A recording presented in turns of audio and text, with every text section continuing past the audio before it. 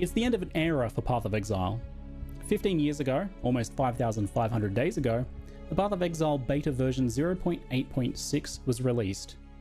It brought with it the controversial new shock status element to lightning damage critical hits. Holy shit. And it also introduced the longest necked character to date, the Templar. This graceful sauropod would wash ashore and equip the brand new skill gem prototype, Glacial Hammer. This new gem was set to revolutionize early Twilight Strand striking, far more interesting than basic attack, a strike with a weapon to do damage. Boom.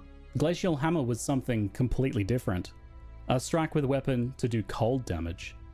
Whoa. Glacial Hammer has had a long and storied history, mirroring much of Path of Exile's own history Glacial Hammer now doesn't prevent item drops from slain monsters. in Microcosm, such as the 0.9.1 patch note. Glacial Hammer now doesn't prevent item drops from slain monsters, a bug which took 5 months to be noticed. And who could forget that fateful day of September 2nd, 2016, Glacial Hammer, 6% more damage. From those same fabled patch notes which brought us a phrase that would echo throughout history. This is a buff. This is a buff. And here we are, current year, 15 of them later, and PoE 1 looks set to be taken into a bright new future at the hands of fresh, eager new blood. And yet some might feel a pang of sadness at what is lost. Glacial Hammer is given a quiet, some might say undignified burial in the depths of the vendor gem pile. No longer will fresh-necked Templars awake and scramble to socket you into their scepters, Glacial Hammer. No longer will your icy hand hold ours as we brave the Twilight Strand. Good night, sweet prince. But all is not lost. For those of us who do not cling to the past, the future is bright. For Templars awakening now can say with full sincerity and no sarcasm at all, this is a buff. The starter skill gem for Templars is now the new Holy Strike to kick off the new suite of improvements to the Templars Holy Warrior archetype. Holy fuck. In my recent trip to New Zealand to host the Q&A, I had a chance to play through the campaign. Oh my god, he went the wrong way. It's down, turn around, go down, you're going the wrong way. This is a dead end. Banger of a It's a dead end. Preview run, and like always, what you see here was recorded more than a week before release, so many things have changed and improved from what you may see here. He cut the backtrack. A comprehensive list of some of what I do know is changing is on the screen now. So let's dive into my experiences with Mirage and some of the Templars' new and reworked No shot. skills. Don't spec that point. Holy That's Strike summons unethical. up to 3 minion copies of your weapon on hit, and they attack whenever you do. I played with this skill on and off with a variety of different supports, and overall I became quite a fan of it. And that was with the original pre-buffed slower attack speed that it has, as they have since buffed the attack speed. Yeah, that is some single target damage compared to old. Feeling with attacks. Why does it look so inconsistent? I like the It's just skill lightning even without damage? it. Templar also gets a new support gem, Hello, How did which he ignite causes it? your The melee hits to support? apply a debuff to enemies that your allies can consume on hit for a chunk of added fire damage. It's not really stronger than added fire damage support, so if you just want raw damage for yourself and your minions, you can use that instead, but it does stack with that, and it's a bit more interesting as a support option as well. Of course, Smite pairs nicely with Holy Strike, giving you and your minions added lightning damage and bonus shock chance. It's also just a better AoE skill for like more dense clusters of enemies, especially with additional strike targets from Ancestral Call support. You can totally just use Smite for one-button gameplay while leveling a Templar. It works quite well, just like that, but the combination of it plus other skills is even better, since you get to benefit from that bonus damage and apply them to other things, especially for stacking mega single target damage, as you'll get to see later. The Mirage encounters of the new league start right as you leave town, and every zone in the campaign has one. I am Varashta, once a sycamore of the Meraketh. A powerful evil seeks freedom, and I must make sure that does not happen. What is your desire? There are new enemies around the Mirage in each and every zone, the Afarud, and on top of that, you can disrupt their Chromatic orbs, yo, log in. enter the Mirage itself. Varashta grants you a choice from 3 wishes for every Mirage, with a mixture of 3 different categories of flavors to the wishes. There's fun power buffs like one? double shrines, cannot die, echoing, things like that. There's guaranteed What did he rewards pick? like I didn't see a highlight. Mirage, with a mixture of Oh, he picked the right one. 3 Okay. different categories of flavors to the wishes. There's fun power buffs. He like picked the double Onslaught shrines, Adrenaline cannot die, for his echoing, things YouTube like demo. that. Alright, There's fast guaranteed AF. rewards like currency or specific rare items, guaranteed uniques, and so on, which you get kind of at the end when you break the chain ritual inside of the Mirage. Or the Those third are category is tanky monsters. This character has free 100% increased damage in the coast. Adding more stuff and to it's the not Mirage one-shotting the zone rare. itself, so extra packs of monsters or bonus loot mechanics. It could be extra chests or even these volatile coin explosions that give you gold. Going into the Mirage during the campaign more like what I would is expect, highly 100% increased optional. damage. There's no meta progression system you need to grind with this one here. It really seems to be a running theme for the way this is designed. It's very take it or leave it. Show me the chromes. Exactly as much as you want. If you look at the wishes and you like the rewards, or you feel like you want some extra loot and XP, you can go in. On the flip side, if you're over-leveled, over-geared, or there's just nothing too good on offer for the wishes, then you can entirely skip it.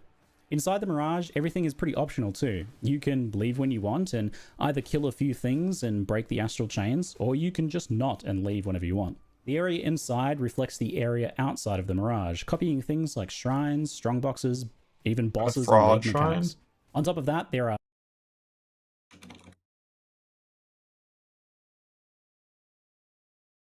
increased quantity of gold. Debuffs expire faster on you, but in the burst buffs do as increased. So debuffs benefit you more favorably in buffs, and you get more gold. There are bonus Afarood monster packs and these little mirages that you can pop to reveal even more Afarood, often champs or rare monsters. And even you click this on Bone Shatter, you randomly get 20 stacks more than you intended to get, and then you just die. Additional random Jin stash chests, which... It looks like his buff to his smite is not lasting longer, so I don't think this shrine worked in this demo. Because this text would be blue if it was modified. Reasonably often had rares and currency for me. Somewhere inside this Mirage area is the Astral Chains ritual, which binds the Jinn in place that you're trying to free. If you wished for special loot, this is where you'll get it after defeating these enemies. But as a note here, one of the things that has changed since I played, there is now always at least a stash of loot when you break these chains, as opposed to there being nothing if I didn't wish for it in the version that I played. I think they felt like maybe it lacked a final punch or a bit of a sense of closure, so they added that mechanic, so you would at least get something even if you didn't wish for loot specifically to be from that. God, you get so much experience if you just kill shit. This league mechanic is definitely juice. I was very over-leveled many times during the camp. Yeah, this is one of those mechanics. If you do this in every single zone, you're gonna be like 6 levels over the zone because you're just killing so much shit. And you're gonna be very strong and have tons of currency and stuff. Bane, despite skipping at least a third of the Mirages, and maybe even half or more of them towards the end of the campaign. And I, of course, tried to skip over a lot of the regular zone content as well. But it was just adding so much extra content. I got some really good leveling gear and fun uniques as well. I think it's important for these systems, when it's like reward rare gloves, it needs to always roll max socket to like ever care about it. It's like always been the biggest problem with early game campaign stuff in PoE. Like you're not wearing items for the stats, you're wearing items for the sockets on like almost every build. It wasn't showered in 6 links like what Keepers did last league, but it's still good. Pretty dang good, I think. I think the reason it feels so juicy is just thanks to the layers of content stacking that it does in the campaign. So firstly, it adds Afarid monsters to your normal zone, so there's just more monsters in the zones. Then inside, the boss here it adds as well. way more normal and then Afarid monsters than the zones usually have on top of that. That's the boss double, yeah. To Thor spawn bonus mechanics like shrines, essences, strongbox, and later on even other league mechanics into your zones. It does that so that it can place them with the Mirage area so you can get those little interactions between the mechanics. So even if you aren't going in, you're often just getting an extra 2 or so mechanics in some of these zones. You're getting an extra shrine, you're getting an extra strongbox or essence or rogue exile or something. Love extra On shrines. top of that, it spawns those forced extra mechanics inside the Mirage again, so you're getting them and then you're getting them once again. And then it makes those actual things that it's I didn't see any reveal on system today. Juicier. Like I'm watching this from last night first. Extra Afarood monster pack implicits, and the expedition counters have tons of extra Afarood skulls and so on. I did find myself later on even just doing the mechanics inside of the Mirage and leaving the ones outside because the ones inside were so much juicier. It's a ridiculous amount of juice to the point that I felt pretty satisfied by the end doing less than half of them, and I think in a good way, right? Like, I'm normally someone who zealously does the league mechanics because it's new content, that's what I'm when here he presses for. this button, he's going to teleport back to the Mirage, right? That I felt good about just doing it when it looked appealing and then skipping it or just doing a little bit of it. It doesn't ever feel like you're being punished for not engaging with it fully. There's a little bit of a downside to the design of Mirage encounters, one that'll be more noticeable on some builds than others, and that's the fact that it's technically a separate instance with a short load screen. It didn't really bother me too much in the campaign, even when I was playing things like Dominating Blow and stuff, where technically I'd have to kind of like rebuild up monsters. Occasionally I'd also do something like grab a shrine only to go into the Mirage and then lose it on zone change. Feel a bit silly. I hope they. So some builds I saw there with was a bit of post ramp about up to trying to them. fix that Things like beforehand. Ornate Weapon, for example, Would will very find be this a bigger good. deal than Would others. be very good if they And the fix reason that. Not just why for it's minions, like this, mainly for from buffs. Speaking with the devs, they kind of had a choice. They either make it way more impactful and interesting in the way that it do, or like the way that it works and what it could actually do, Yo, that's and a then good be sword. forced to use a new instance system like this to be able to do that, or they could make it much more conservative and tepid to kind of avoid this issue. So there was a trade-off there, and it's something just to keep in mind when choosing your builds or your strategies for endgame. But overall, Mirage is very juicy in the campaign. Even when I wasn't running the Mirage area, I was still happy the mechanic was appearing because of all the extra stuff it was jamming into each zone. I don't think there's ever been a league mechanic that was as generous to the people who intentionally never do league mechanics in the campaign. It's unobtrusive. Shit. What was? Wait, I mean, that Sentinel was probably like the best example of like a mechanic that was in the campaign that was just like free, just fucking fantastic. Just like, here's some currency, here's more XP, have a good time. Yeah, Necropolis also was good. I feel like there was one recently that was really good and just made you super overleveled for everything. Was that Necropolis? No, it was the Sanctum. And it puts extra shrines in your zone. What's not to like, right? And I haven't yet mentioned the best part. GGG's become addicted to quality of life lately. You love to see it. And they actually added a button or a hotkey that teleports you back to the starting portal from within the Mirage. So you can use it to just leave easily when you're done, or even to clear in different directions when map layouts are narrow or maze-like. Just really good quality of life. Oh god. I'm ready to see the damage. Boom, boom, boom. Stun Brutus.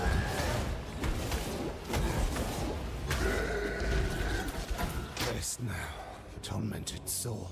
Anyway, from Brutus onwards, in my run I was pretty happy with the single target potential of the Holy Warrior skill set here. Of course, the levels and gear from Mirage help a lot, but I'm always pretty over-leveled and over-geared in Peri 1 campaign these days. I can't help myself. I just like doing league mechanics, and that's how you end up.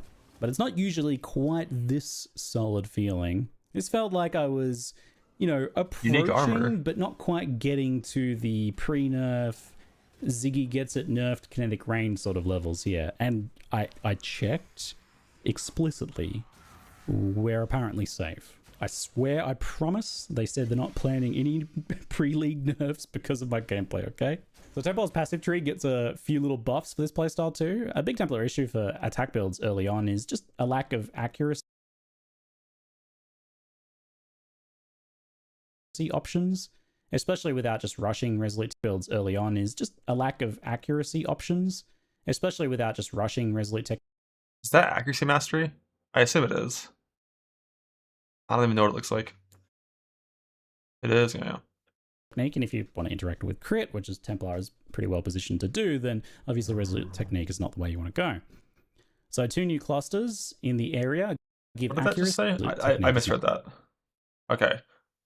I thought that said 8% increased damage for a second, because I just glanced saw 8. I was like, what the fuck? Yeah, attack mastery for Templar is super good. Because, I mean, where was Templar's closest attack mastery before? Was it like, it was the Berserking below the life wheel, right? So like, you had to go far to get your first attack mastery.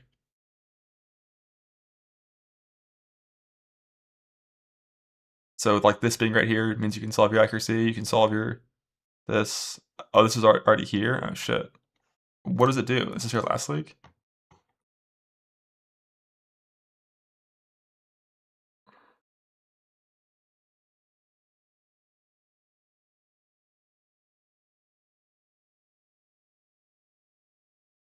Okay, unfortunately, it kind of sucks ass.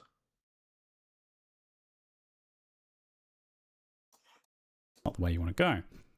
So 2 new clusters in the area give accuracy. One on the left buffs with consecrated ground as well, and the one below that static strike pop off. Nice accuracy buffs with. Wait, does this fucking little this guy attacks whenever static strike ticks? And it's also just kind of in a really good position. What the hell is that? Style That's of build, OP. potentially.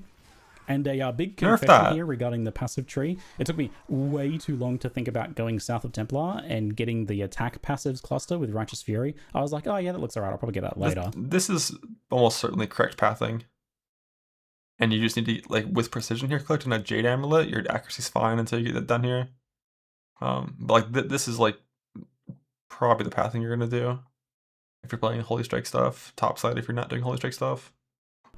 I overlooked the mastery and what it could give me. But it's really important when you path down, path through attack speed, not through life. Don't be a I coward. was too fixated on rushing the minion damage and minion attack speed conversion nodes, which are really good in this style of build.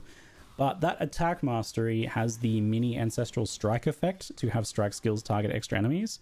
This is just insane quality of life for Holy Strike and Static Strike, and it's great for Smite too. Now, it doesn't make your minions have this effect, it's just for your attacks, but it just makes it so much easier to actually hit with these skills.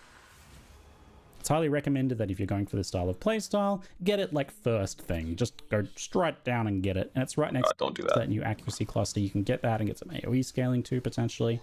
Good stuff for sure. I get it like very late towards the end of this run, and it's really good.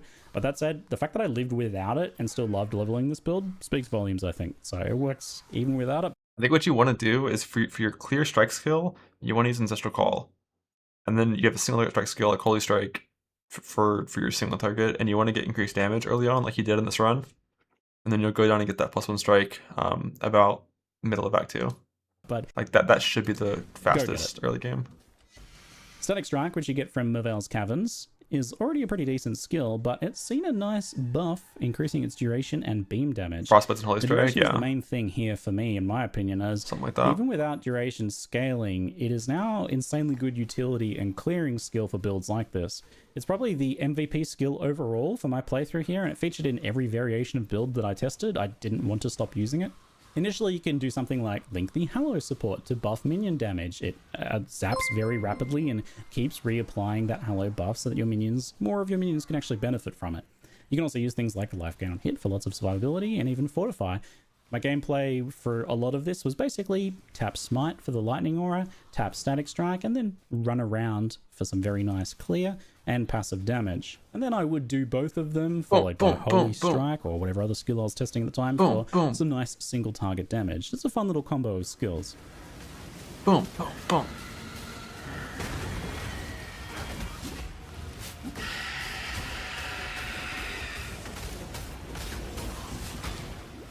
So if you had Intimidating Cry for a Static Strike, it'd be even better.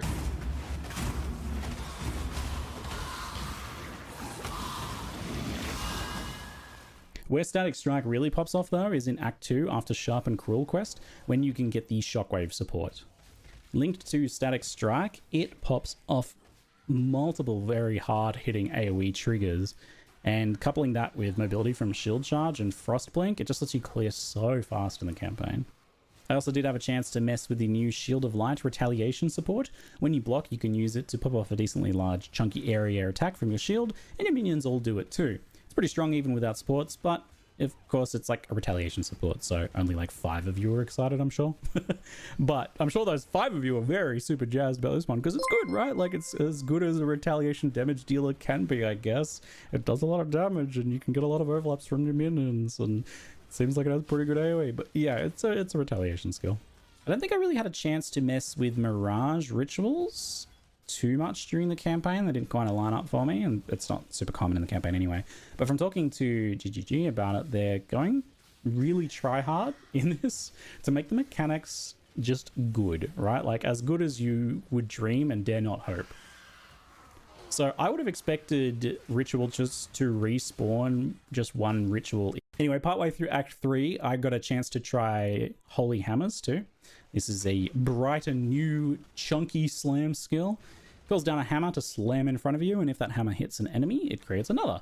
And then if that hits an enemy, you like have to have power charges for the skill. Then if you have power charges, it expends one to also put one hammer to each side, which can also cascade twice in the same way.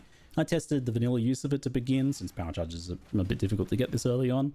But later I also tested a bit with the Conduit unique gloves to generate some charges on kill, and then later on I tested again with some extra power charges from Power Charger on crit. Both linked to the skill itself and to Static Strike, both which work pretty well. Felt like a pretty decent skill. I mean, slam skills generally are pretty solid. It's hard to miss with them, I think. Both. So part of the way Lived it.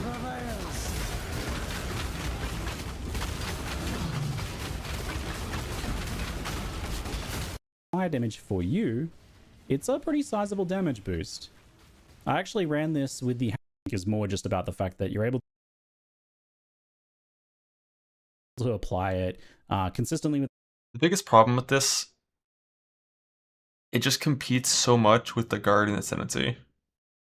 Like physical as extra, when like the Guardian, like little minions down here, the Cruel Lab minions, they give you Wrath, Anger, Hatred. And while Hatred is also physical as extra, Guardian is like heavily incentivized to be flat LE stacking. Which is not good with physical as extra. But like early on with a big fist stick, this is like 80% is a big number if it's always 80. Without needing a support gem, but also that you're getting that big damage buff for yourself, right? That's probably really the main thing here. You get 10% added fire damage for each halo removed by a minion recently. So as long as you're applying that rapidly enough and spreading it around a bit, you got enough minions hitting enough, then it doesn't seem too hard to get that cap to 80% a lot of the time. Holy Strike minions and Purity minions are just kind of hitting enough, I think, here. And you can kind of maybe had like a bit of like a Recoup or something as well. Pretty cool. I did take a detour to try out the new shield skill, Divine Blast. This one deals damage in a small area, then explodes for a larger amount of damage on a short delay. I tested with and without less duration, and it was of course a little nicer with less duration, just to make it a bit more immediate. But it felt pretty playable. But the radius doesn't look that bad. Short enough, especially if you pre-place it. It does have some pre-stack potential. You can place it before opening strong bosses, or as the boss is about to become. Here we go. Now I what we've all been waiting for. Skip sweep, huh? Oh, everyone forgets about sweep. No, I went out of my way to get a good two-handed weapon here, and so I could take the newly reworked sweep for a bit of a spin. Let's see it. Holy shit, that was I could not be more satisfied, but maybe not for the reason you think. See, sweep is like the definitive old school Path of Exile 1 skill. Nothing feels more olden days Path of Exile to me than this skill's base radius is like criminal. It's just something that's like so tiny. Something so humble. Never use the skill. Slightly decent skill, I think. This one got a little changed. Also, spawn menu. It's bugged. More satisfied, but maybe not for the reason you think. See, sweep is like the definitive one, and the developers have somehow made the hilariously renamed that was Holy Strike, wasn't Sweep into the most subtle and perfect blend of the old and the new. Old school yeah, if this was, I mean, it says a bit base radius is 2.8. If you're like a Slayer and you have Pulverize in, but Pulverize is physical only, and this converts to lightning, so funky, slow Path of Exile 1.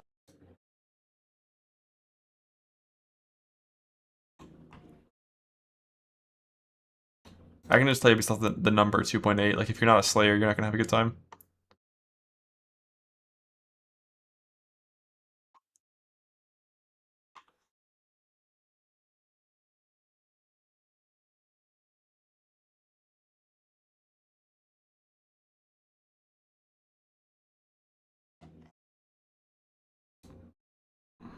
Also spawn minions on hitting rare monsters as well as some duration buffs. Pretty nice stuff. Nice usability improvement, but Pulse area down. I thought it was area down, and someone told me it was physical only and you can't use it. I lied to? Motherfucker, I was lied to. So yeah, you can still use Pulve on it at least, so that's fine.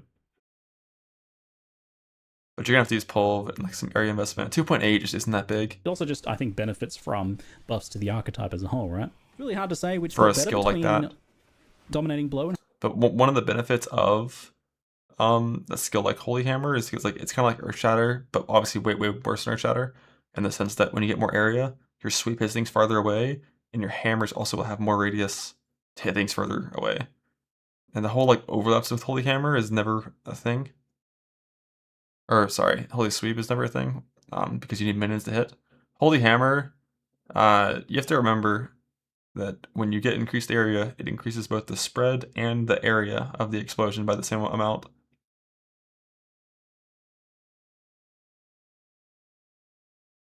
There's never any reason to believe that you could like do crazy overlaps with anything for conk effect. And like reduced area stacking. Outside of walls. Like walls can help. Both kind of compete for the same slot in your build to an extent. And you could potentially use both, but I just think gem slot pressure seems hard to make that work. Yeah, targets enemies in the radius, really good. but they have a bit if of a they're difference bigger, to them they that still I like. protrude past the So Holy radius of Strike the is a bit area. more immediate and directly tied to your attacks, right? You want to scale attack speed on it and things like that. But Dominating Blow is probably a bit smoother if you actually just want to play more passively or support style, right? How rapidly you hit isn't quite as important. You're just doing it to apply shrine buffs, such as the Shocking and Freezing Shrines, to be greater Static Strike's versions almost here of at the end. those. These ones also give you added elemental damage, and they hit. So in a funny stroke of luck, I actually managed to get Static Strike of Gathering Lightning from Cruel Lab 2. Funny. And I got to take that for a bit of a... Funny. Yeah, so quality is going to be what makes it maximum 12 Gathering Lightnings instead of maximum 10. Static Strike of Gathering Lightning from Cruel Lab 2, and I got to take that for a bit of a test drive. Pretty wild that I just lucked into like one of 2 new red Transfigured support gems, and the one that people probably wanted to see. Now, a bit of a caveat here for this one. I'd say my character isn't really built for this skill. It's definitely a little bit more build around than some other skills that I might showcase. But I'll give you a look anyway. Each melee hit with Gathering Lightning Static Strike gives you a charge up to 12, I believe they made it. And unlike regular Static Strike, it doesn't zap automatically over time. Instead, it's a bit like an Archon melee strike skill, or a bit like Wild Strike, I guess. Each stack causes the skill to chain to more enemies and gives a more damage buff. Presumably to, help you with that single target scaling, mostly. I mistakenly first used multi-strike with it and it felt really bad, but then I realized, it's a bit like other similar effects. It doesn't play very nice with multi-strike, as the 3 hits of multi-strike only count as 1 attack for stacking the buff. Yeah, unfortunately. So dropping multi-strike felt way better, than you actually get 1 buff per attack. And it felt like a solid clearing skill, even just by itself. Like, it arcs around enough to be able to kill stuff, at least as far as the campaign's concerned. To get a better feel for this one, because it's like a little bit more subtle looking than other skills, I turned off my auras and stuff just for a while to be able to kind of see it a bit better. And then I did test it with auras back on and the shockwave support on it, and it's became, with shockwave especially, a very juicy, like, tap once and the screen dies, kind of like a more instantaneous Mamba strike if you played that. Very satisfying. I don't really have any idea of the single target potential. Presumably, if you can maintain 3 to 4 attacks per second, then you can stack and maintain that buff for some pretty decent single target damage with it, but it's hard to say. I can't really comment on that too much. Definitely looks like it's going to be worth trying out, and it could be fun. This is like an endgame skill, but like when you have Warp Rune Graft and really good attack speed, but it's not going to feel good in the campaign, I don't think. Static Strike for clear and utility, with the Gathering Lightning as your main damage dealer, or your... Like a little bit of downtime, you walk up to a new pack, you have 0 stacks, you have no chain, like you're literally default attacking at that point. You're definitely going to need some stuff. Way to tap clear big packs. And this, by the way, was all still before I got the attack mastery for Ancestral Strike. I would use regular Static Strike instead of this at this point in the game. If I would plan to use one of the 2, for sure.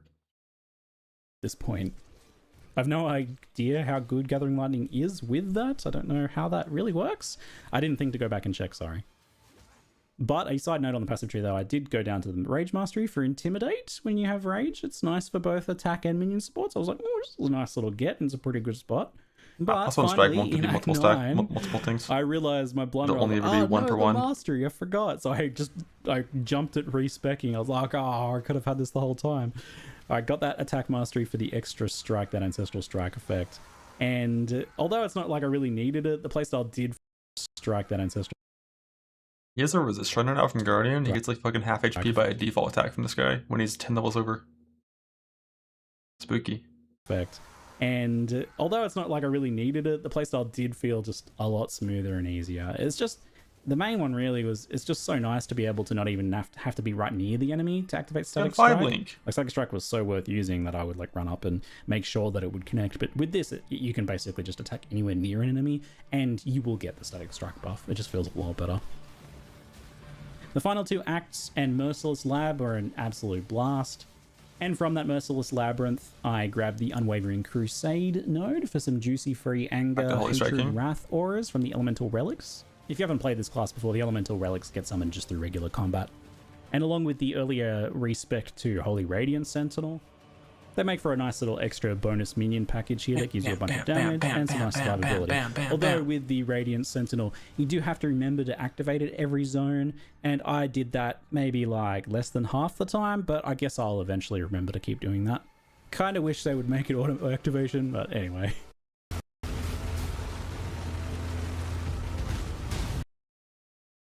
It's neat. What was the new leak from Desert Instinct today?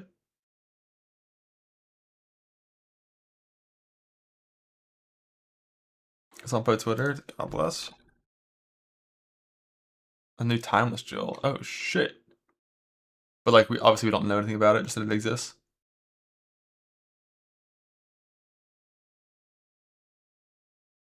Steel's doing a baby thon. Holy fuck.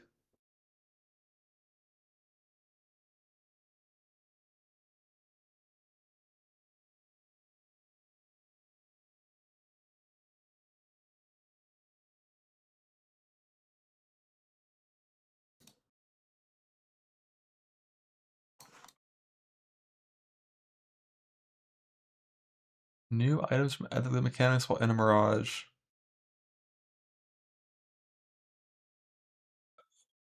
A new type of spectre that's going to be insanely overpowered. 100% increased for the socketed magic searching eye jewels.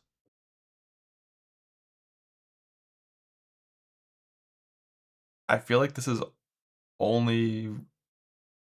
This is a prefix.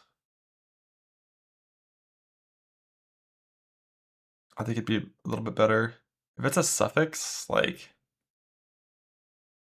A non-synth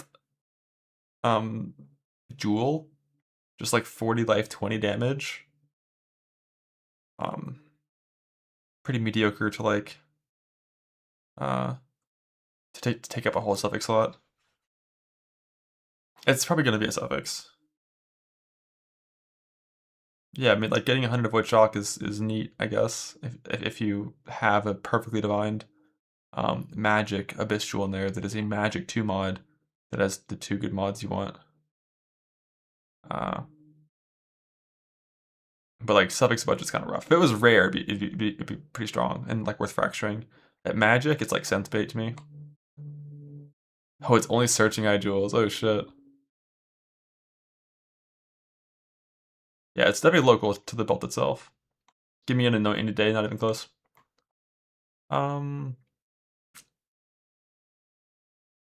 So yeah, just a fully new timeless jewel that could have really cool shit. Who knows? Well, I think we'll know this on new. Oh my god, it's Uhtred ward based. Yo, thanks for the gifts. If this shit is fucking, if there's a single thing in here about ward or minions, I'm gonna riot.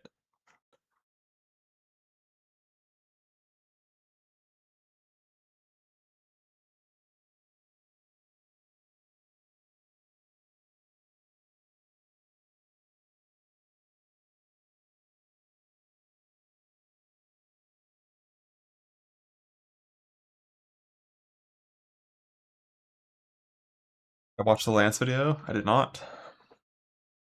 Oh, would there not be ward? Because ward is fucking trash. No, it's probably gonna have some ward shit. Let's be real. That's fine. If there's minion stuff though, like minions don't need to get included into every single new system ever. You know, we can just like leave them on the side. It's okay.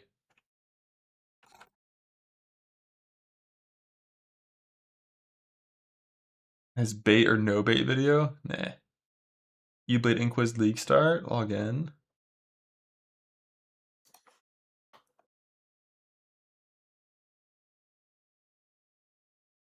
Pure comedy. I mean, I bet it's a bunch of just. There's so many fucking disgustingly bad like guides. Welcome, I've Exiles, seen to linked in Bait or No Discord. Bait Mirage Edition. I'm your host, General Spear, and today we have 25 of the best build creators, and we're going to go through each and every one, letting you know which ones are bait and That's which me. ones are not bait. That's me. Note, we used to have a slideshow for this, but budget cuts cut deep, and now we just have paint. Deal with it. Now, starting off strong with the Wonder Kid himself, Mr. MF, we have Fubgun. He has a bow league starter, which I am not too familiar with, so we're going to get a second opinion from an expert in the field. I'd say bows are in a really good spot. In fact, I would even say they're in the best spot they've been since Crucible League. I have to go all the way back to Vengeance Cascade and Crucible Weapons to find a time when bows were stronger than they are now. It's hard to argue. Slightly biased because he also thought bows were good last league and the league before when they were not. With such a glowing review. He's like the #1 fucking like bow simp, even more than Fubgun himself.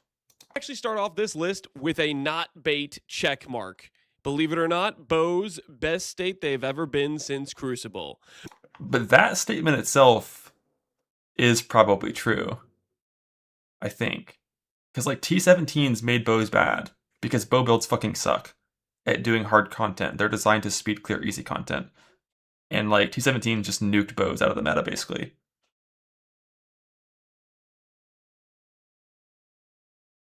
And if the new content we're doing is easier, speed farm content, you know, bows login for sure. Next up on our list, we have Arrow coming in hot with Holy Flame Totem, and the title says it all. The buff we needed. Well, I gotta be honest with you, friends. If the build needed the buff, the build is not good enough. We're looking for exceptional, not mediocre, just barely acceptable. Based. That's going straight into the bait category. If you play this, you will end up with bad things happening to your family. A strong contender to follow up is Gazzy TV.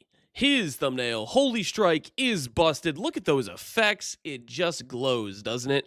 Unfortunately, we are not really qualified to answer this question without the real build versus sitting in a chair chart. So let me just pull that up for you folks. Now, assessing Gazzy's build based on this simple chart, you might think it is a strike skill, but realistically, let's be honest, GGG did not lie. What? It Bows does are down have here. the minion tag, which would in fact qualify it under the acceptable threshold of real build versus sitting on the chair in the corner build, and we're going to have to go ahead and label this build as bait. Do not do this.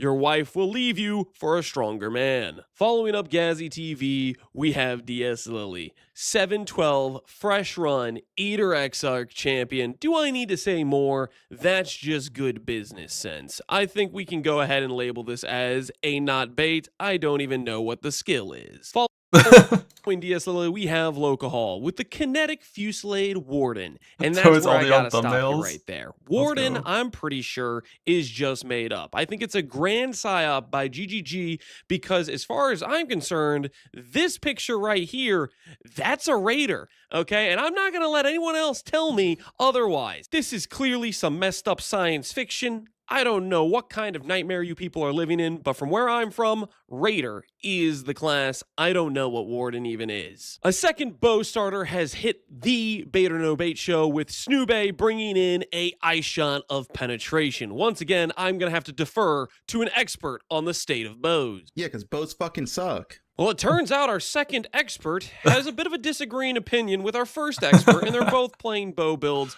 so we're going to have to take this to the tiebreaker. Heads, bows suck. Tails, bows good. Well, the coin has spoken. Bows do suck. We're going to have to label both of these as complete bait. Sorry for swapping it up on you, but, you know, the scientific method of the tiebreaker does not lie. Now, following up the MF Messiah is no easy task, but luckily, Rutu competes on a different plane of existence, the cat plane, something our researchers have no understanding, so we had to go out and get some reviews from people who have tried his builds.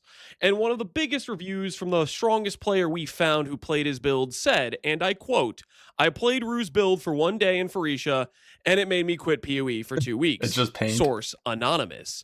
Now, we did, of course, have to verify these claims. We put some psychologists to study the mind of the individual who said this, and we found some disturbing news. This player had lost half their brain due to the rampant brain rot from PoE 2 Temple, and we believe their review maybe was tainted by the despair and depression inflicted by picking up 10,000 divines without finding a mirror. Unlucky. Unfortunately, this leaves us in a predicament because we don't know how to rank a cat on the scale of PoE, so we're going to have to defer to the almighty flip a coin test. Heads, the cat build good. Tails, the cat build bad.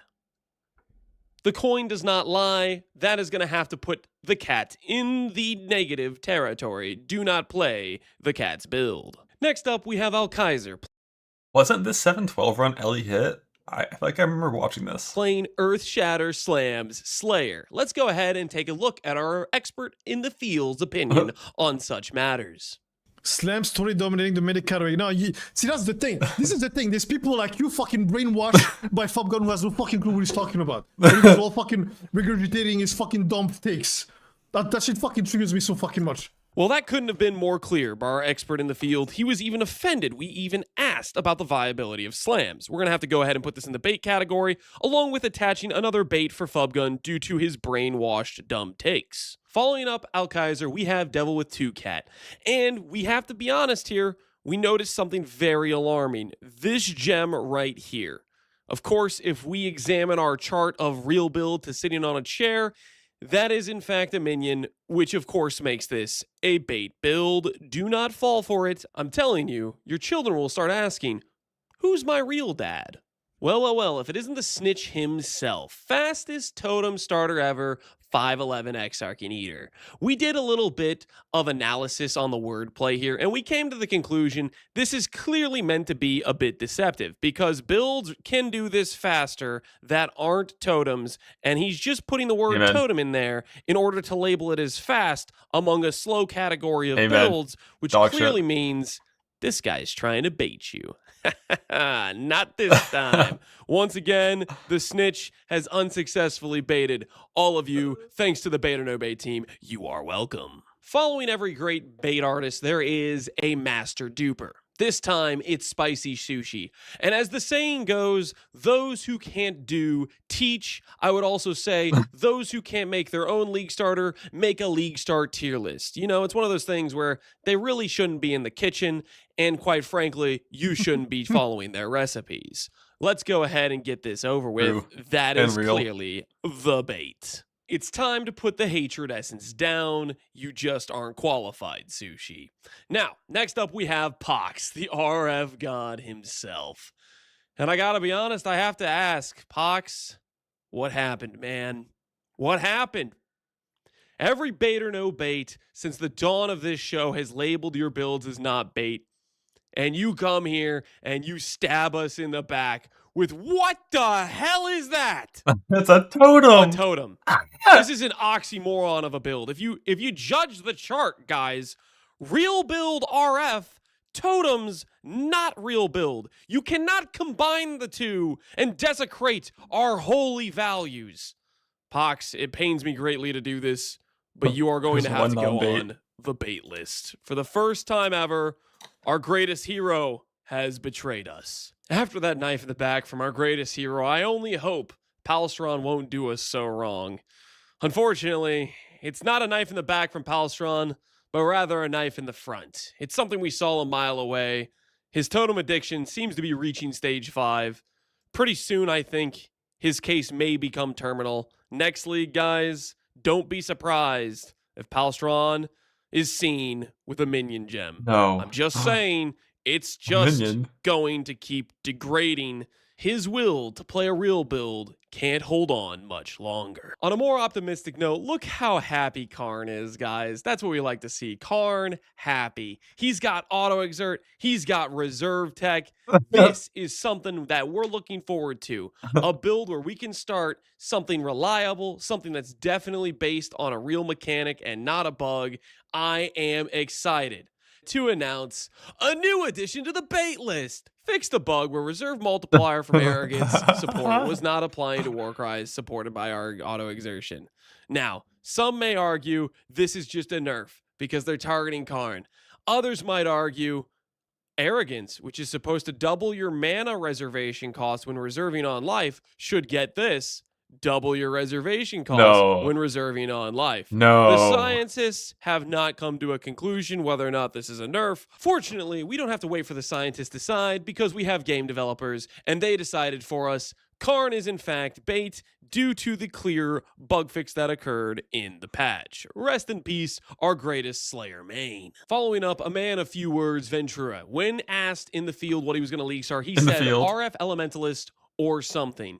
And I can give you a solid answer on what that is. That is clearly a good idea. Righteous Fire, you can't go wrong. Not bait or something, definitely bait. So just keep in mind, check his stream. If it's an Elementalist using Righteous Fire, good, follow the build. If it's or something, let's be real, clearly bait. Tatiano. What the hell, man?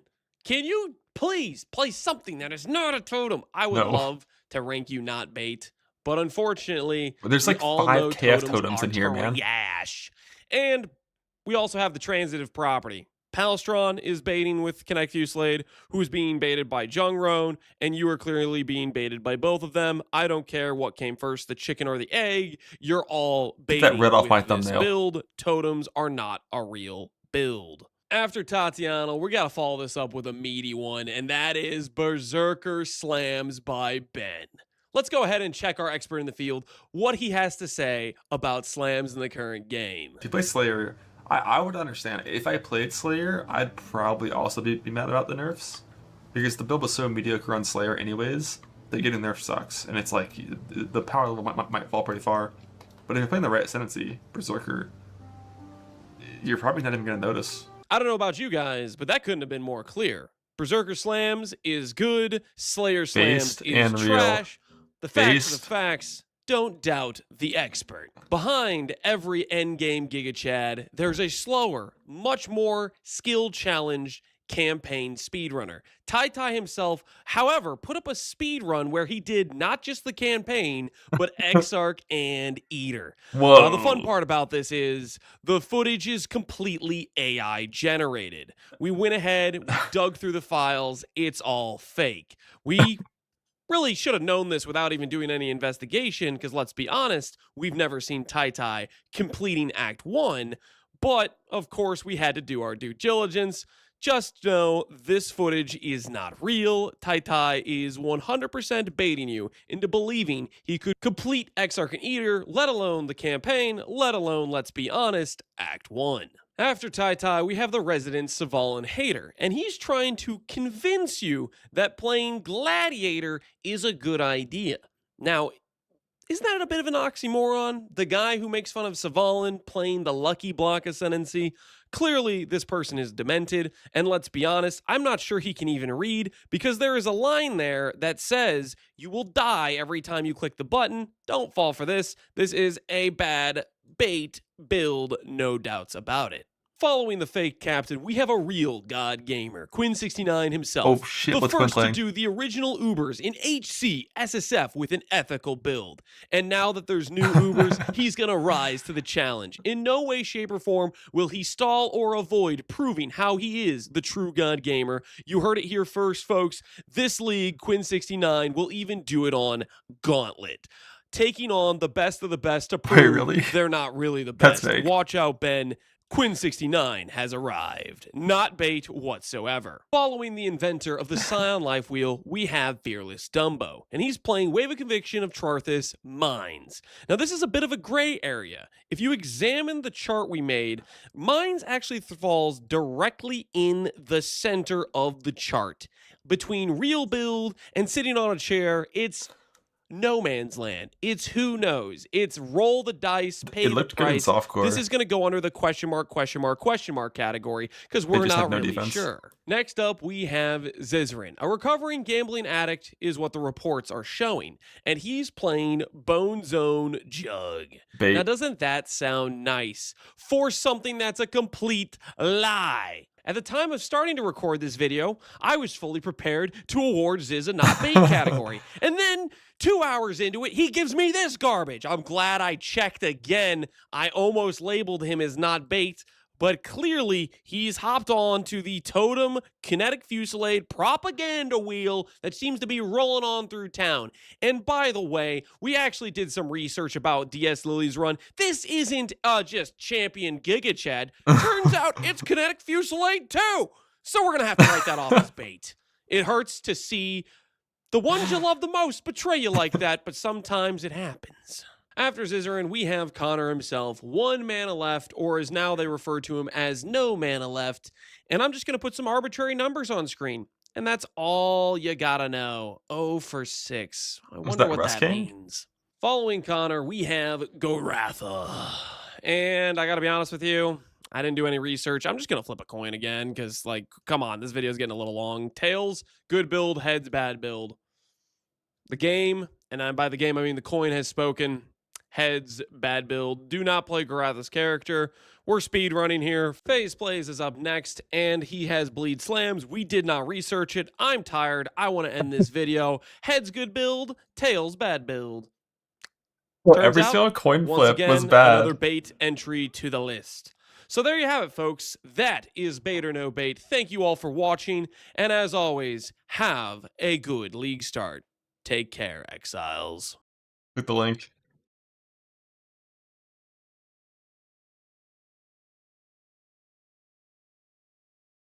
What's Quinn playing? We're all playing Quinn's build, right?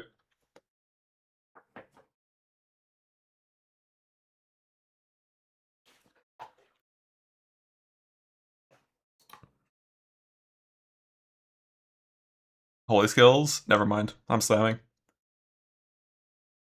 He wants a new static strike. That skill, I think it's gonna have good end-game potential, but it's not going to be the kind of thing for early game.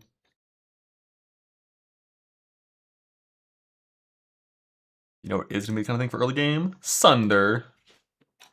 Cinder. Feel the Cinder. Swift and silent, you stole the bounty of others.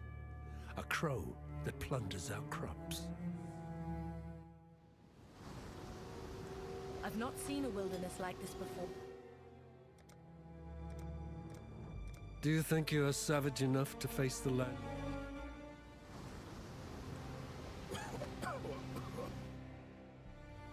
In these yet? Or was there more updates? Dude, everyday updates. Let's go. Rework the system for catching out as person standard. Neat. Harbinger unique. Yo, a journey tattoo card. I bet this card is going to be more rare than Apothecary. Well, unless they modified the tattoo drop rates. Because these have always been just like, ever since they made these part of shipping, these have been ridiculous. Like if you sent like 10, 50 mil shipments to tattoo ports, you might not even get one. Like they're crazy. A level 4, 23 quality exceptional support gem.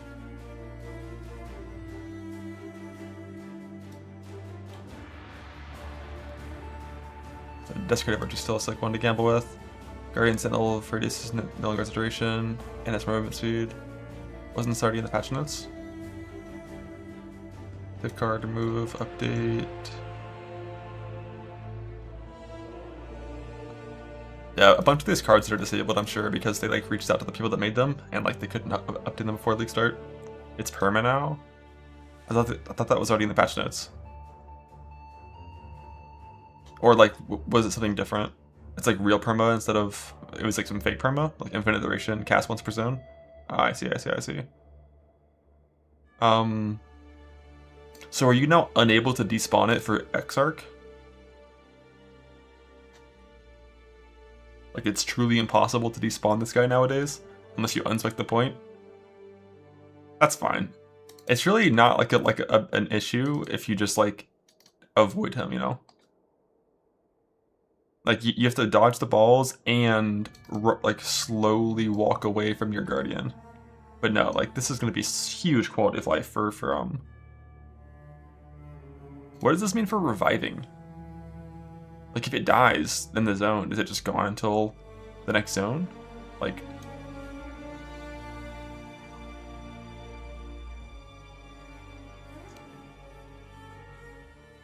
you can just cast it again, but if it's a true permanent minion, I guess it might still be on your bars. You still have to summon it the very first time. That would make sense. And then it'll last forever after you summon it once.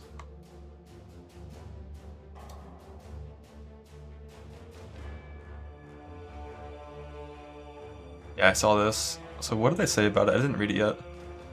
Aware that one of the issues with their leagues that transferring instances removes temporary buffs and unsummons any minions. No one cares about minions. This should kill temporary minions. It's a good thing, but let's fix it for the buffs. Unfortunately, the buff case is much more complex to resolve. But the minion one that doesn't matter at all will be here faster. Yeah, the buff one is way more important.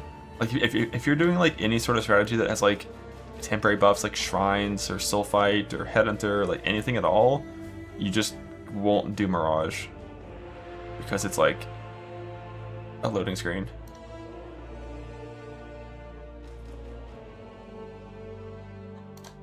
It's pretty annoying for Berserker too, in particular, because your rage goes to 0 when you rezone, for slams, it's not a huge deal. You go to full rage on Zerker slams in like 2 seconds.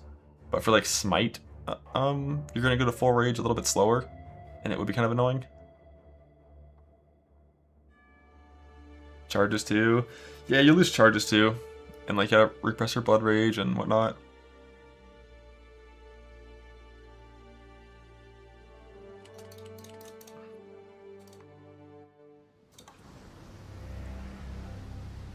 After Force Thunder riding after the sunset. I mean, I probably need to get a backup plan in case Foulborn Ghost Wraith is super rare, and we'll kind of worry about that today. Yeah, if you're playing Ghost Wraith version, you have 0 ES when you enter a new zone as well. It'd be annoying, but I'll worry about that. I'm also considering doing like a League Start like Gauntlet simulation kinda, where instead of going into Ghost Wraith, I pivot into Bleed, Bone Shatter, Juggernaut, and see if it's like what my pacing is like, to see if the gear that I have there is feasible in the time frame that I want. But the downside of that is then you'd be playing Bleed, Bone Shatter, Juggernaut, which obviously nobody wants to be doing that. Let's be real.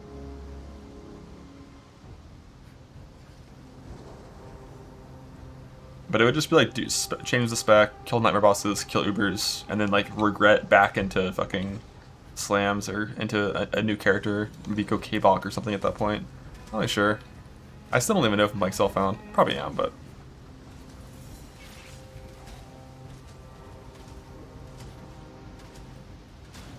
I'm still breathing, that's a good sign. I don't think I have to take off some of these things I'm taking off. You can sell it from your inventory.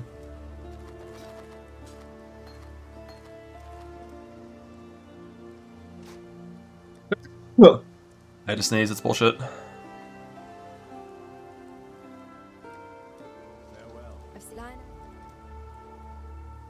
Yeah, just cost that. Just cost that. That's cool. Just cost a fucking ult and an alchemy. I have those at level 2. That's great. I love that. Thanks. Cool system. Love the vendors these days. It's so fucking stupid. Was it 3 alchemies? Wasn't even 1? It's so bad. Like, what the fuck? At my next patch, I might get an alchemy from Hillock. It was 3? Yeah, that's wild. Andrew will fix it. Andrew did at least agree that the current vendors are bad. Hopefully they revert back to what they used to be.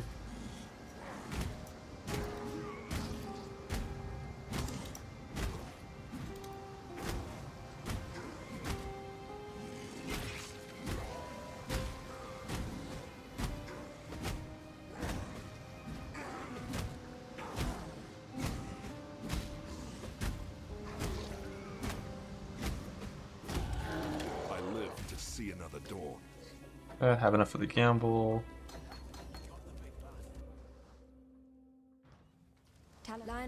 I'll fix the Slammer PvP before launch. Right now it's kind of scuffed.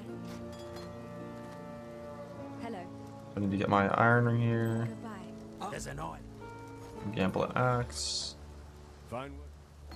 Ground slam, and I have like no colors at all. We don't want to use that if we don't have to. Oh, this is not good. Farewell.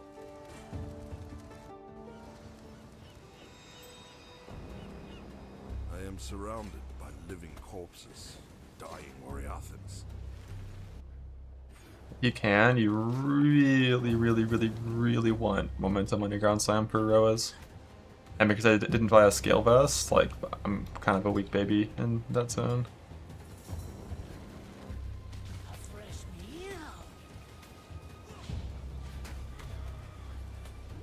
I saw the new jewel, but we don't know anything about it yet, right? I've got a good chest or a good shield though if I get level 5. Same as Pro 2. Same like name and text. But yeah, I mean we'll see what it does. Could be cool.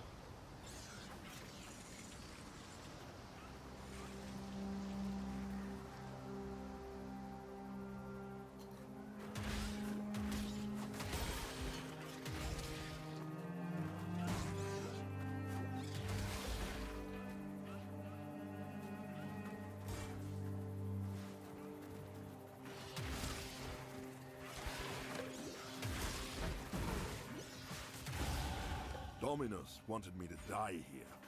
I will disappoint him.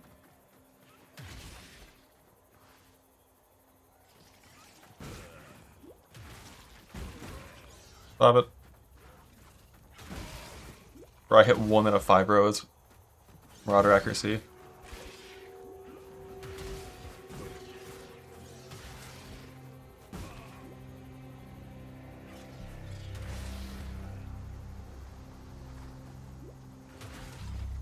One thing you can do with Ruthless though that is unfortunately cringe, if you check your hits, you can animation cancel and like only attack with Ruthless hits.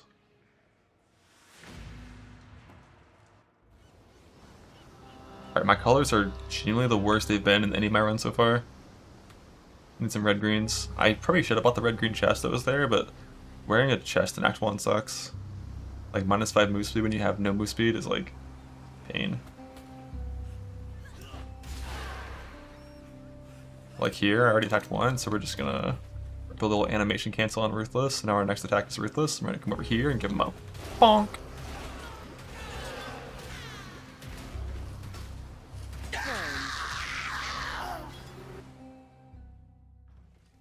I'd almost stop him.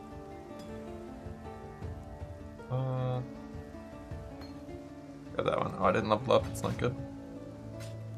Silly me. That equipped. Gonna buy these 2 things. Can I gamble at 26? No, I can't. It's fine. He'll save me.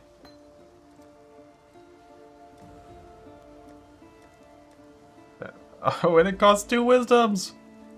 Farewell.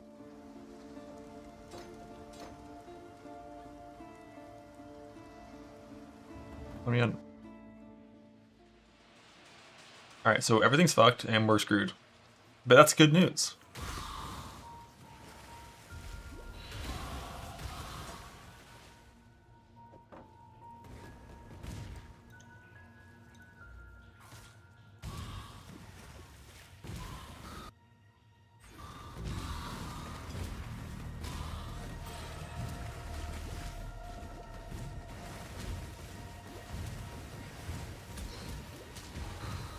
Feels so dead-ending to me. Is it actually over here?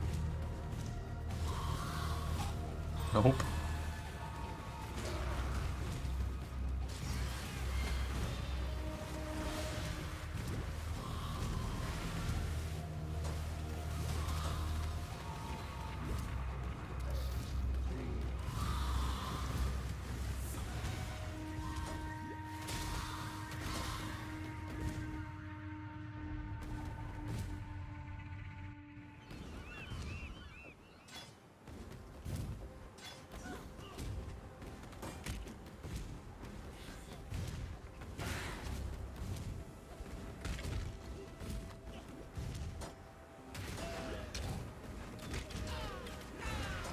Important that I kill some here.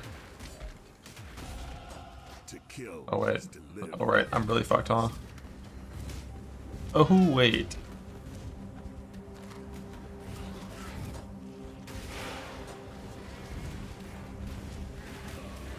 Just kill me. Take me out. Take me out. I want to die. I want it.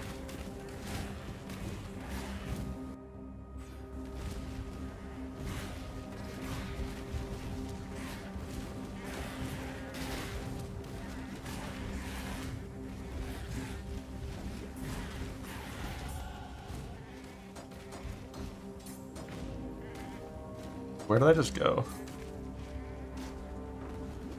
I'm supposed to go down there.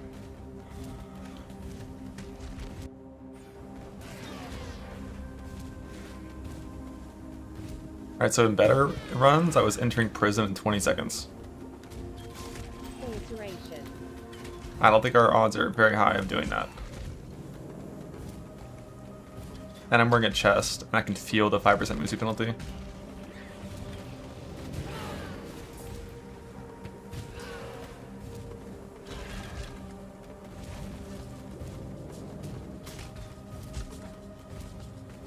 I'm also underleveled.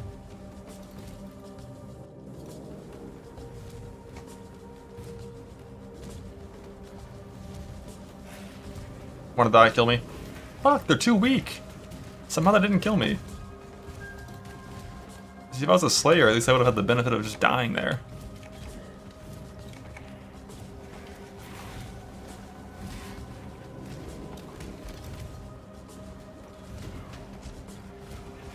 I'm pretty sure I was carried by bad accuracy, because only one of those molten shells blew up instead of all three.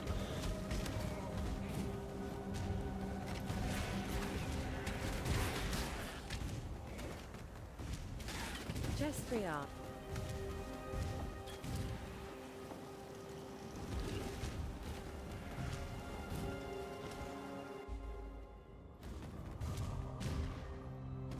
A slave is not a man.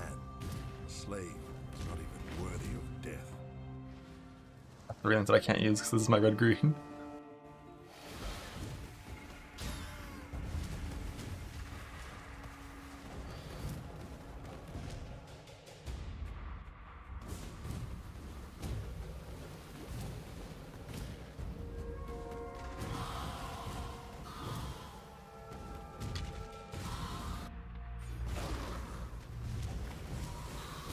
You had 7 for flooded depths. It's not the worst, I guess. I cannot do this yet. Where'd my totem go?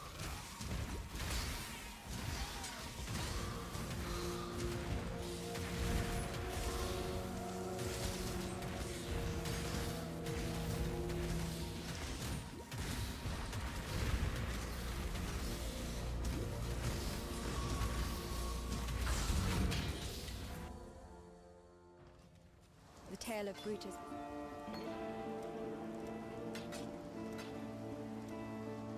Take care. Answer. Still go. There's a fine line between man and monster. Brutus, the warden of Axiom for humanity. I've traveled. Farewell.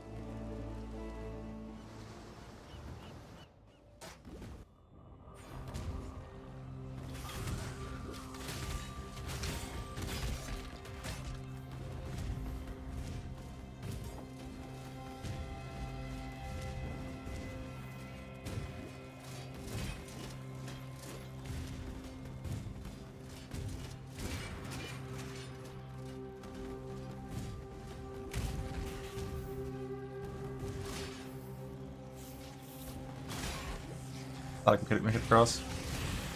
Bro, my charge didn't move. Belief I need the XP. Don't heal me again, don't do it.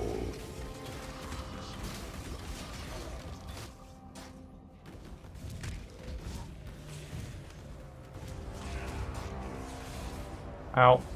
Ow.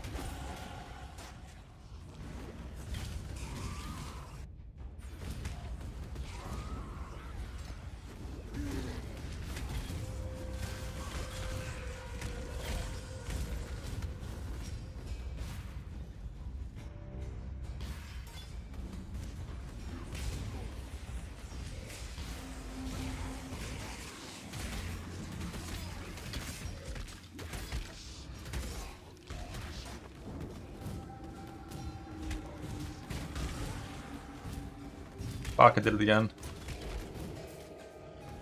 This is like the one layout where you don't go to the flash thing out twice in a row. Will this connect? No, it won't.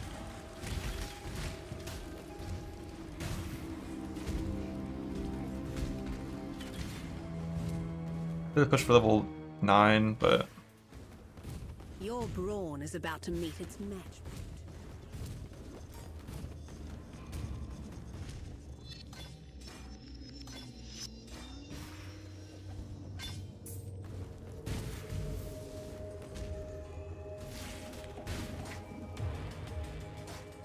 I cannot do this yet. You think me a horror? I will show you what true horror is.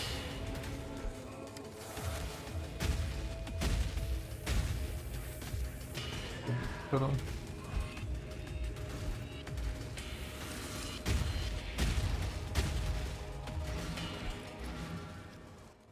Your frightened heart echoes from these stones.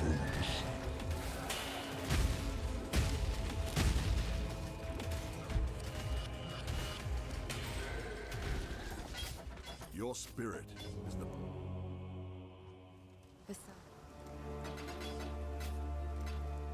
God hasn't a not right. Fuck. Fuck. The wardens.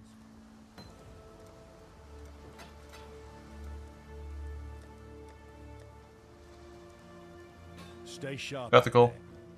2 transmute attacks. We take that. I know. Maybe next patch actually could take that without just like having no transmutes for the rest of the campaign.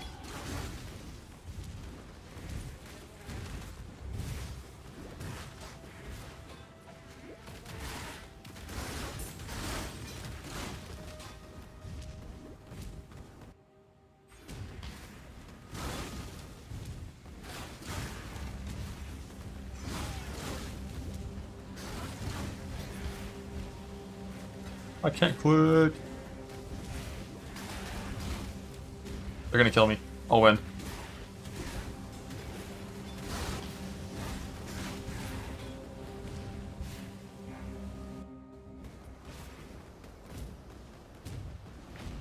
Quarter, mother of the dead.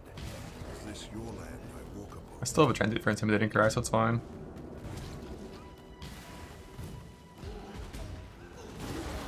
Every death brings me life.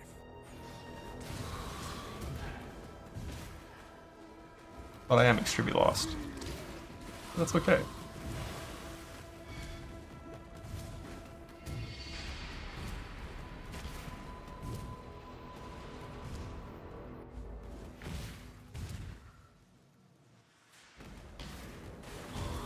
Should just be up here somewhere, probably. Yeah.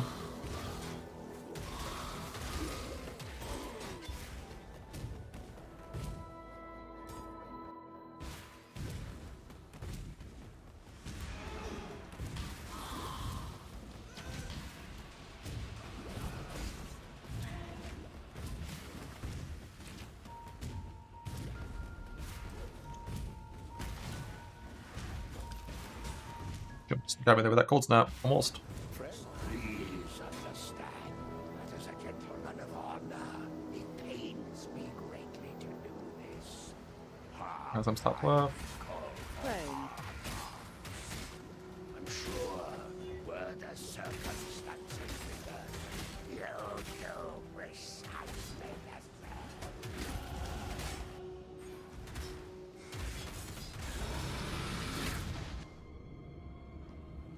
If you must.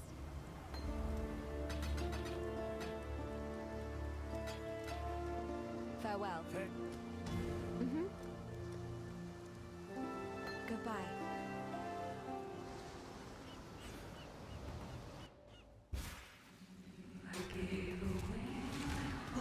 Weapon. Like no XP. I need a blue pack.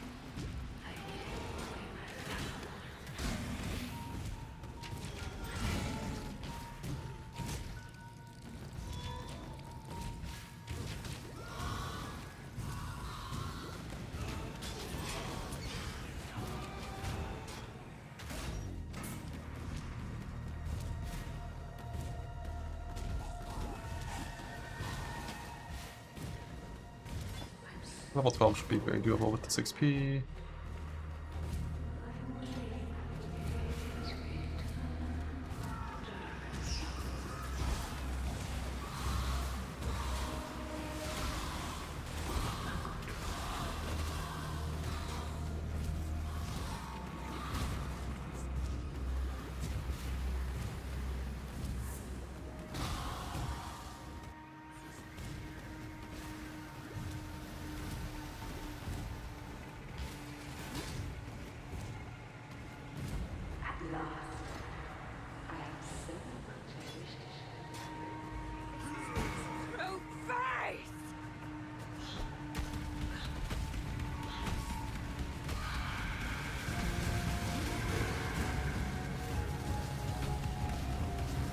A big ruthless hit.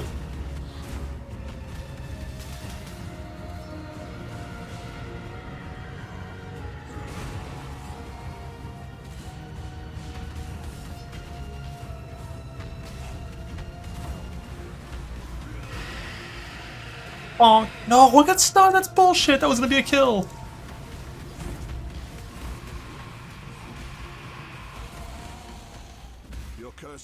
Nah, still sub 20. That was a really fast run. No, I should have put in faster attacks from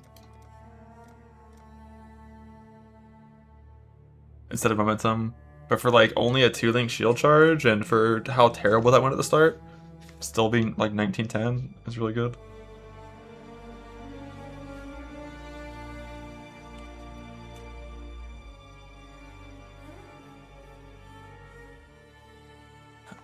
I think if you say sleep or tired, it gets auto-modded. No one even sees it. Sleep or tired. That shit just gets sent to the fucking to the void.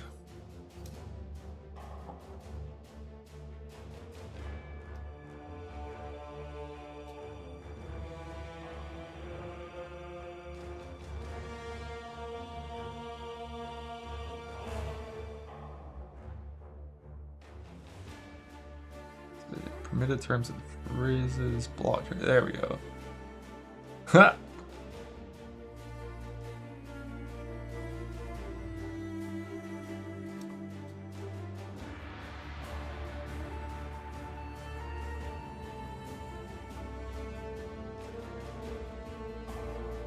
Forgot these were even being blocked. But the shit was always so annoying when like there's like a timer on screen and someone's like type/played. So I just put that right there.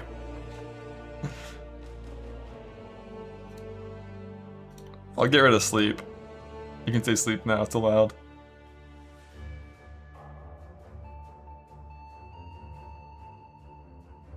It's all allowed. Do what you want. There are no rules. Alright, round 2. This time, hopefully less cursed. Silent, you stole them.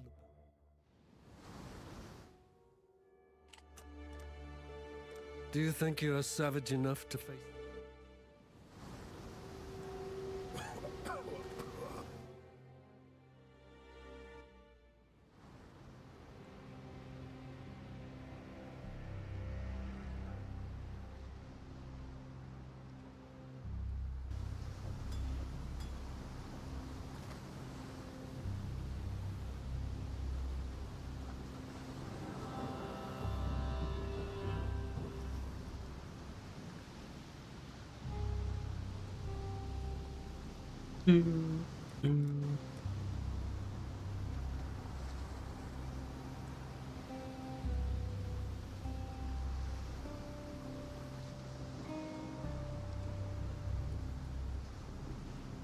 Probably should go to the game now and do a normal betrayal run again.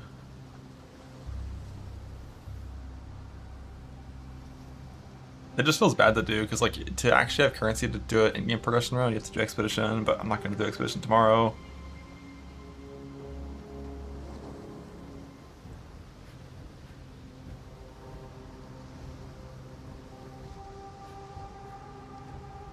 Yeah, I'm going to do betrayal. We love betrayal. What is this?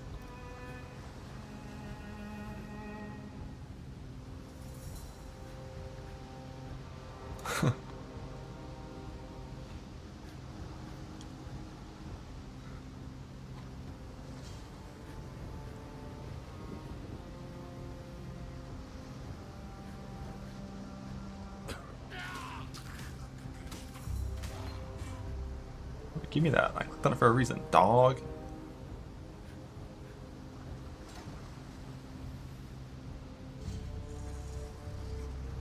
I'm gonna not put that in my inventory. Actually, like, I'm pretty sure you can vendor from your character window, but can you stash things from your character window?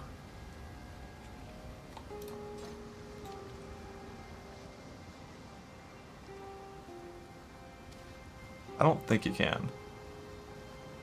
So like the bow can stay on, but the helmet has to come off.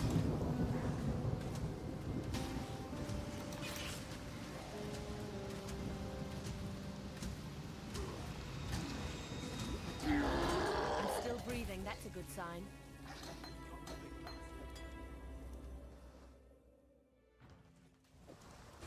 Fine work.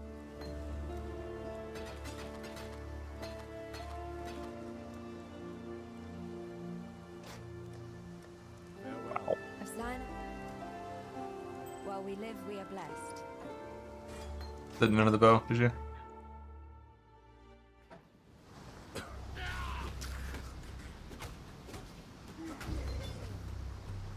dead should remember their place.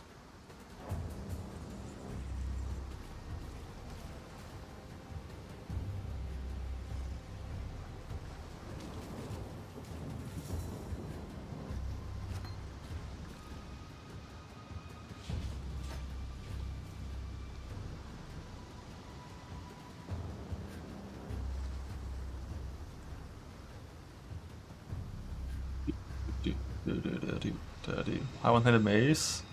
That's a great question. Thank you. Thank you. And I'll tell you why. Because they hate us.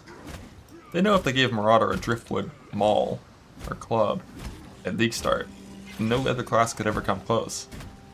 So we're stuck using this garbage.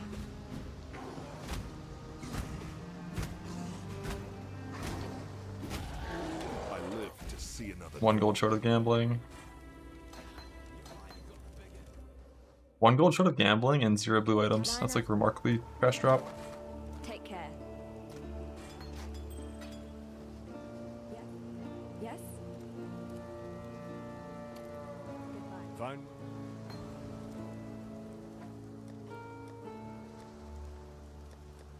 Farewell.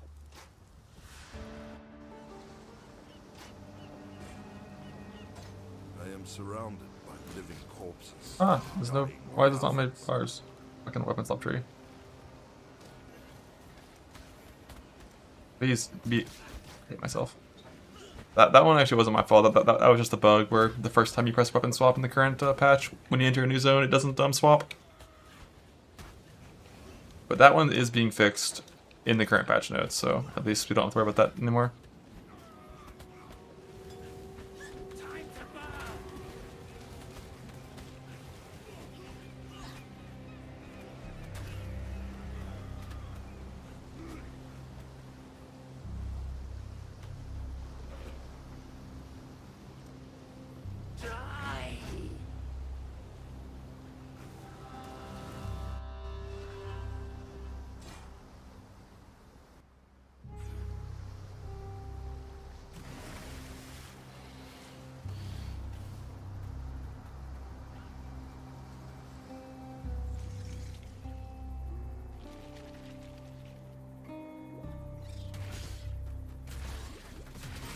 Danger, danger, danger. Dominus wanted me to die here. I will disappear. Where's Stone Axe? But I don't have a red green to wear it anyways. Concentration.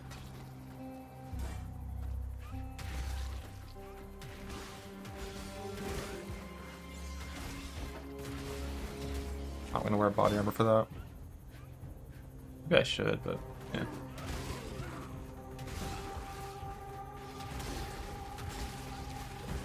We're dead. We're dead. God, Marauder's so tanky.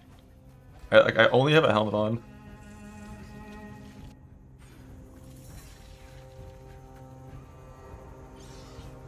Like, this is nice to have. Let's see if it's good. It's pretty mediocre, so we don't care that much. I don't have a red green for my shield charge though. I should have got the chest for that, for red green shield charge. Silly. Should always grab that.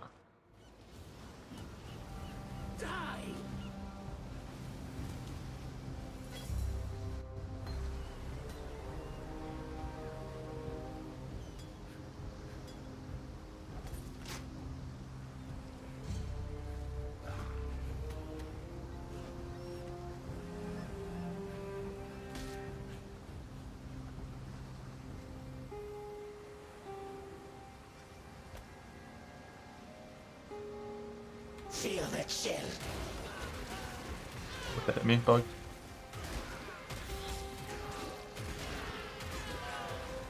I cannot carry. I don't.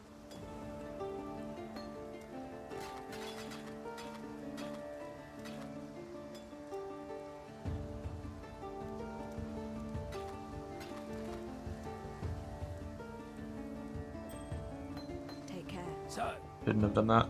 What? Bug. Got a job.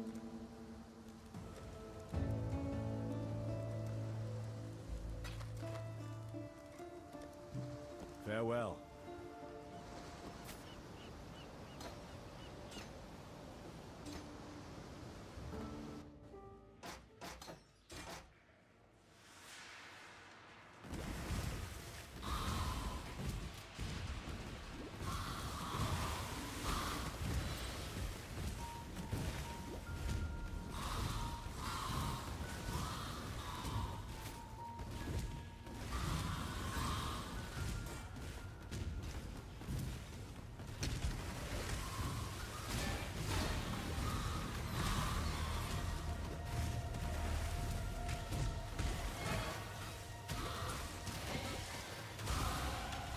kill is to live Fran. and break rust.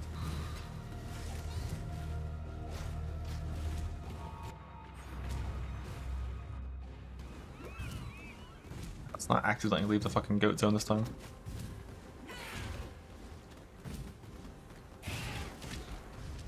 Why is my lead so big?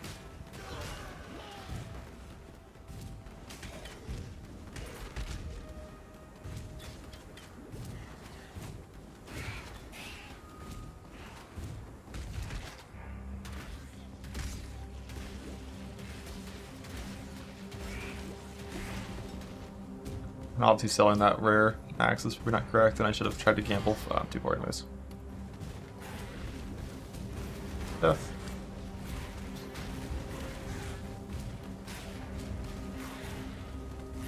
Fran. Ah!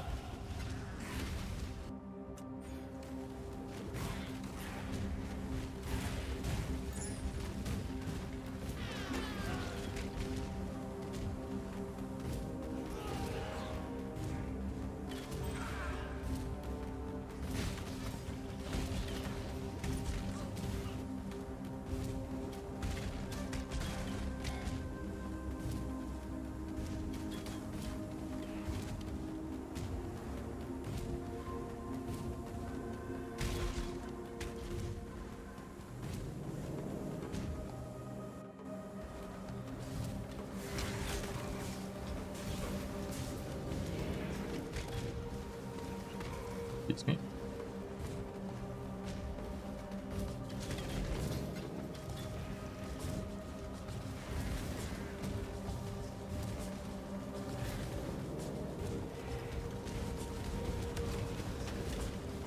Bro, why are there 1,000 of these guys?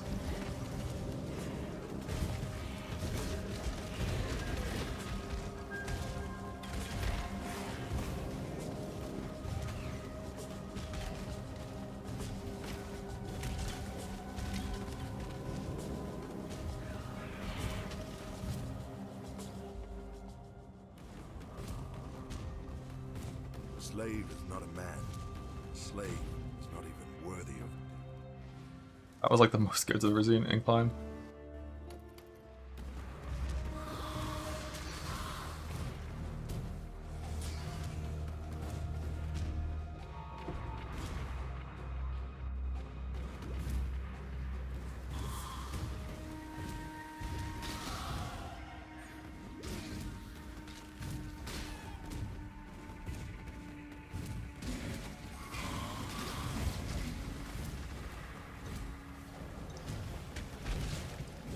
This is one of the rare times when shield charge might actually kill this guy faster than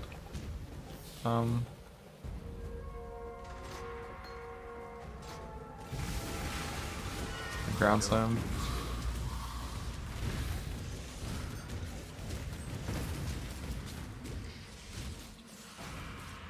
Yeah, that was right. Oh. Yeah. Probably not still. I had defoced him in the right links to be fine, but yeah, even White Axe should still be better to do this.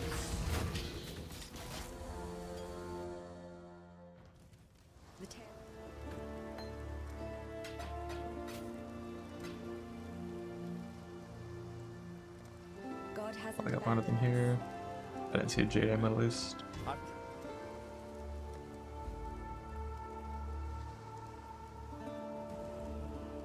Stay sharp out.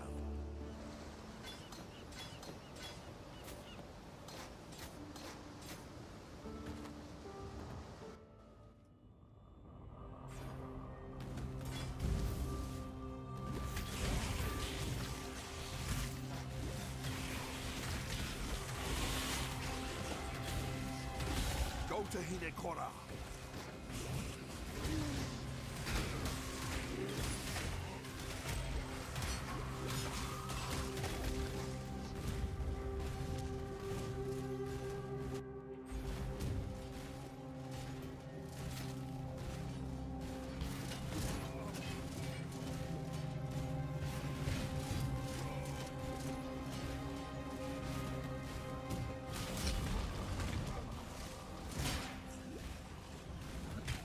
Charge there. Life is the strongest. Rare relog angle.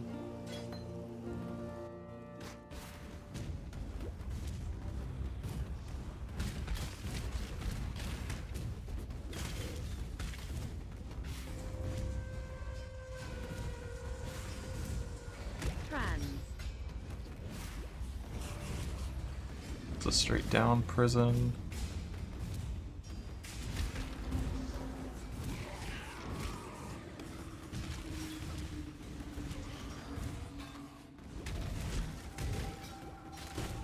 Did they kill that blue pack?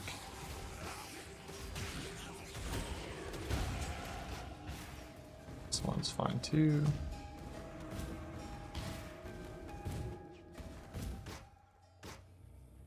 Your brawn is about to meet its match, brute. Give the warden.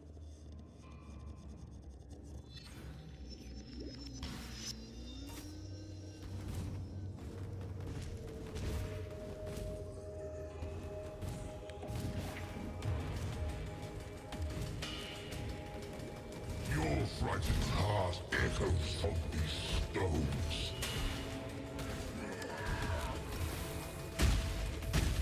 Damn, dude. Simon's such a birds, and I think I keep dropping my totem in a bad spot. My mana is gone.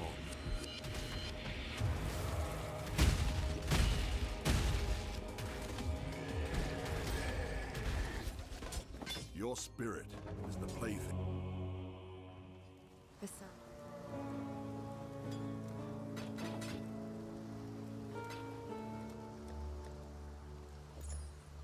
That. God hasn't abandoned us. That. Check for the links that aren't Stay shit. sharp out there. Level 2 link here kind of sucks.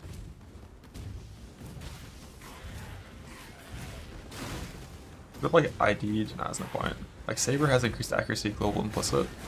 There's just no real reason to use it.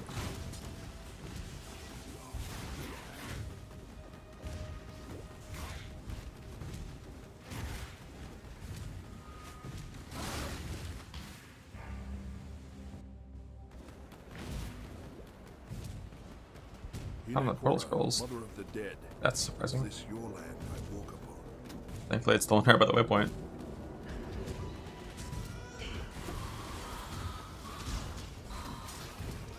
Whetstone.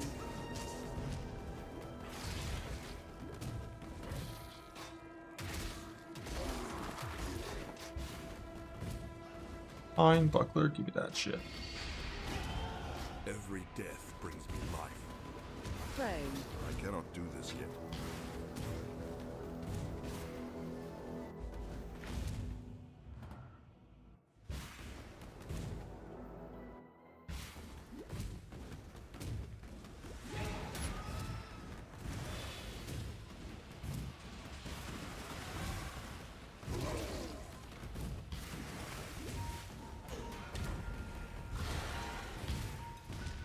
Like I could have seen it by now.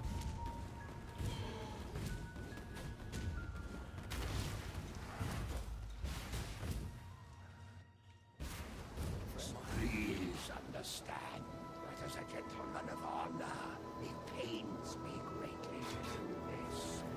Hard times call for hard hearts. I'm sure were the circumstances reversed, you'd do precisely the same.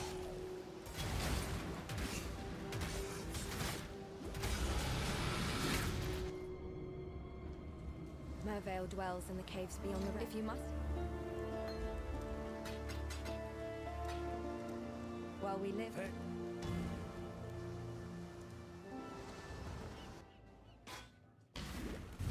I gave away my heart.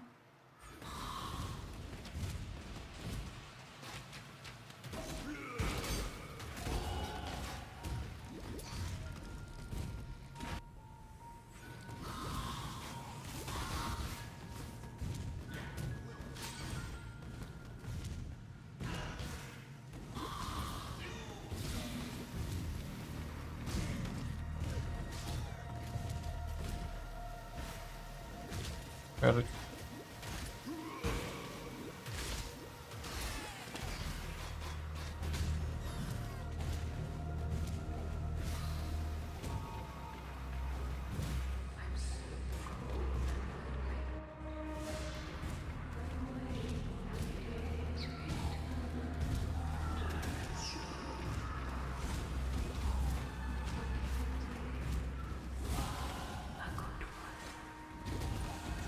1G.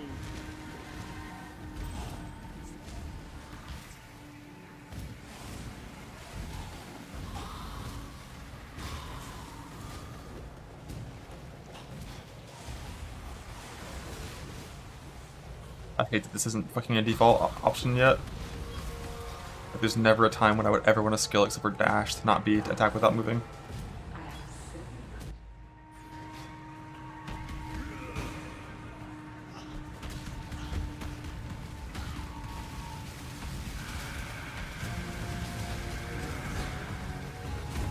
He dodged my intimidating ruthless hit.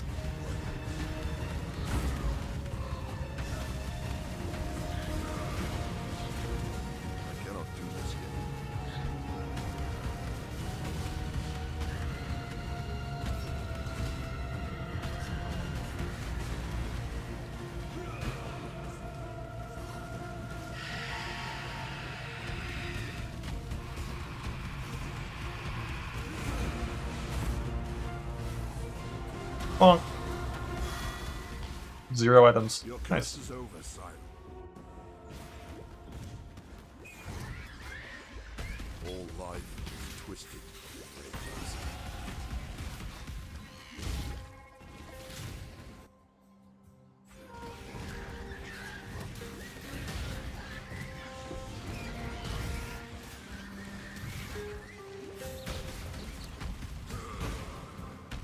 I cannot carry this. I want it.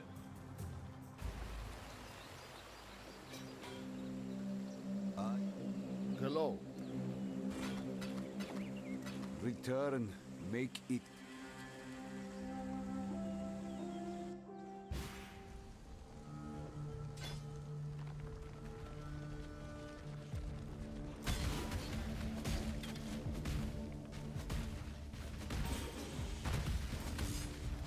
Good trick. Bug. Bug. Never actually did that, it's not worth it, but maybe with double chrome drops it is. Well, GGR would go hard.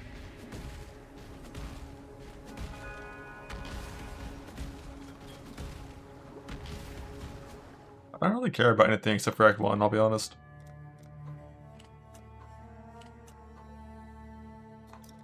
I don't really feel like doing an Atlas run. We just do Act 1 all day. Act 1. Swift and silent, you stole the boat. I've not seen a wilderness like this before. There'll be some dark days ahead. Last two-stun ever? Nah. I've only ever done one real two-stun run, and I'm Do you fine think keeping it you're that way. savage enough to face the land of the...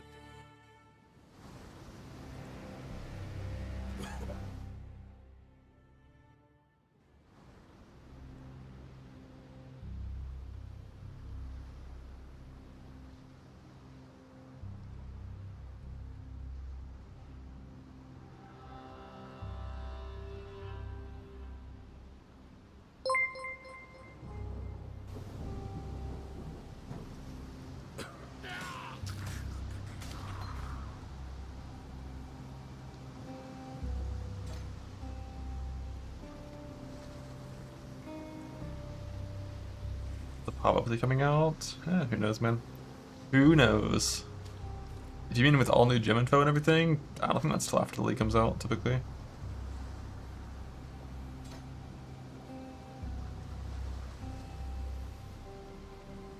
Yeah, two-stun runs are going to require you to kill either Exarch and then go kill Dread now.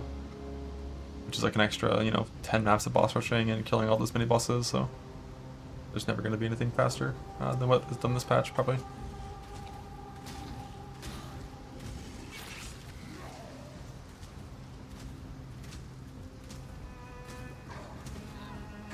I'm still breathing, that's a good sign.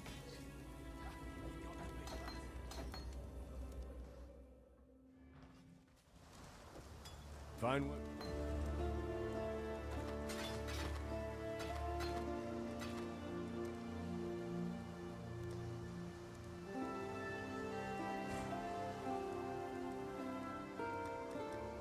Stay sharp. Zina. Goodbye.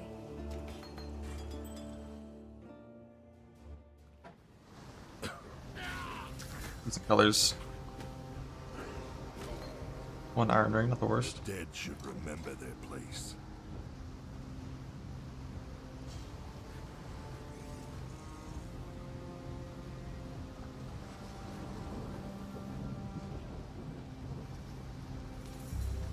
Big sweep at Merveil.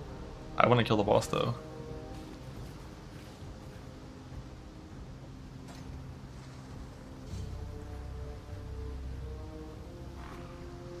Templar be able to have Holy Strike. Now we're talking. This guy gets it.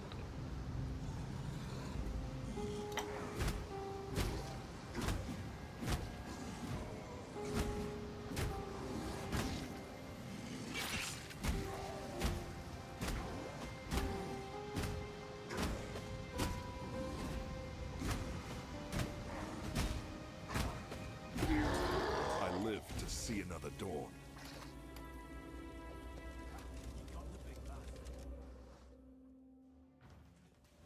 Talamoan, Lion Eyes. Take care. What little help I can offer. Big gold rapport. Fine.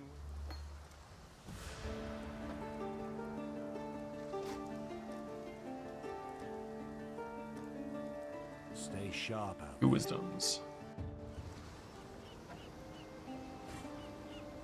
I am surrounded by living corpses, dying Oriathans.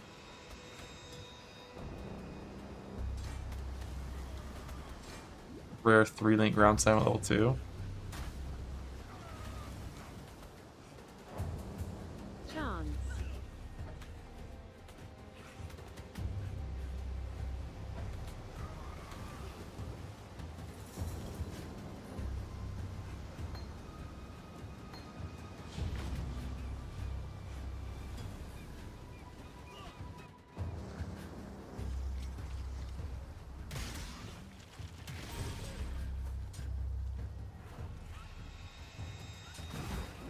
Oh, we're dead. Ah! Ah!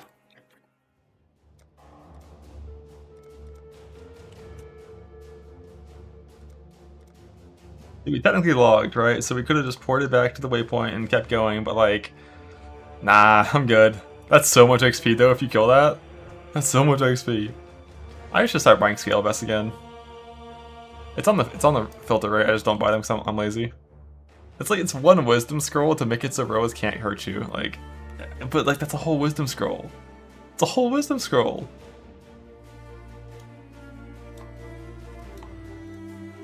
Do you think you are savage enough to face the land of the damned?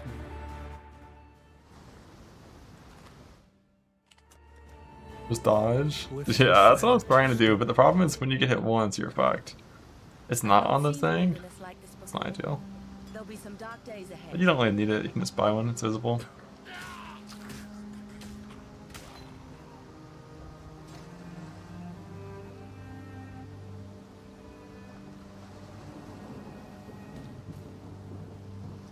That was like 20 rows and 5 blue ones.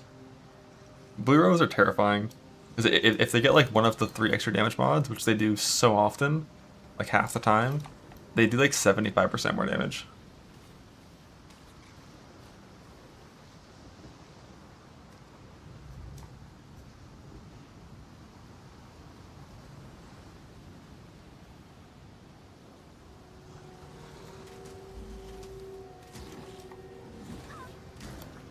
Why you hit me?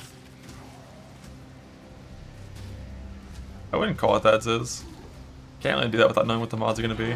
But if anything like last league, it's just gonna get, you know, we're just gonna get farmed. I think the current best POB is like basically a worse version of Soul's character from last league, or from last gauntlet. And we know what that happened to that character.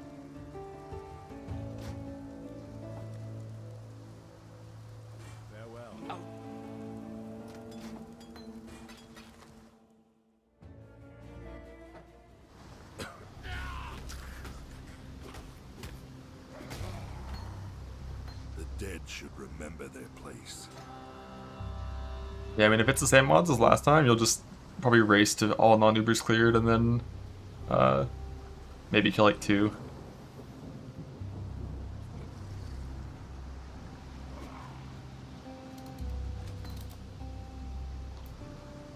Maybe. Probably 2.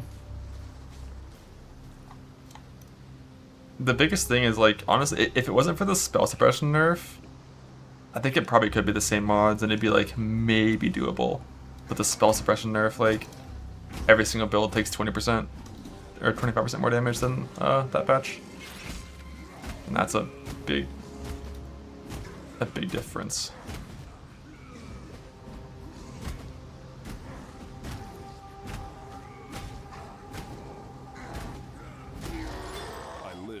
Yeah, I'm fucking rich.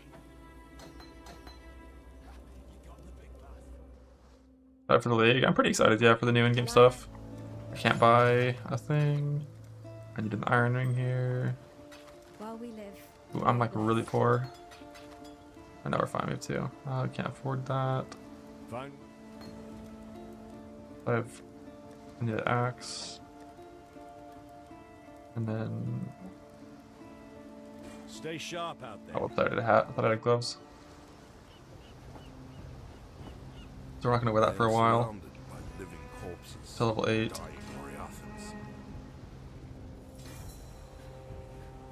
I'll keep the hat, but I probably don't actually want it. Yeah, we're not gonna wear this chest until level 8. Oh, I got 2 rings at least. Why'd I stop running? Mana on.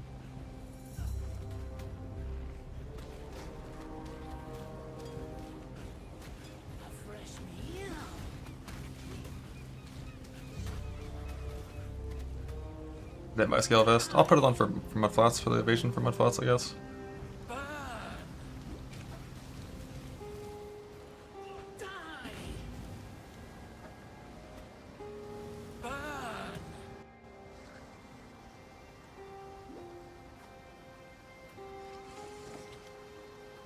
Oh, it's even got some block and sun recovery.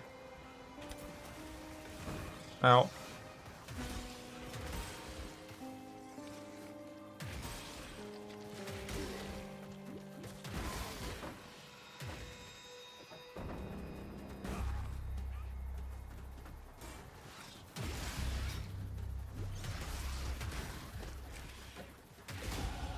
Dominus wanted me to die here. I will disappoint him.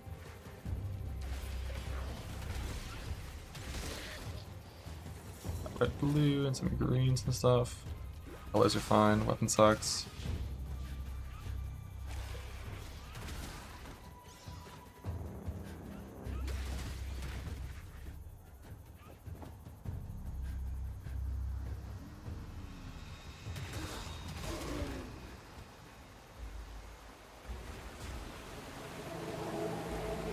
A shit shield and a good shield. Need some gloves that have like 2 red in them, and then we're chilling.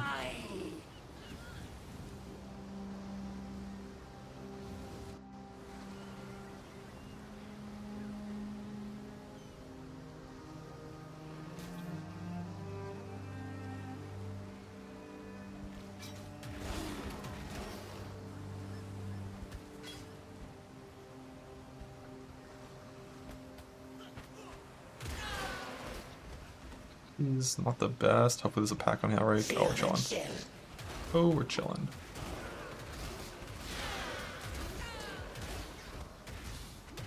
Freeze! Broken gloves, I think. Yeah. We're gonna leave this. Oh, I didn't get level 4 off that? Fuck me. Farewell. So, Oh, that's the worst axe ever.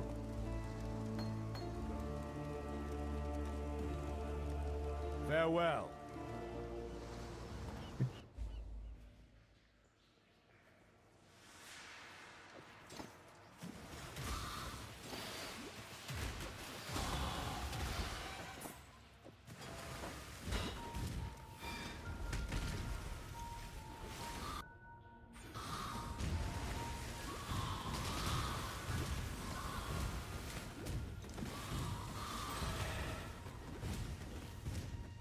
I don't actually know which monsters are good to kill in Submerged Passage.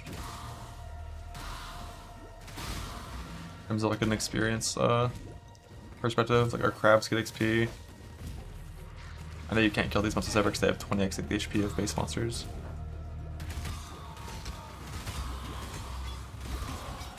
To kill is to live, Rayclast.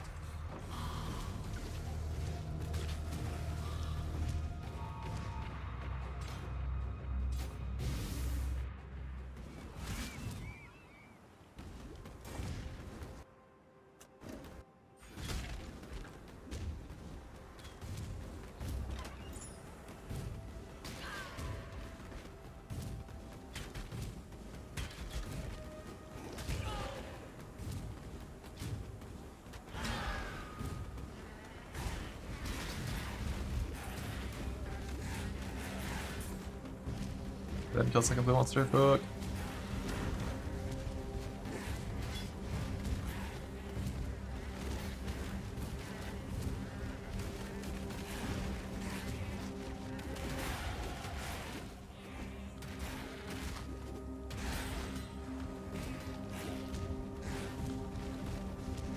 Rolling. I didn't realize I missed the first entry.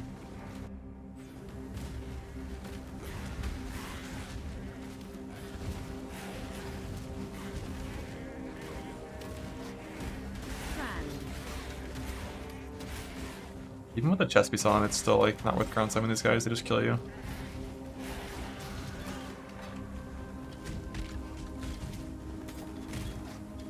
We can ground slam these, but not goods.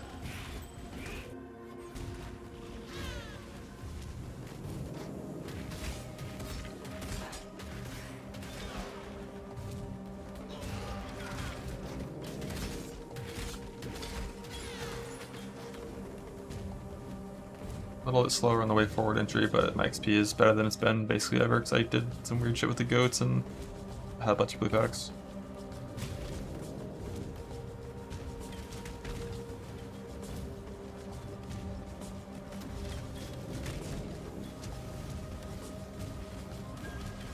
D&D Shrine?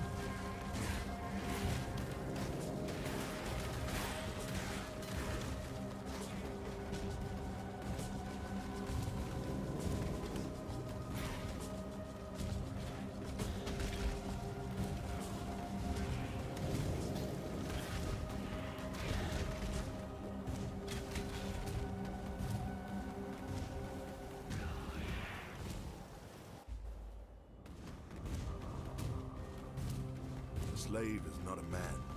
A slave is not a...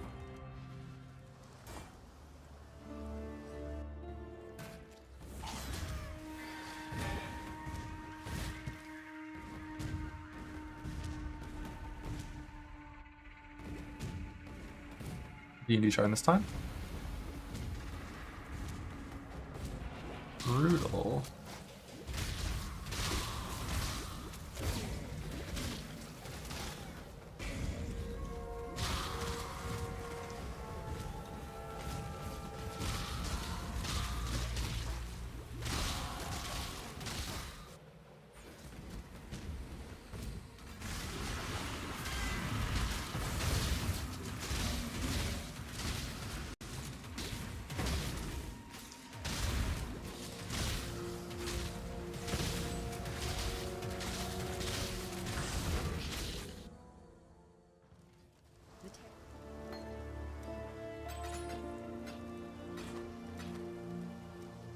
God hasn't... What now?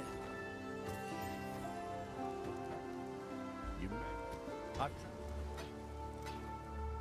Still alive.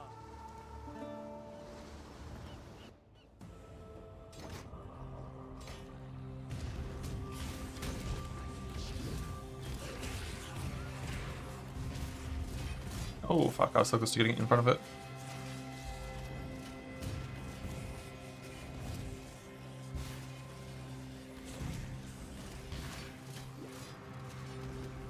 I cannot do this yet. Ah! Hate that bleed shit, it's still in the game.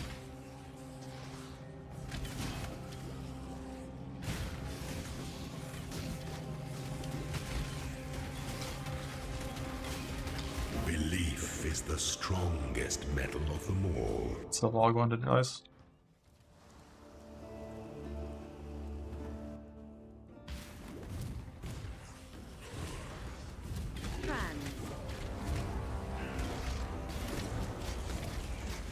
Rare pine bucklers, what?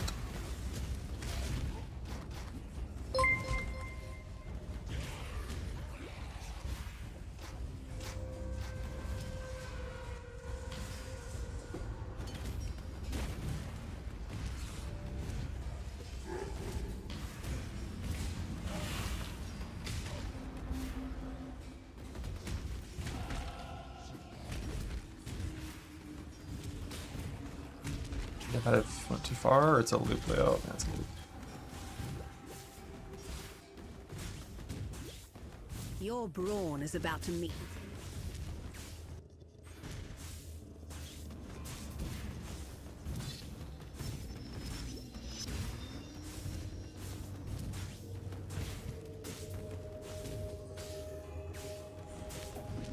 You think me a horror? I will show you what true horror is.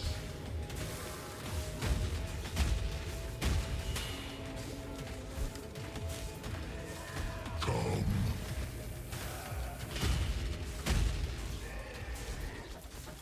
Your Take care, yes? Take care. stay sharp out there. Yes? Goodbye.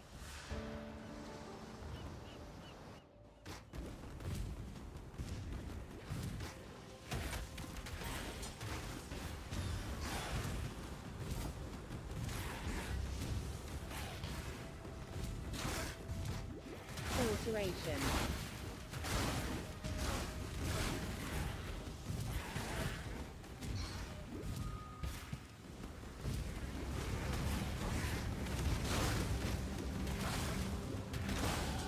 Every death brings me life. I got the Jade Amulet, but it's like kind of too late to really care.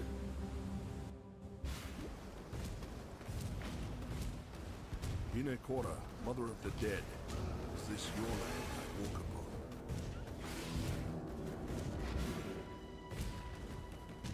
I have no portals right now, so I need to make sure I get any that I see on the ground. Just in case we have a oopsie.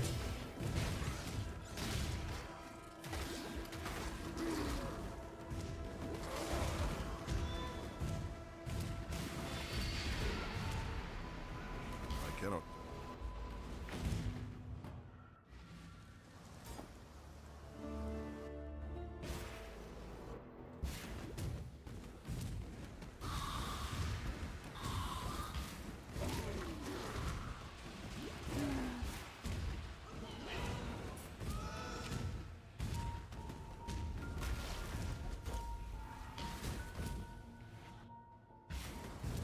Please understand that as a gentleman of honor, it pains me greatly to do this. Hard times call for hard hearts. I'm sure, were the circumstances reversed, you'd do precisely the same. Bonk! They can one shot, it's a bug. If you must. Goodbye.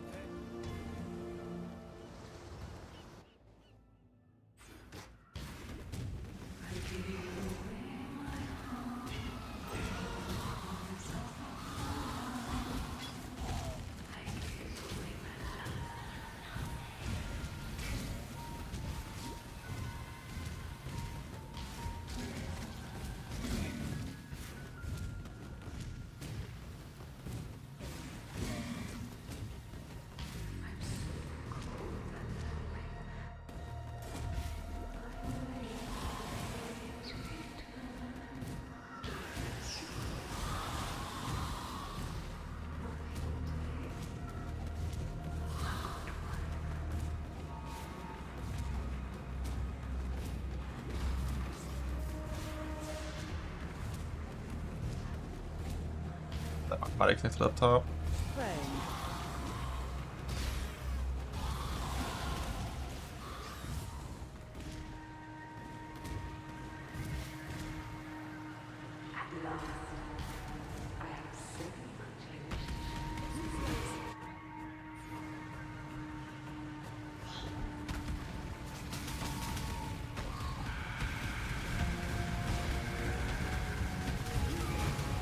Oh, I don't have Ruthless, and I have red-green.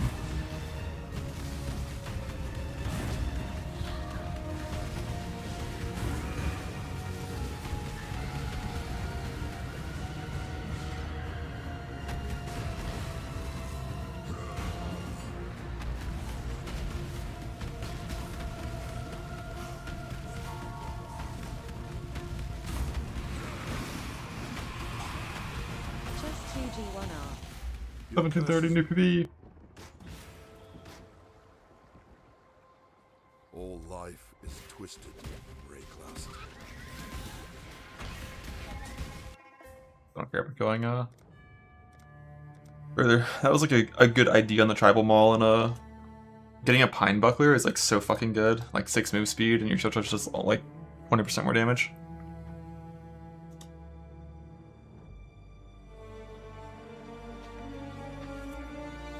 But just having GGR like right off the bat is really good. My ground sim killers weren't the best. I thought I had Ruthless in there. That's why I was like prepping Intimidating Cries to Ruthless double hit, and then like it didn't do any damage. I was confused why, but Momentum isn't the best. It's not bad. Like if you actually are sitting still for it, Momentum is a really good support. What, 2525? I'm doing 5225 with Ren, Grav, Fort, Leo, Jonas, Research to start. So there's no breakpoints for shields with shield charge. You don't gotta worry about having 15. If it's like double 14, it's fine.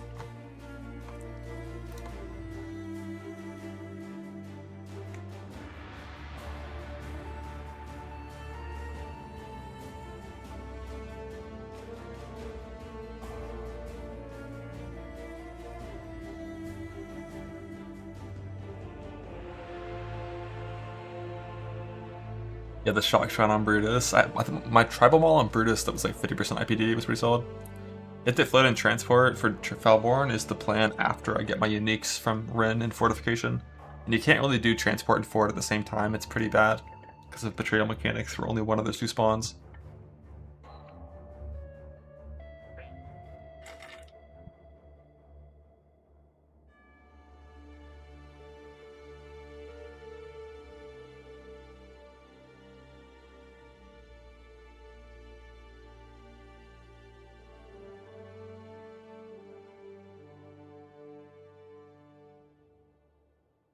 On to sub 17. Sub 17, I'm sure is possible by people that are, you know, a little better at Act 1 than I am.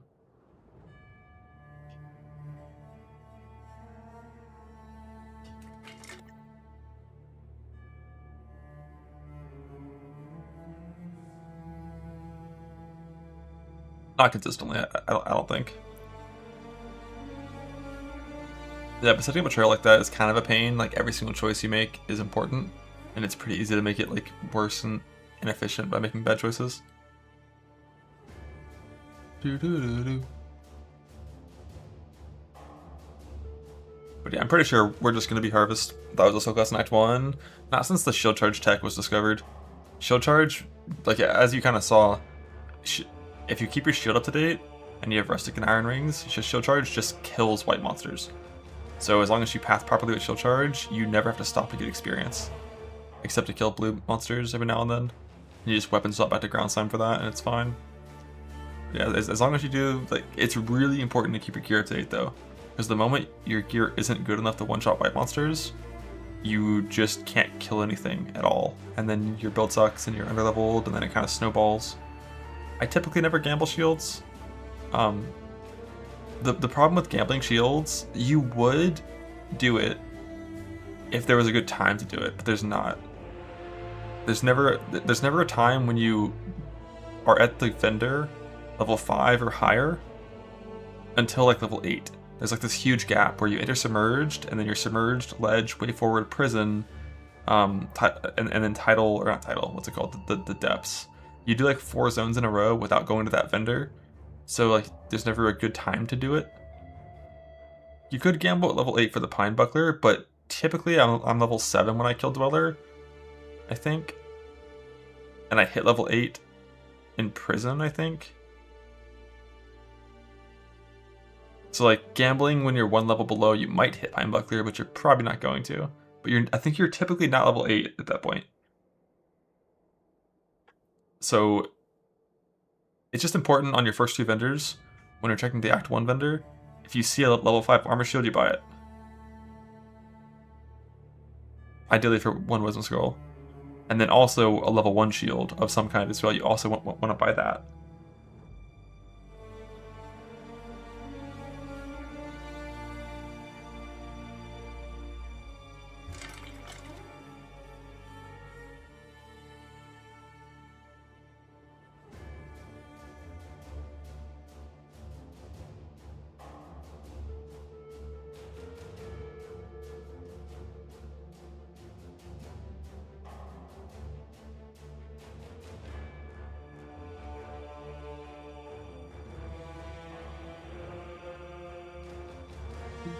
Build that before burst the Yamba Axe. I mean, you could if you like. You wanted to.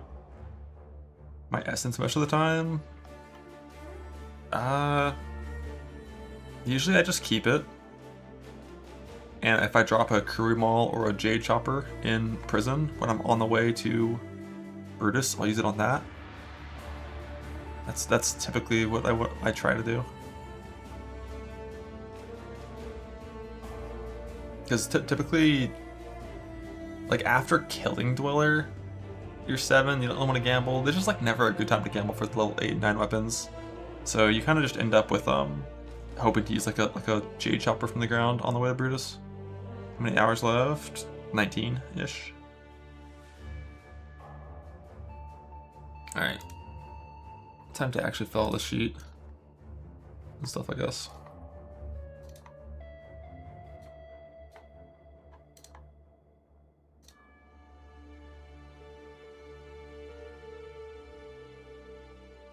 I think all of this is still correct.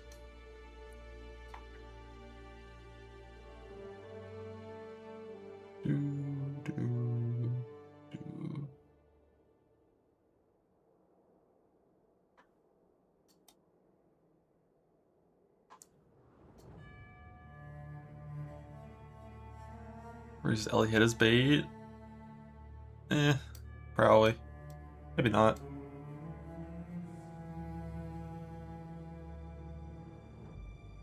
Yeah, this is mapping Earthshatter setup with Selfcast Warcries.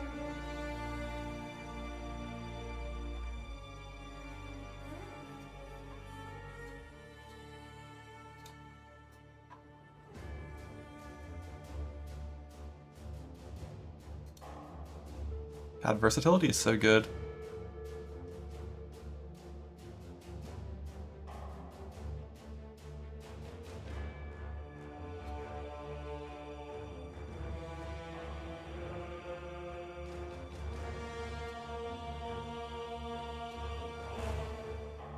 I think one thing I changed about this, I'll just leave it like this, it's fine, but typically I go for Slaughter before Warriors Blood these days. But it's just a personal choice.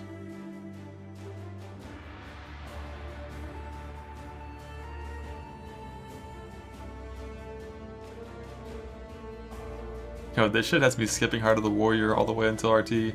That's some psycho shit. Who does that? Alright. Oh, no, it's fine. I'll just put this back. Because this basically, you click it in order. You do that. I feel like having Heart of the Warrior at Merveil is just so nice. And when you have versatility in a Jade Amulet, you don't have accuracy issues. Basically until like the end of Act 2. So as long as you have RT by Val, you're fine. And this gets RT at Val.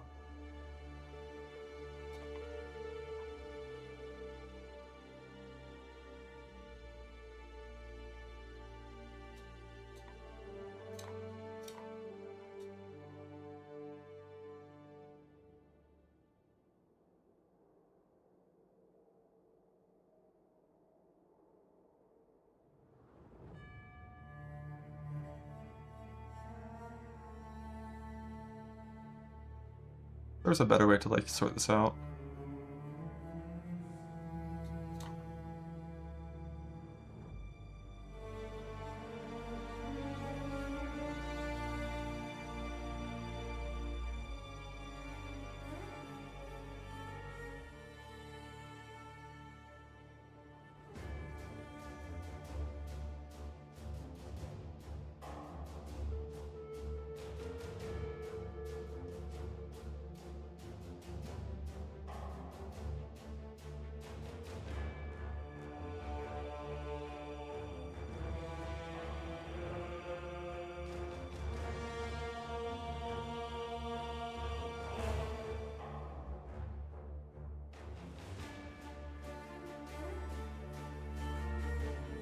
fine.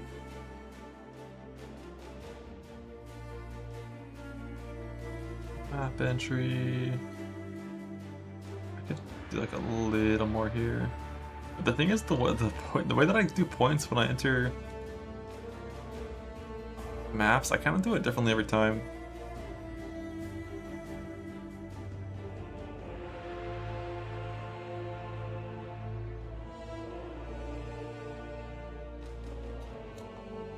Just like freestyle, you know, it's like, you just do what you want.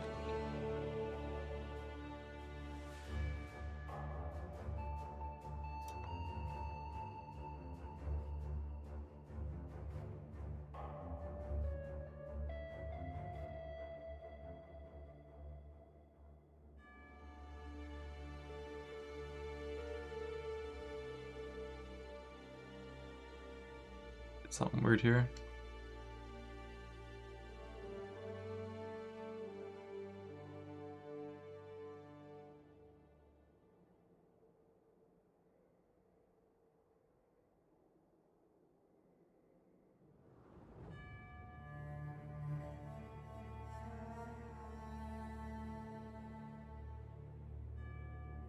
Level 80. What do we click?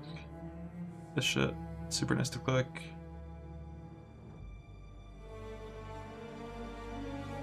I fuck with some of these Warcry masteries, but like, I don't know if I actually care about any of them. Like, it's an option, but I'm not a huge fan. I think what I like next from here is typically max res, I think. And then, what am I missing still? Down here, we're missing charge nodes and overwhelm.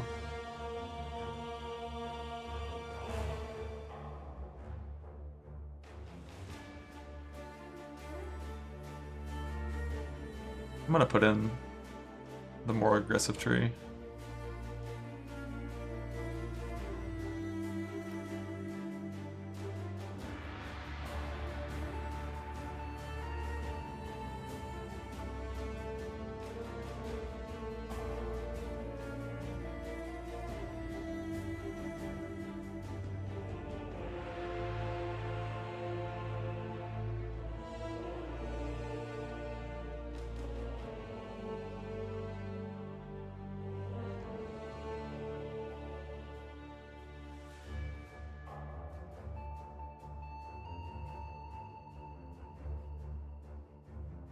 This is fine, level 90, barely has the stats working. And then this is basically just clicking like what? Unwavering, different pathing over here. And unrelenting. It's like 1, 2, 3, 4, 5, 6. But that says it's 7 points more. Oh, I have a life node over here as well.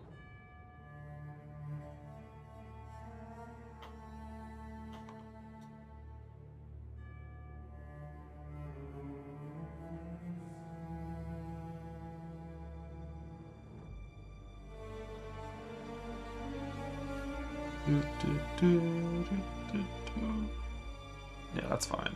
Past level 97, like respec for a different build.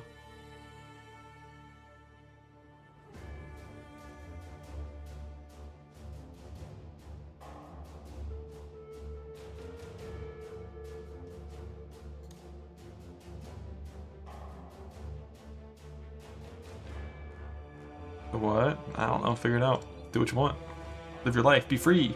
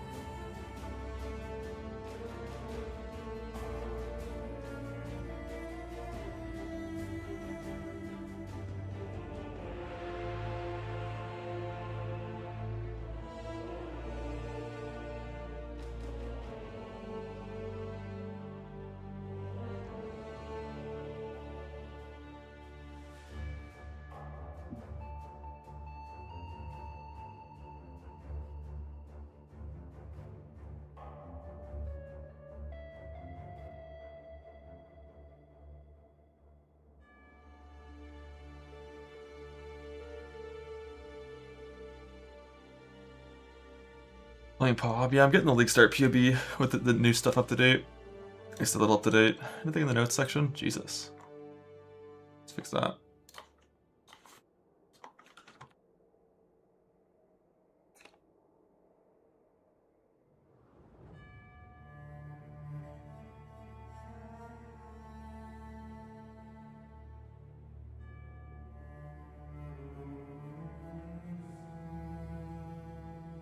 So it's just my spreadsheet link.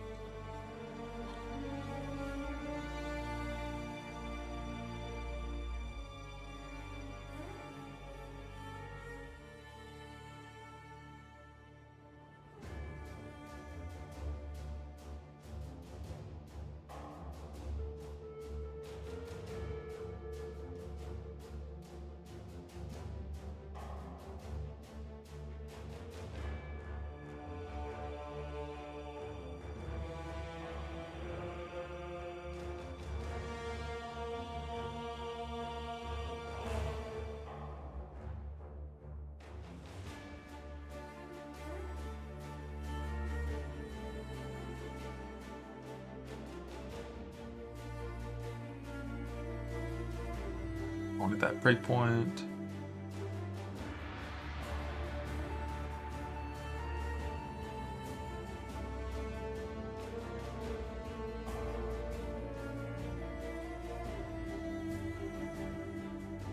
Let's go to a new line. What the hell?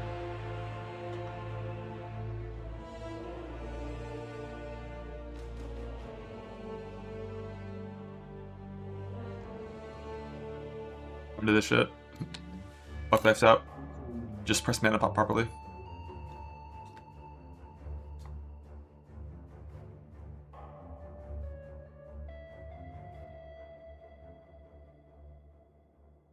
And technically,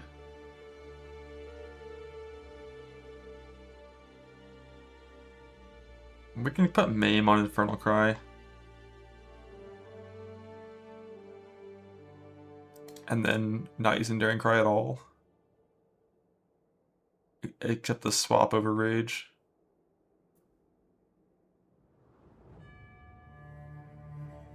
But like, I don't like it on entry into maps typically.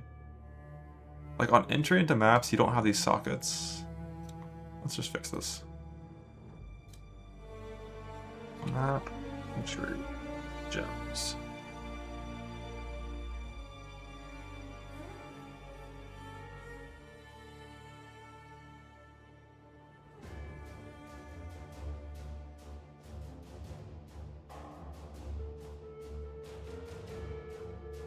Mostly fine, except I'm gonna move this around a little bit. We're gonna put Heart of Purity up here, so people don't have any goofs in regards to having like Heart of Purity linked to like faster attacks or some shit. I killed Rallying Cry.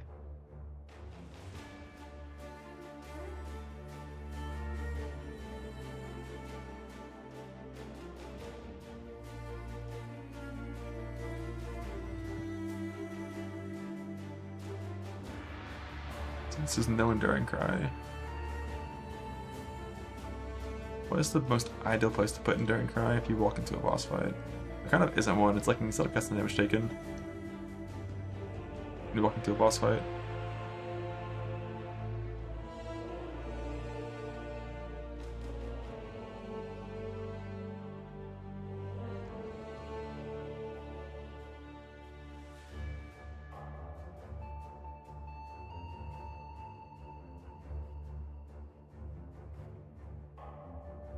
The casting damage taken, Molten Shell, this stuff, that stuff. Herald of Purity link somewhere where it can't fuck you. Because if people try to put Herald of Purity in like the Leap Sam links instead of Rallying Cry, it'll cost extra mana because of this stuff.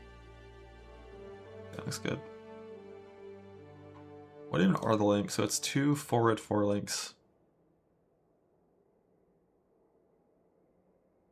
And then 2 red and 2 empty, 2 green, 1 red empty, blue, green empty, 2 red.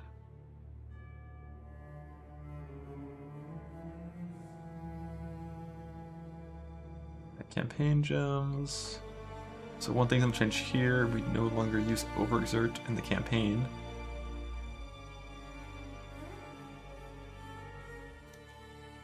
We want to do this at X6 plus.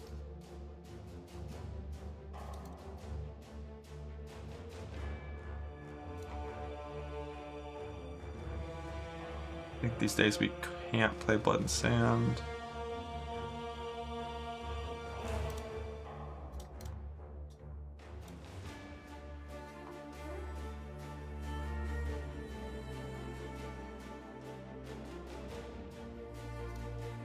I haven't been bothering with Infernal Cry in the campaign at all recently. Just these three, ideally these two if you can. But honestly, fuck that, let me just cry. I haven't been doing that shit at all recently at all. It's fine. It's fine. We got this, and that, and this, and that. So we got... None of this stuff requires links. We got the 3-link loop slam. A bunch of random things you need, and then 3 red, 4 red. And this is like 35% mana unreserved. Technically you can play Blood and Sand if you want to, but like I kind of just like having more mana, so mana pots are less cringe. What is 24?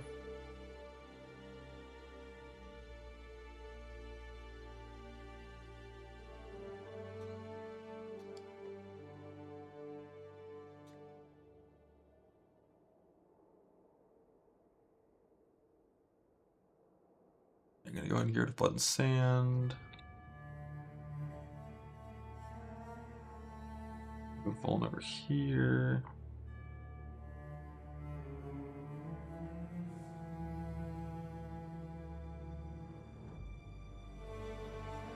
We're gonna add in Cruelty, unlinked.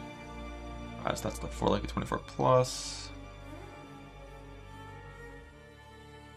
And we're gonna copy this and go 38.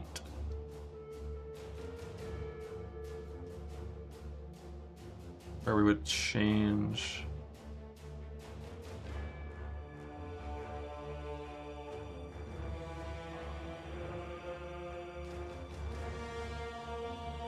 like technically this is best if you play properly and make sure your Fist of Wars are always Ruthless and Intimidating Cried if possible. And then it just basically just trades Ruthless to Fortify at A6.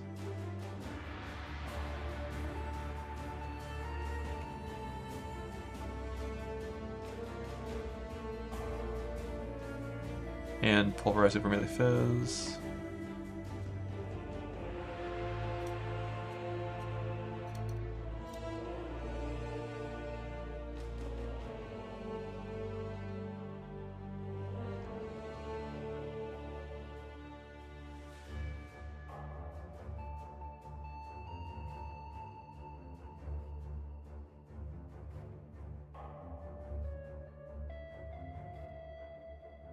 No, I've never done loadouts before. I feel like loadouts need to be a little bit more specific.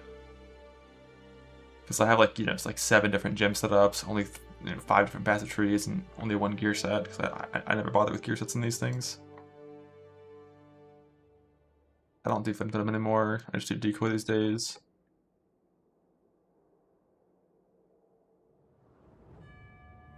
I haven't had a chance to bleed in a while. We want this ideally.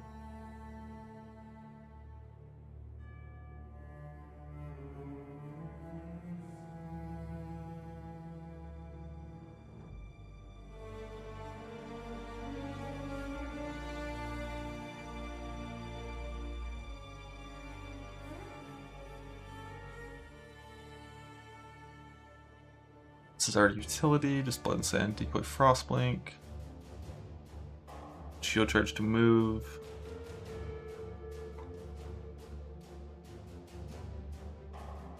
I think not bothering to put Intimidating Cry here is fine. Just typically you add that asunder.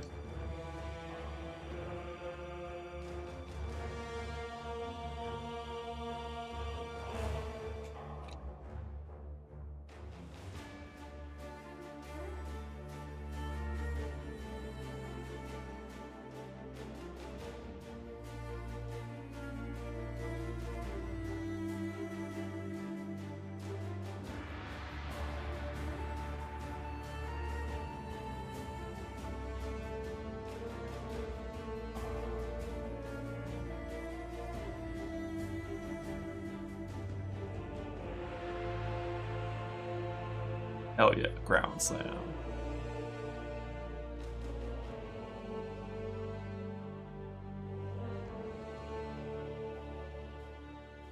What is this? So map entry gems I set up. Bossing gems is not what I actually want. I'm just gonna get rid of that. Bossing gems, we're just gonna rename. Just like bossing on this.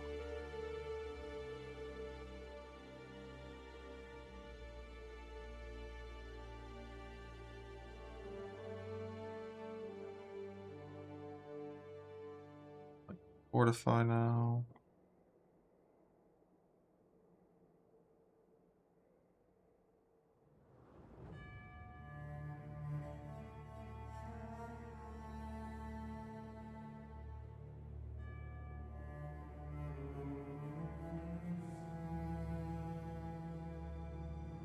These are all self-cast.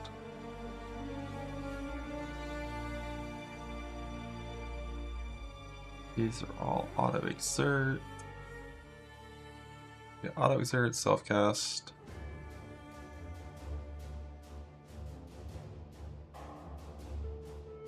Enduring Cry shouldn't have a home here.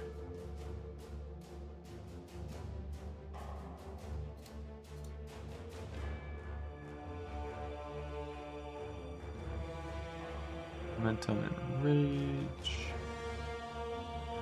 We have 6 sockets left for everything we care about, which is Rallying Cry, and then that's not damage taken. About Molten Shell, level 5, level 1.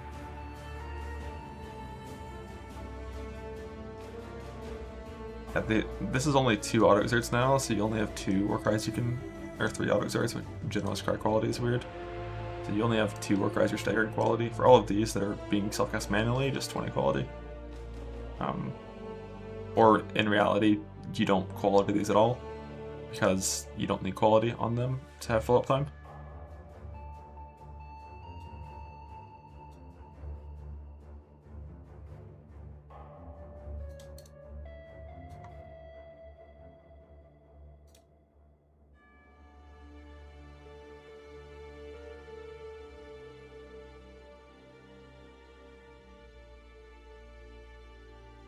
So map enter gems, and then there's ideal gems. Why is it one in this category? Alright, because I don't have the last 2 sockets. So we got rid of Rage and Maim.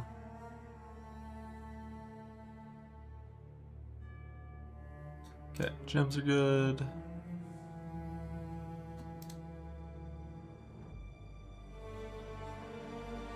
This would actually be... I'm just gonna leave it level 20, because like, you don't D-level these gems. Wouldn't want that to be confusing for no reason.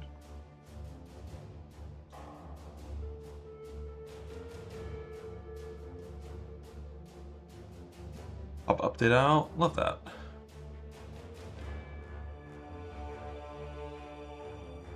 So Royal Plate, got this Frenzy thing. Who needs Frenzy Charges? We want defense.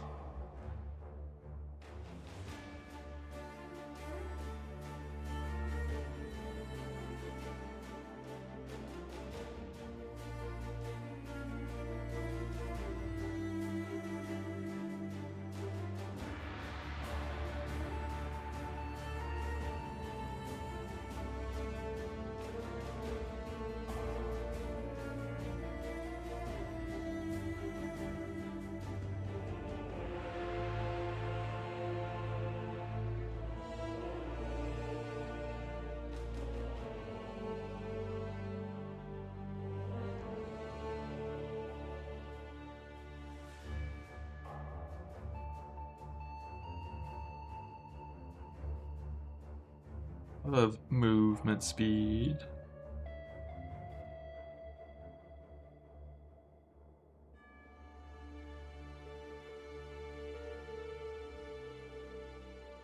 Armor. Curse of Regen.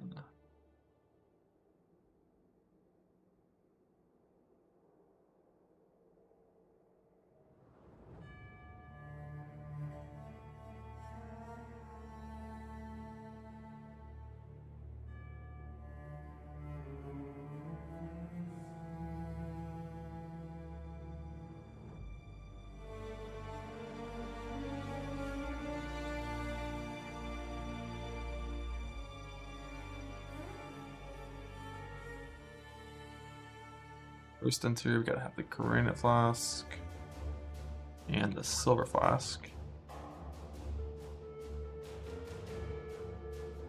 And everybody's favorite, the mana flask.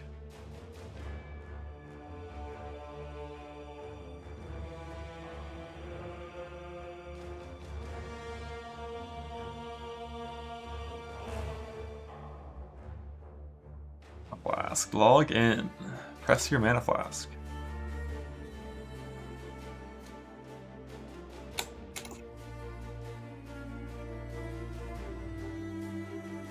During mana flask, eternal mana flask halted at the end of campaign for my mana solution until Elrion crafts plus mana leech are available. Deal with it.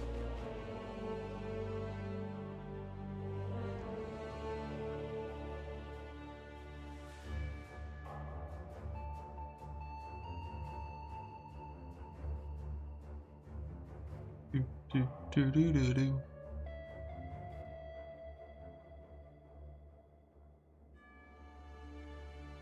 Yeah, the only real difference here is just flasks. Not gonna care about that.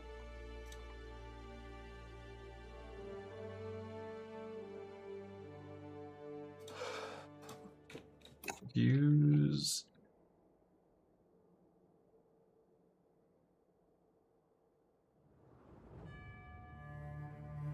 technically your mana kind of sucks on single target since you have a little bit of attack speed, because mana flasks are so bad that this doesn't actually out degen like your default attack on a 4-link.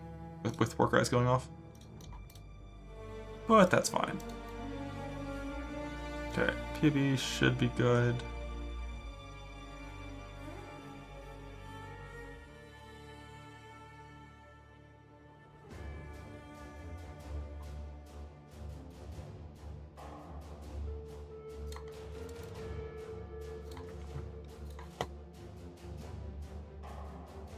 That in the old spreadsheet. Let's get the more updated version of this in the spreadsheet.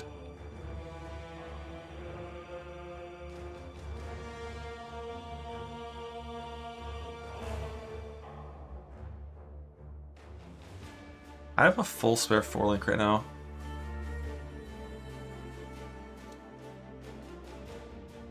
What to do about that?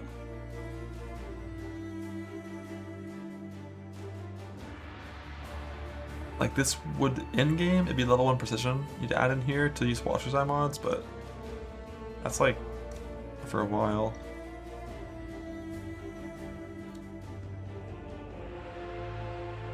Yeah, and the res on this gear fucking sucks.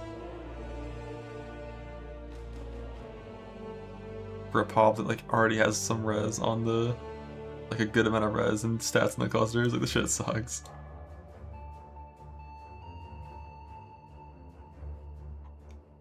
What's our onslaught source? I think it's Flask.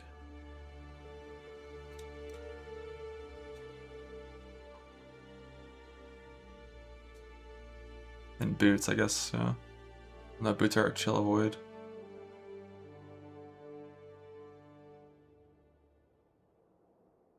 I don't really want to use Cinder Swallow in reality, because I mean, at least currently, this spell doesn't even have a chance to ignite. So there is no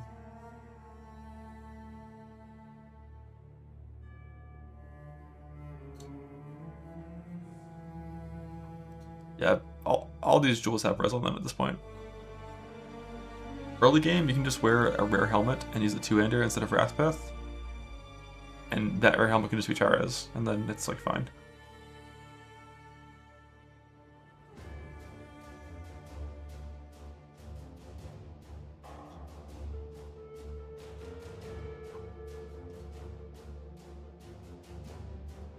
What did I do for shock? Right, Tempest Shield eventually. Nah, it wouldn't be hard in Self-Found to make this. Just don't use Vermilion rings when you swap. Use rings that have resist on them instead of that, and then use a rare helmet and a two-hander. Be fine. And like super early on, you just put on Purity of Elements instead of Tempest Shield and Arctic Armor. And it'd be really easy to get going. This is you know, this is the ideal in-game stuff.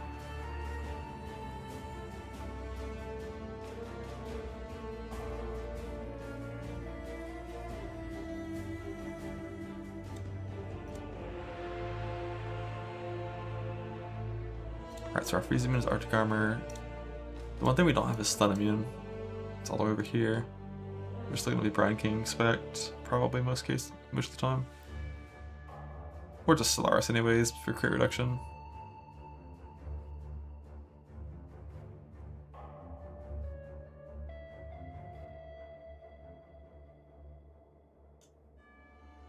Yeah, I don't think you get 14k life without a lot more shit.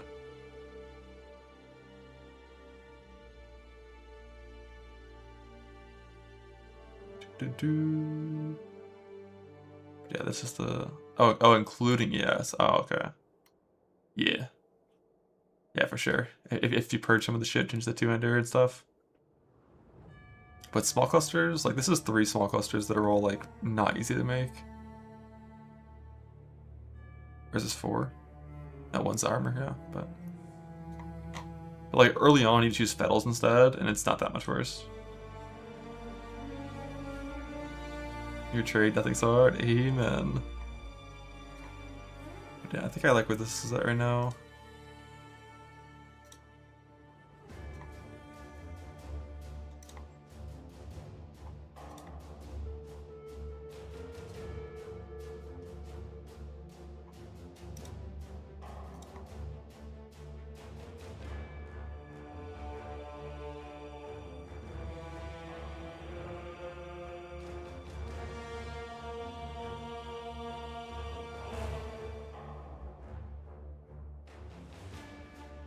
Dude, use better did that bad.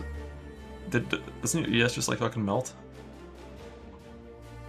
It's a Blood Rage. It didn't. It should.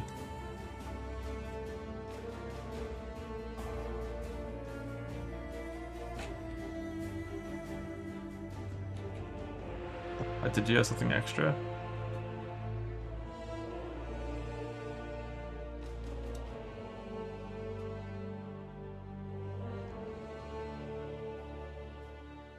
Oh yeah. If you're clearing, it's gonna be full. I just mean like general degen.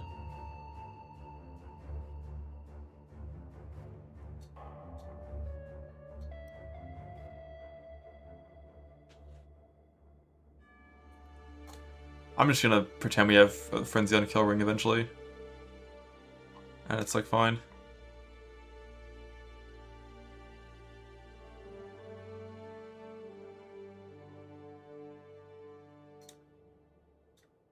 But yeah, so we're playing, this is the one-handed shield setup. Gotta get the sockets kind of set up for that.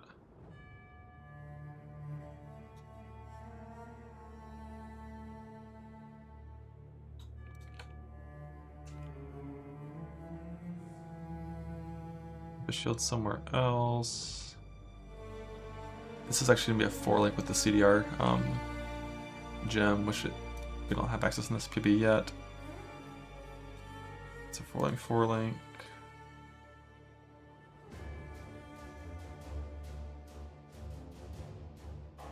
3-link. Got shield, weapon. Doesn't matter. I guess I probably should put these in the helmet.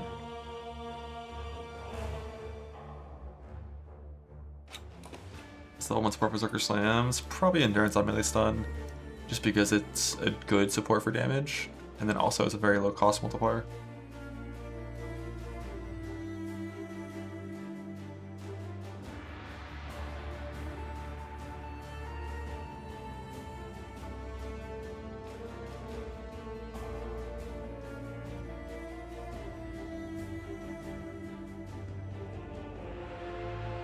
We still have 2 open gem sockets to do anything.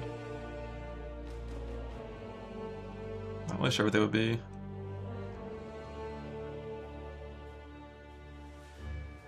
If you're weird, you could make it like Hydrosphere and Arcanist brand right here, but I don't think we really care about Arcanist brand stuff.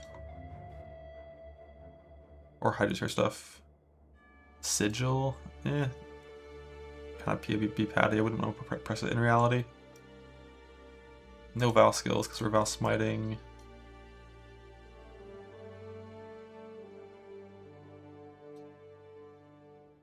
Like one is going to be level 1 precision for Watcher's Eyes, but not until pretty late because we need really good resist on jewels. A separate link for Val Smite, you can, but I like pressing it in my main links because then it gets like these support gems and does more damage. Any marks? Non-crit, non-proj builds don't really have any marks that do anything, so we just have a base curse, unfortunately. Which we have to just like press, which is dumb, but I don't think any good banners work for us. Level 1 Hex Touch, but then it's only when you get hit. Does Hex Touch still have a curse penalty? Yeah, it's so dumb, man. I hate this shit. Like, Hex Touch and Blasphemy and Bane, like, all these having curse penalties, I hate so much.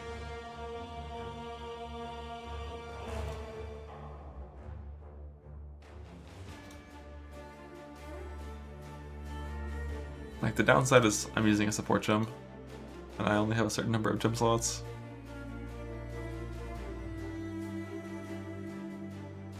Yeah, we're using the Crown of Eyes eventually.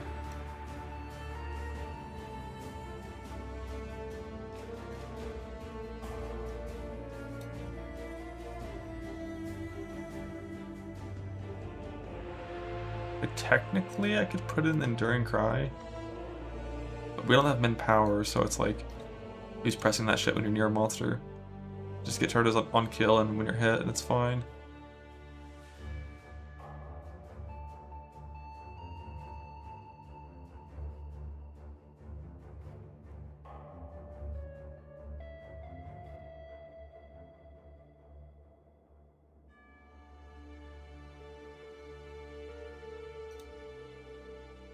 Could always rip the dual Cursed Anoint, throw in Elemental Weakness. But yeah, we're using multi-strike, so we can't use any real War Cries with this setup. If you want to be weird, you could hit Trouble Fury.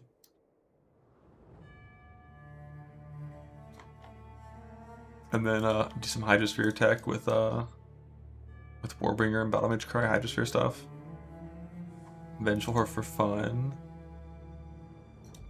Allowed. Acceptable.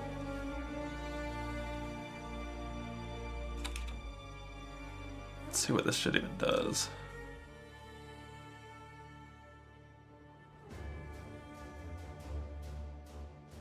Why is plus 25 rage only giving 24 rage? Wait, that's 14 rage. Why is it being weird?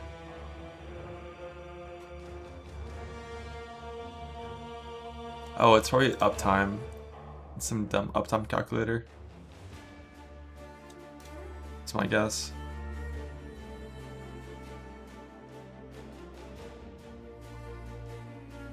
But that'd be weird. They never do that. For like any Warcry.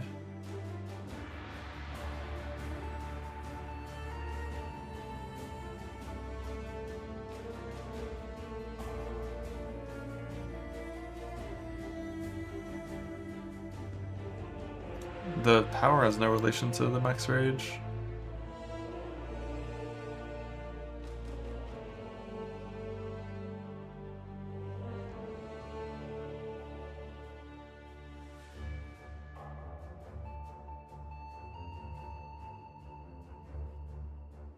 Yeah, I don't really get what's happening there. Let's see if I put on more duration, if it thinks it gives me more rage. Yeah, it's just some stupid uptime thing, that's why. I wonder if I can make that not do that.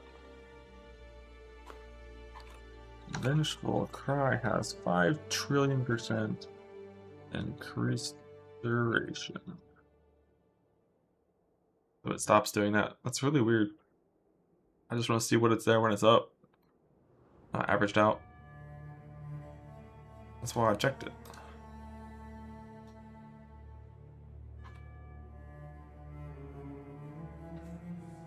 But honestly, it's not the worst thing to do that with 2 open supports. Because this buff lasts for 9 seconds with Warp Rune Graft and more duration. And you're fighting any boss if it ever hits you for more than 15% of your life, which is like, on a build that's defense is a ton of life and like no mitigation, that's not that unlikely. Like a Shaper Ball hits you, you can Vengeful Cry. If Elder shoots you with a projectile, you can Vengeful Cry. If like anything hits you, you can press it. But it would only be like for bossing stuff. It'd be very rare that it's actually up. But when it is, I mean shit, why not? That's a neat idea. Until more possible sockets are found, besides like Abyss sockets on gloves and boots. It's fine. Kind of the run for the raise. I mean, the tentative plan is like Bone Shatter Earth Shatter Zerker into Bleed Bone Shatter Jug. Basically Souls build from Last Gauntlet, but on Juggernaut and like worse. Because I think AC was pretty cool. That's the tentative plan for that. Alternatively, there's some Slayer Bleed setups that are also really good. Well, by really good, I mean competitive with the Jug setup. They still suck compared to everything we had in the past for Gauntlet. Nothing will compete with ES over the ES stacking, like Trickster fucking stuff. Nothing will ever compete with that.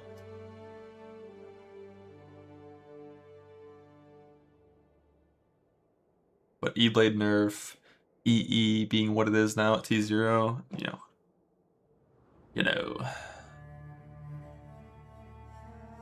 Gladiator Bleach built in Innocence 2?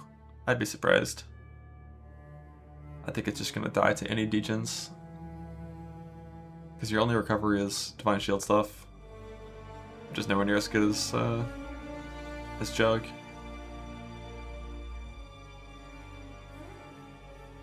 But like for mapping defense, for sure. Everything Glad related is super good early game.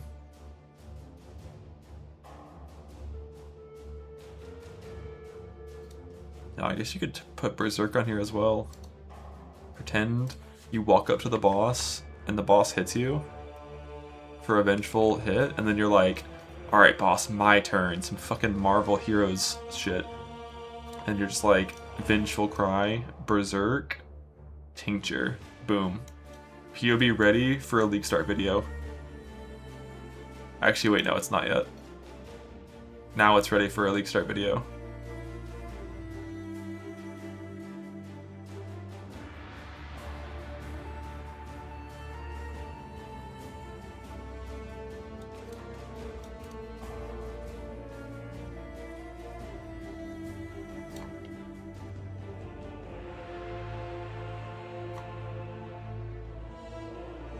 Yeah, like I really don't want to use Cinder Swallow. I don't think.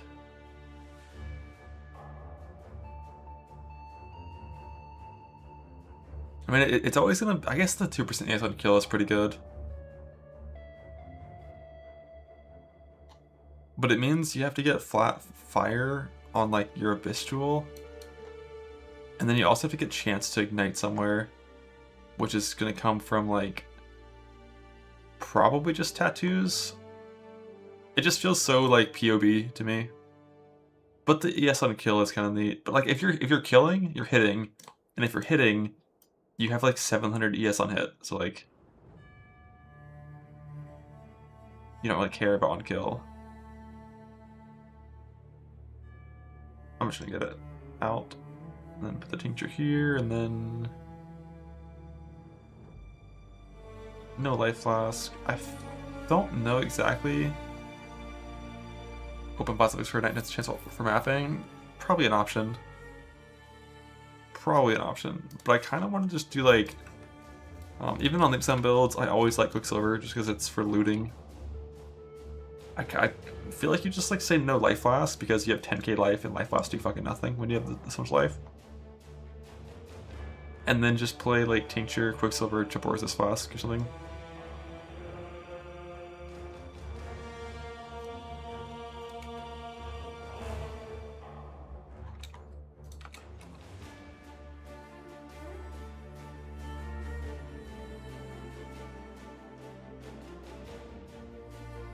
Probably like Curse.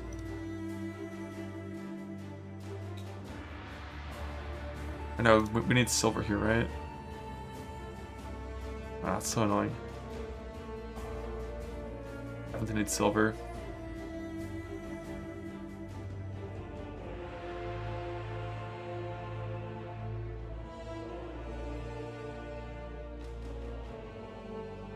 Roomies? Yeah, I mean, Roomies is never like bad. But it's just like never that insane either. Perfectly divined. It's like, I guess you get more because of the mastery as well. From 45 49 to 57 57. You could get some armor too. It's probably a decent option if it's perfectly divined.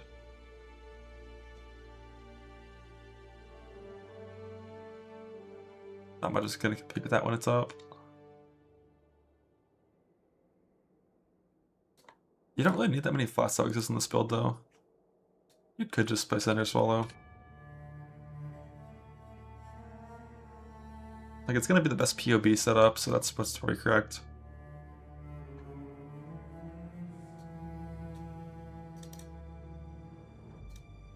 But definitely need some tattoos. Or to just randomly get it from like these points here. Like tattoos for ignite chance and then fire damage here. Because right now we have pure lightning. I think the only, well, there's a few different fire damage sources. It's like ring implicit or prefix, and then it's also this abyss jewel.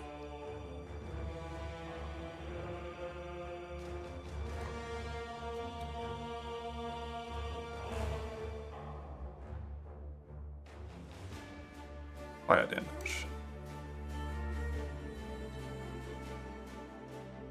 But probably just ring implicit.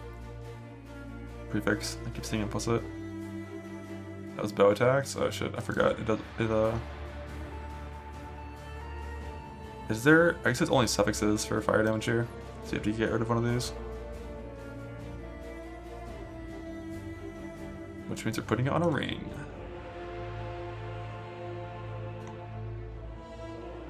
Which would come from an unveil. Something like that.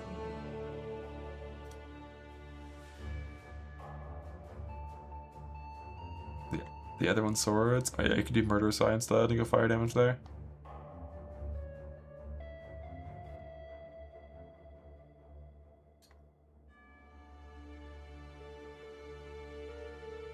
I just feel like it's probably going to come from the ring in most cases. Can't do. Oh shit, right. I never put these charge on kill rings. So it would have to be from the jewel. I'm not used to having those there. The best jewel of all time.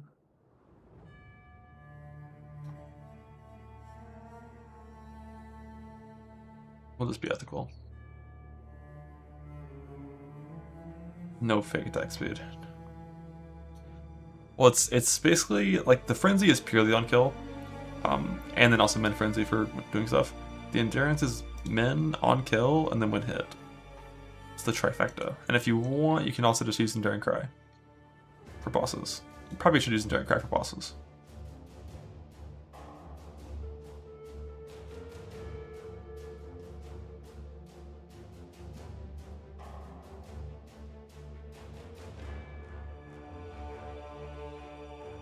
The problem with cluster only,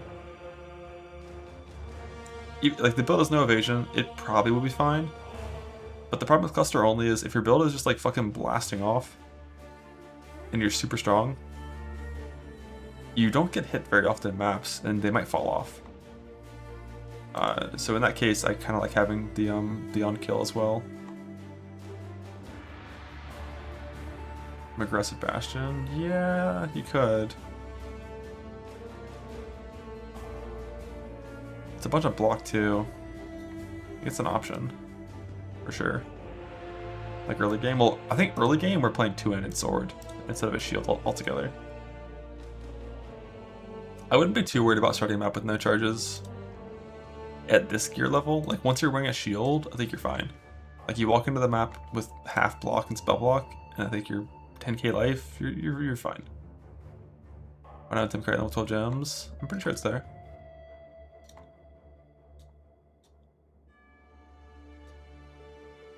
Four to 12, it's not there. 12 to 24 it is. If you want, you can add it in at level 10 right here, but you don't have to. It's mainly when you start sundering when it becomes good. On ground summits, yeah.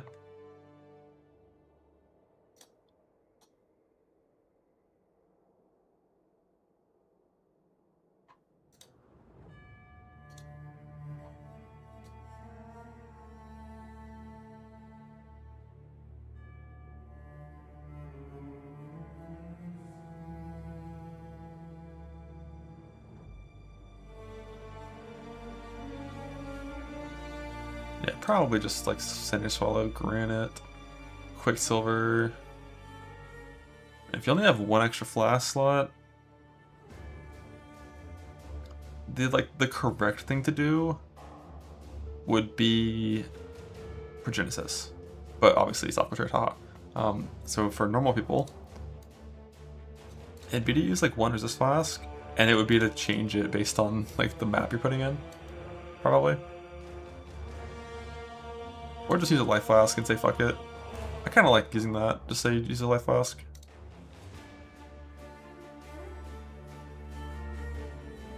Because currently you don't have any CB mitigation, but you just outreach in it probably.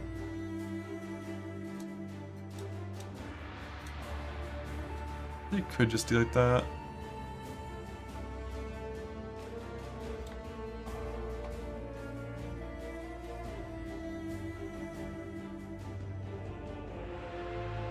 Orison, you could do Orison, yeah.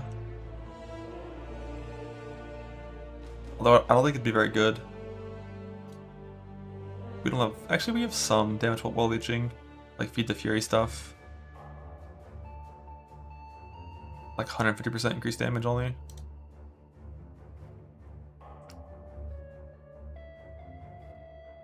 I think if I only have one magic flask suffix, I probably would just take move speed or... Actually, it's gotta be curse reduction, I think, in this scenario.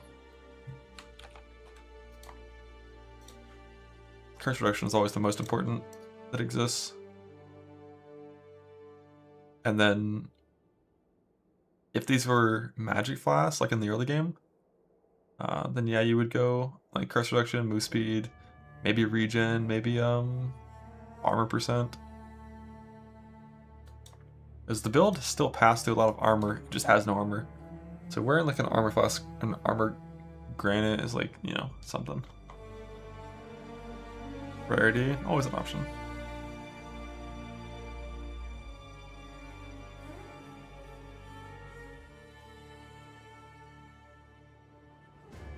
Damage you can leech life on overleech characters. The thing is, like, if you're attacking, you already are at your leech cap, no matter what.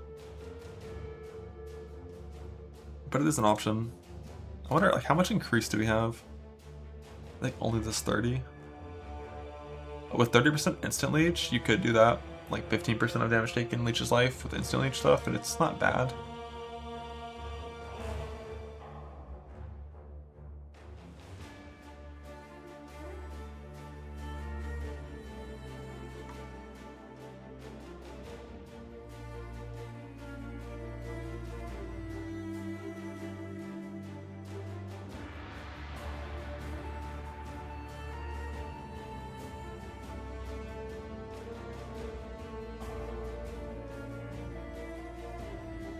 Yeah, the res over cap is like kind of wild how low it is.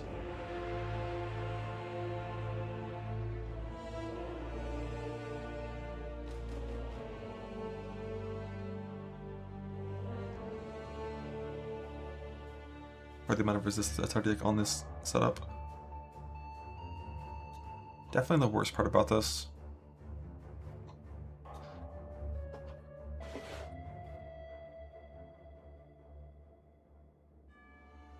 Probably just gonna have to help Alira forever instead of like a 5% life node.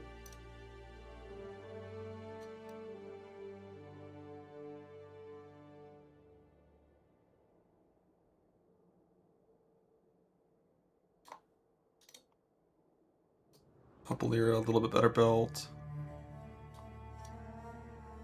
And it's fine. What is the Chaos Force actually coming from?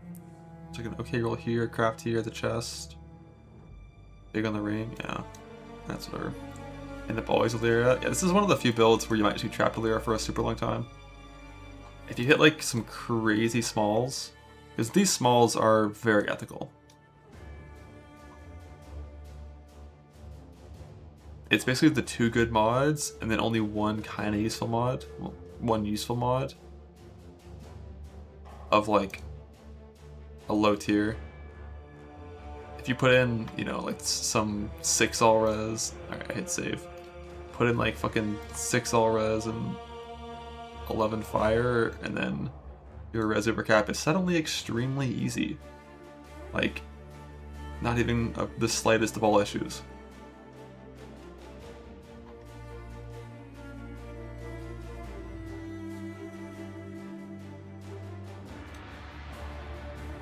If you had this character, you would instantly kill every Uber boss and not care about most of their abilities. In base game.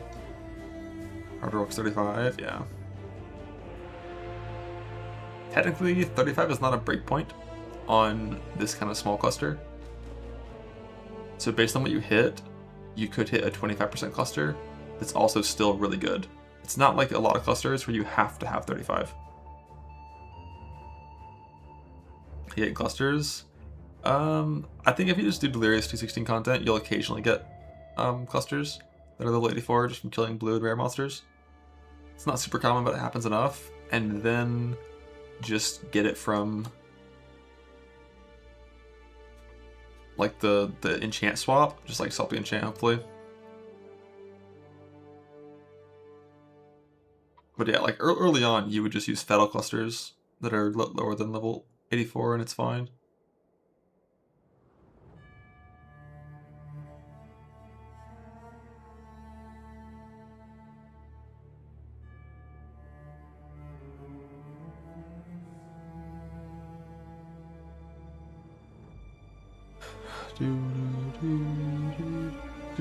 But I currently have absolutely no backup plan in case Fatborn goes with the super rare.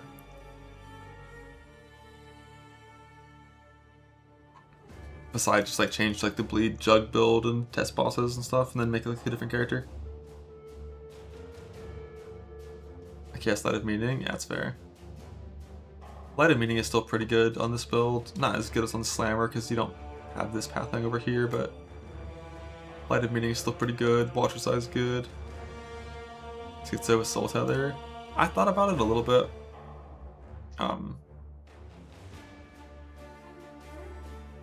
The problem is you drop Rite of Ruin to do that, and your belt, and you kind of end up losing like half of your damage to gain Schizo, and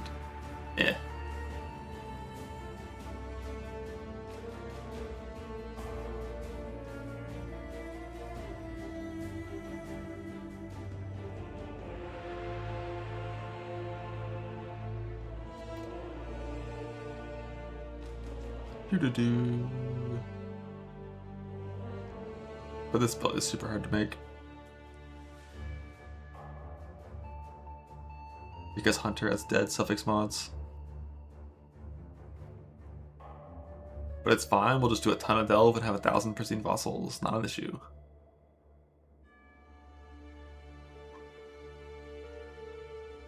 If both the gloves and boots are being crafted from the state of a fractured life roll, you technically would always have tier 1 life hybrid on the previous as well, so let's just put it in there, you know? Just put it in there. And that's the plan, is to start from that sub 4 software self-found 2-stone run. I don't really know.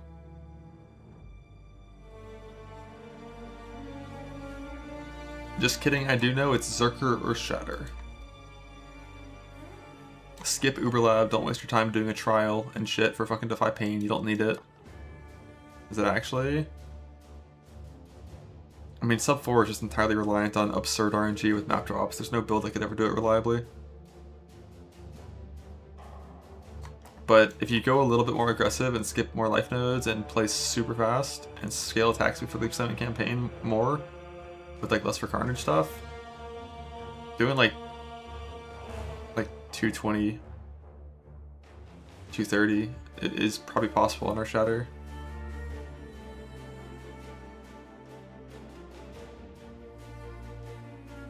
And slowly grind Slayer? No, it's not, because this build's actually good, unlike Slayer.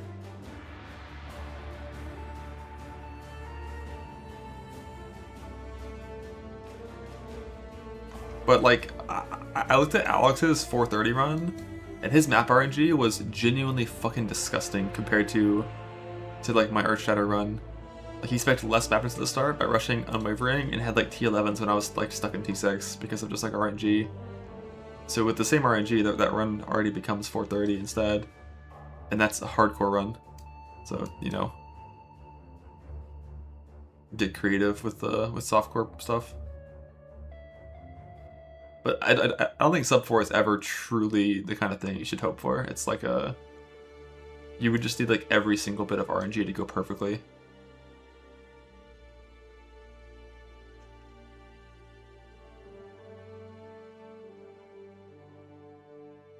That also was with like a Karui chopper with like 20 attack speed.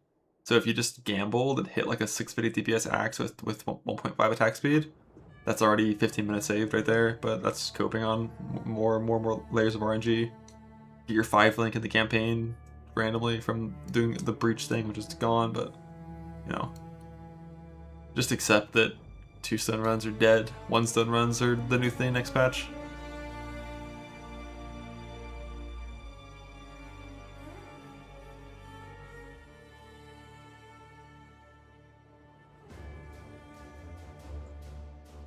It's like in yellow maps. You think this map stand's gonna suck bad?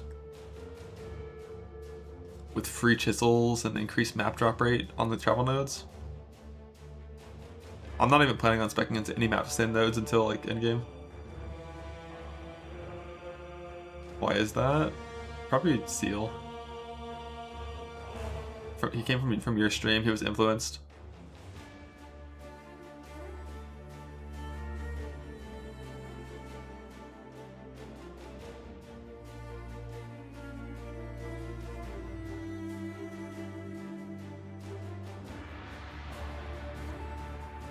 Fuck, helping Alira.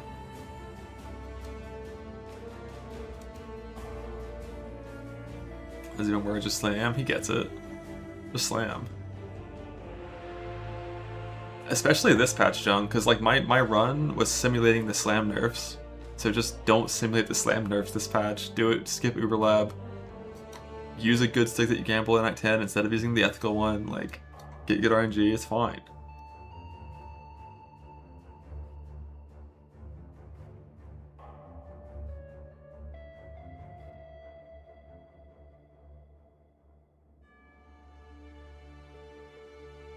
Great when dual strike is set up. Maybe. I have like not looked into that build at all, just because I don't want to clear maps with that. But the one part of that would be good, you could do Battle Mage Cry stuff. Actually, I mean, nah, can you though? Because you want to use multi-strike on that build. But if you skip multi-strike, you could get rid of Gore Dancer and play Warbringer. And do like Battle Mage Cry, double Hydrosphere, splash stuff off of it to do big damn. But you're going to scale too much attack speed, and I just feel like if you're doing that, you should play Slayer. Like, Slayer is good for strike skills, it's just not good for slams.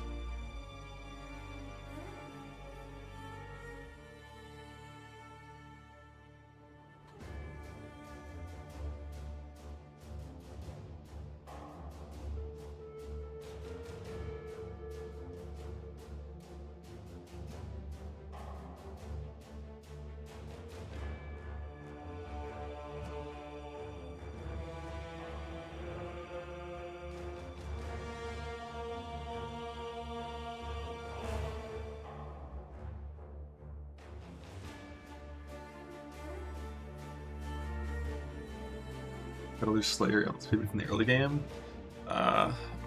Probably.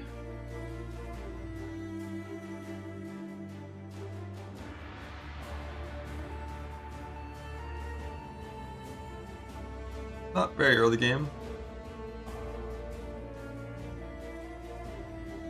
But the tree is the early game tree.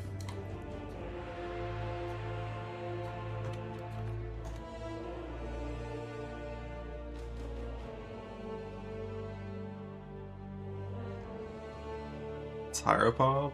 I don't know what that one is, but if you want a Hieropop, I would just use the actual character instead of the pre-league character.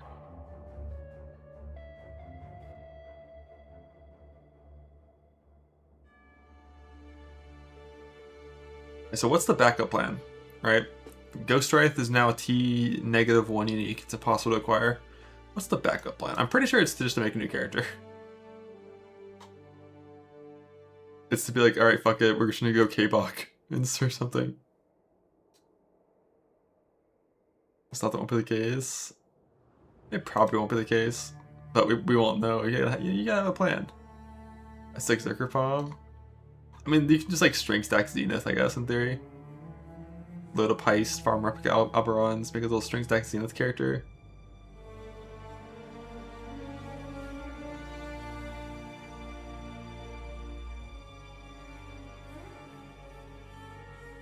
Check the Dustin Stamina on League launch. That's fair. And by that I mean, I'll have someone else do that.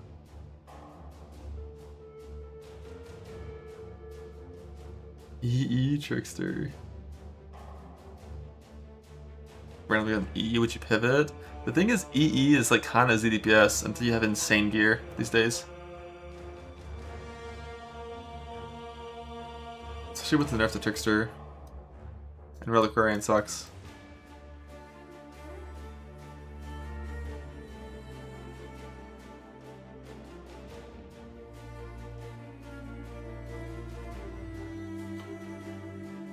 I mean, you could load up like Bleed Bone Zone Jug, but then simply instead of clicking Schizo, like you're pretending to be in Gauntlet, you click the new Bloodline for free level 1 Cruelty. And then you can still use like damage gems and jewels and go like some attack speed scaling somehow so you don't hate yourself. Could be a thing.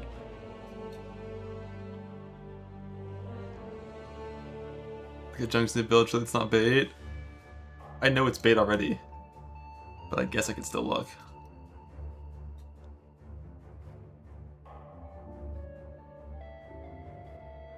He's gonna test this, thank you. I've heard this is actually really good in the campaign. And it kind of makes sense if you just look at like this section right here, and it's like you get your 100% damage mastery, you got free exposure, you got PT, and your +1 strike, and then just some okay damage nodes. Like this whole section right here is like really efficient.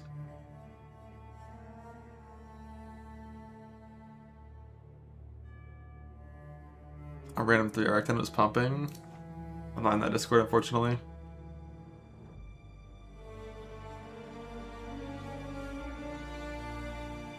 3 item with white weapons. Let's see it. Cinder Bleed. Yeah, I mean Cinder Bleed is good. That's what bleed gamers do. Like Bleed is gonna do a lot more damage than hit base slams. But then you're playing Bleed, and your clear is typically gonna be a little worse. Oh, then that's no tainted DPS too. That's really solid. Dude, that's like kind of nasty damage, actually. I'm using Cinder with a fucking dog shit ass weapon. That's kind of good, man. That is a pretty bad weapon for that. I mean, it's like fine. That's better than what I had in my run. Because it has a fist dog craft. Like normally, I would see this with like a flat fist craft instead. That's a solid weapon, and a 5 it's fine. But no, like Bleed, there's no doubt. Bleed slam DPS is really good. Thank you. I expect this to be egregiously 0 defense. Wow. So this is Merveil HP for Marauder. Well, let's see the dam. Let's see it.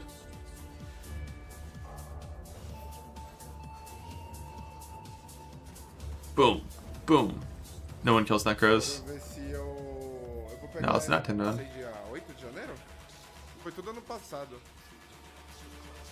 I mean, this being an Act 10 run and being this slow at Act 3 means it really picks up in speed. In the second half. Aí quando começou a dar uma engrenada agora em janeiro e que as coisas melhoraram. What's that tree?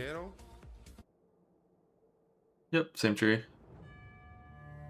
Except you skip the life nets altogether over here and skip life mastery. But that's fine. I would do the same in software. E que as coisas melhoraram. Mas é isso, mano. After first lab, what is your first lab? Just 60% area impact. Yeah, that's what I figured.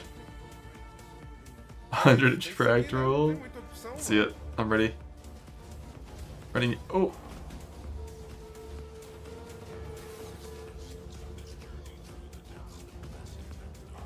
That is pretty good down. But like. Alright, let's see how it ramps. That is cranking. But like. Does any like okay skill not crank when you have half the HP? I guess it's only 5% less than normal. Is it truly white weapons or just like mid weapons? One thing about Ellie Hit though that's kind of weird, and probably why it's not good from level 12 immediately, you can't do flat damage crafts on like any of your shit like early on. Because of the way it like swaps element. 3% fire is, yeah. He's not picking up nothing intentionally.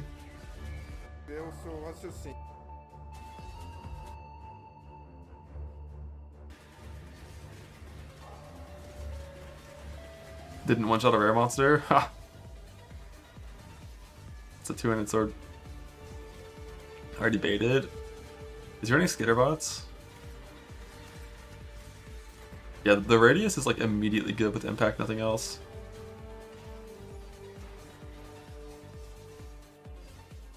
Para, mas juro, eu gosto ainda do Red Hunter, mas com a build certa. There's a library for it? Yeah, not worth. Huge dam.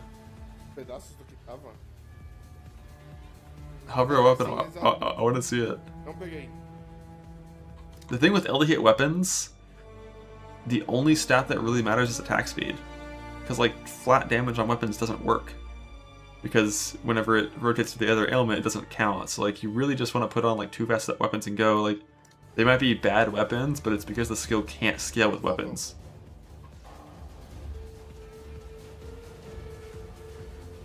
So they're always going to be bad. Ellie Dam Perfects exists, but it's a rare mod. You ever call? I missed it, fuck.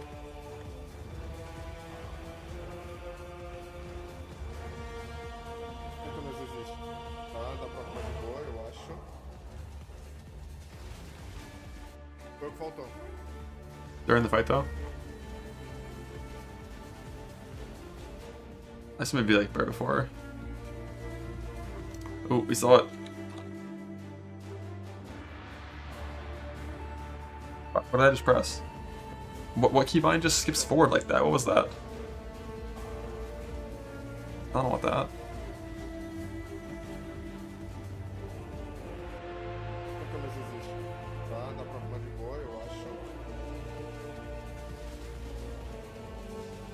I already forgot when it happened. Eu sempre sequelo, né? Esse é o único ponto que eu sequelo, mano. Sempre.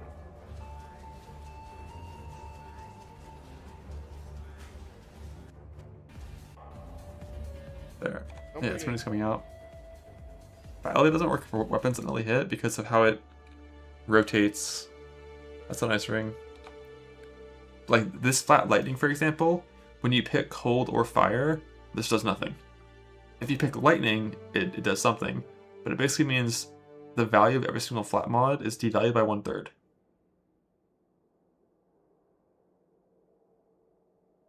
But yeah, this not having attack speed is not ideal.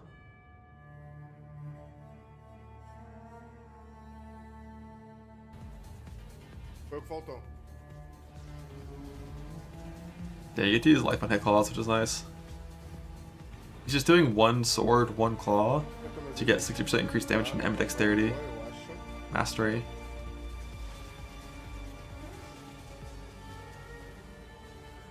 Eu sempre sequelo, né? Esse é o único ponto que eu sequelo, mano.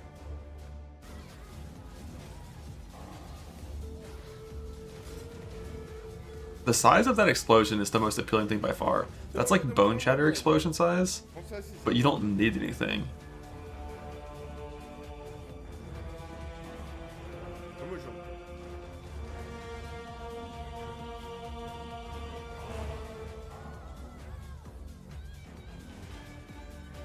But Whirling Blade sucks. Which are better than Bow's HP shit? I would agree completely, mainly because bows don't have movement skills, so they're always going to be bad in the campaign. Relative to good builds.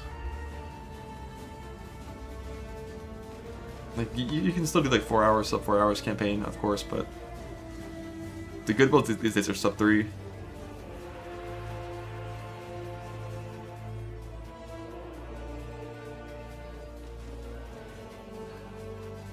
Yeah, like endgame, you're gonna wear a shield. You're not gonna do gold, but early game, did 230 was all points. Jesus, I'm sure it's with.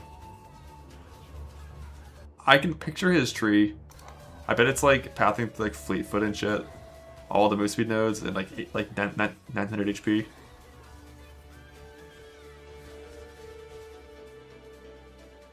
E aí, você não vai jogar mesmo, mano, na sexta? Tá ligado a hora? But that's fine.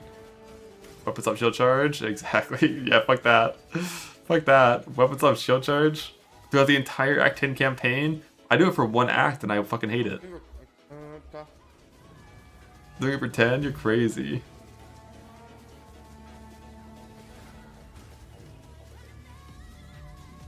But it would be really fast with move speed tree and attack speed tree that Ranger has. It'd be super fast. Perguntou uma vez.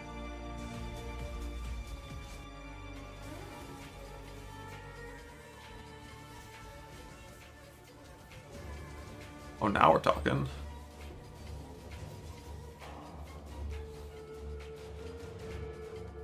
So uploaded the Blue Butcher video and published to YouTube. Oh, I gotta yoink some shit from that, I'm sure. Are we same weapons? Yeah, probably.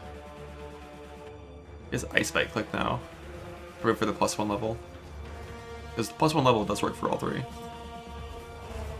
Find myself on start this. In software, yeah, for sure. In software, you can self-on start basically any single melee skill, and it's always going to be good enough if you just click damage nodes. Ever since the 325, when they did like the big melee buff, like all these skills do so much fucking damage.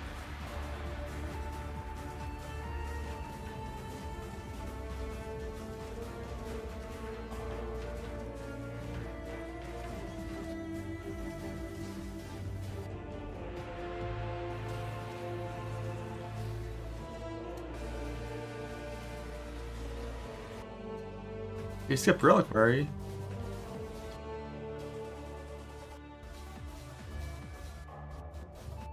Look at the unethical Slayer as our kill. Actually, it isn't at 20 coal yet, so it's not unethical yet.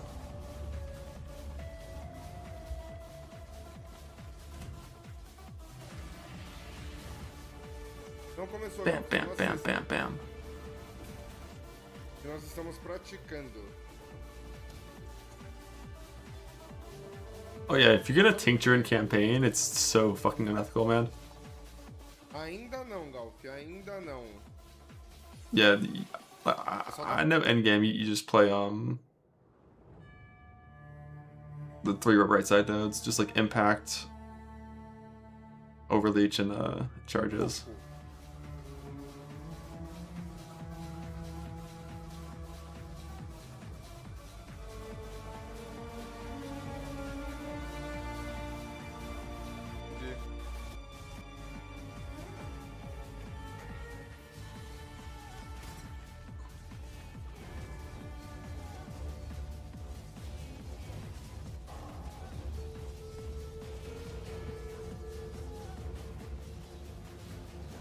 Did he get some area?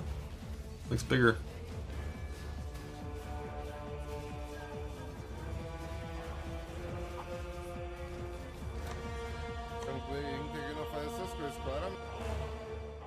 Why did it say 11 hours? Oh, it's a forced run.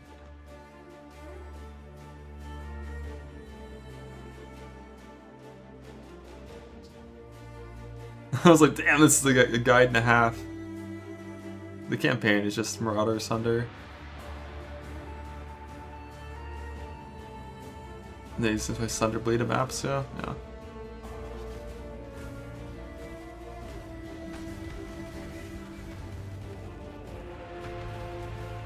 It's like not even bad attack speed.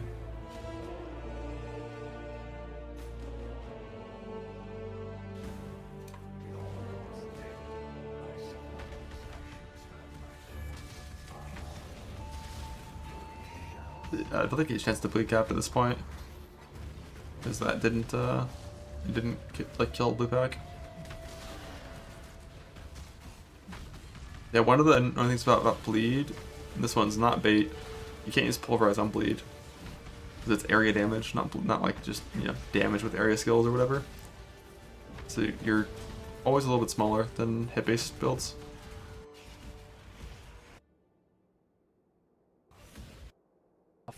Build other thing. When does he stop playing Cinder? They made Cinder bleed for a while. Ow. 50.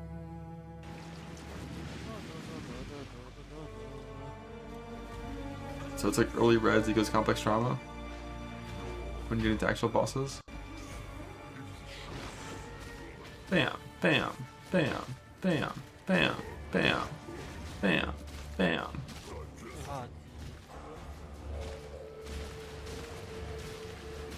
Oh, he got a big one. He got a big one.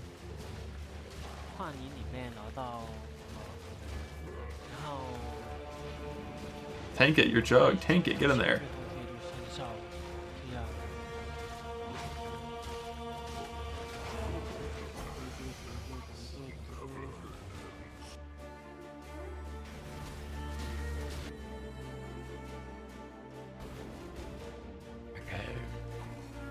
Bam, bam, bam, bam, bam, bam, bam, bam, bam. Oh yeah, is that a fucking LE damage tincture just for like a wed roll or for a bleed roll or something? Or a duration of ailments roll? What is that? What is that?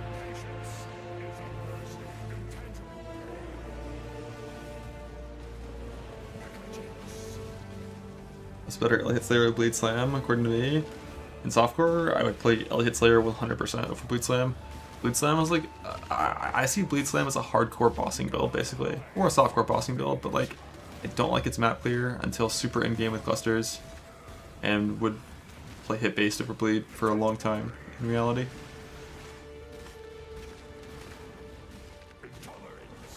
Is Single Tired's lower than I thought it would be at this point? But like these bosses might still be super tanky. I don't know if they are. Let's see a boss's health that I actually know. This one's pretty fast.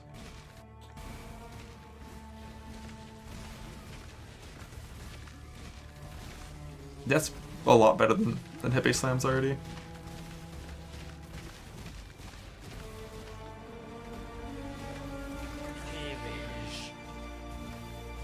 And his mana sucks right now, so his tincture fell off like instantly. No good like 9-set tincture hits.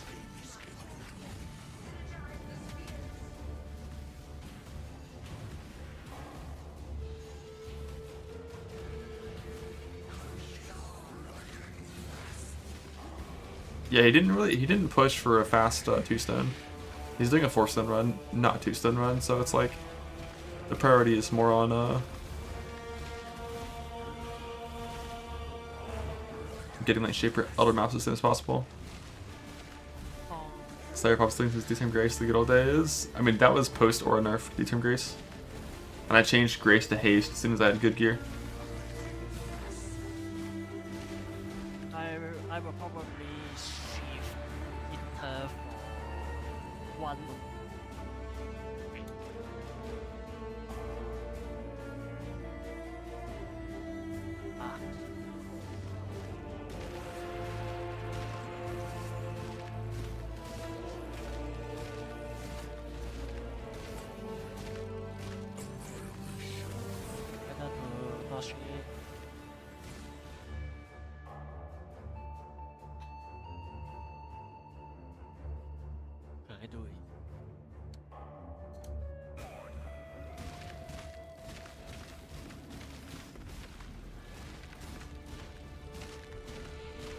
Tank it. Yes. We're Jug.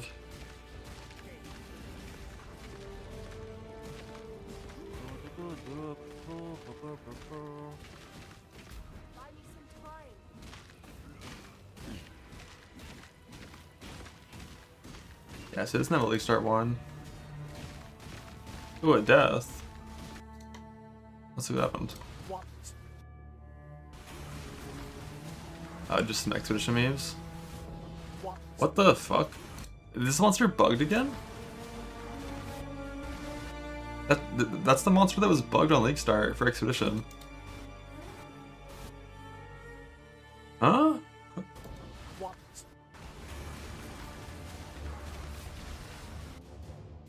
I gotta see what remnants he hit, what the map mods are. Because that makes no sense. I feel like he must have hit like Ignore Fizz or something. But I didn't know it was Fizz damage.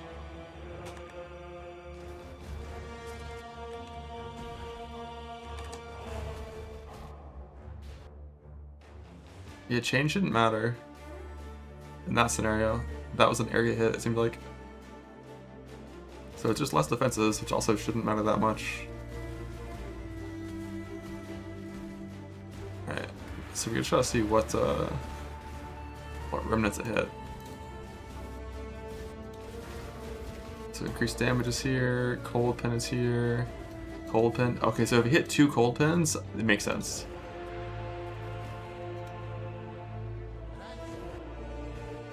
One cold pin. So you only hit cold pin, increased damage. I'm pretty sure you only hit 1. You only hit 1. That's surprising to do that much with only 1 cold pin. Increased damage.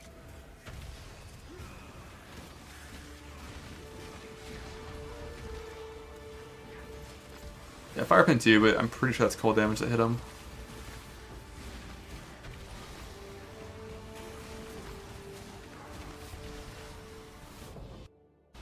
Like, that's a wild amount of damage. There is a frost wall appearing on him right when he dies. And there is wall chaining happening. But he's dying to this area explosion that's already on the ground right now. But it looks like there are 2 of them stacked. There's one here and one here. And this one that his foot is in is probably also hitting him. So it looks like 2 stacked up with cold pen and increased damage. And I think the reason they stacked up is because of this bomb exploding right here, causing like a little terrain thing to occur. So there's like 2 of them right here that both explode synchronized, so that makes sense. Does Ignite Refresh be fire hit? Anything could have done that, but it could be. It's possible the rare had extra as fire? Or is it something that spawned it? Let's see if we see the rare that spawned it. I don't think we really do see it.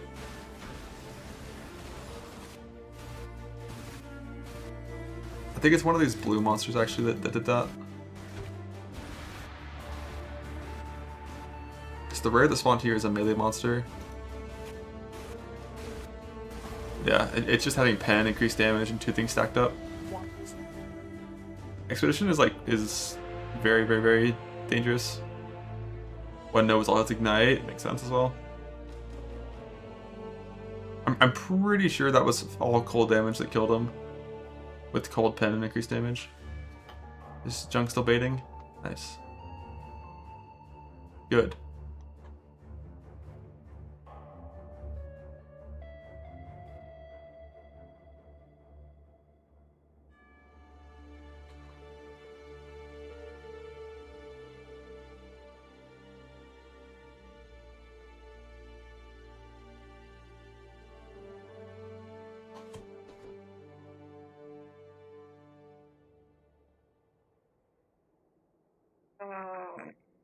Yeah, it is still pretty surprising for 7 charge jug to die to 2 of those things.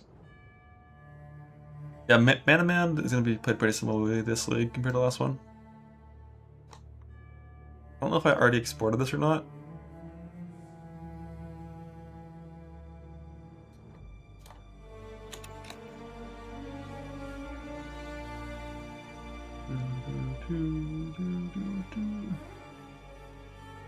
Okay, so League Start BOB is there, this is there.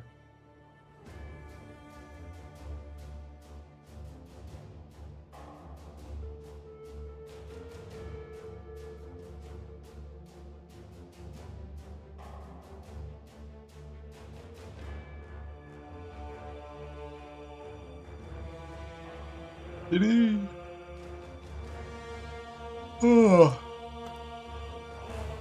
Yeah, the bare minimum for the chest for this thing is the chest. If you have the chest, it's playable even if you have none of the other uniques by going 2 energy blade. But if you have none of the other uniques, it's probably not going to be the best right at the start. Like ideally, I think what your target should be for the swap is chest, neck, and timeless jewel. And then you can play 2 energy blade, purity of elements instead of arctic armor, tempest shield, and leap slam instead of shield charge, and send it. About fob gun build, it's just a software thing. I didn't even look at it because it's just bows, and bows are not hardcore viable right now really. Seeing 3 Warcries right now. That's my plan. Is to just use 3 Warcries because on Zerker it really just doesn't feel bad. The Warcry cast time is 0.2 seconds. The duration is 15 seconds with the Warbringer. So I just didn't mind it at all, personally. Alternatively, like, there is a tree that instead of going up into Templar and getting Admonisher, you click Cannibalistic Rite and you path to Sovereignty, and then you can still play 5 auto exerts instead, if you want. And then it's only 1 self-cast Warcry, but it's like a lot worse. It's less damage, less life, more points, worse stat requirements. You can never drop Herald of Purity, really. Because Herald of Purity gives you 4 clones that with self-cast Rallying Cry give you 20% more damage. So Herald of Purity is actually closer to Pride in terms of the damage it provides. It's quite good.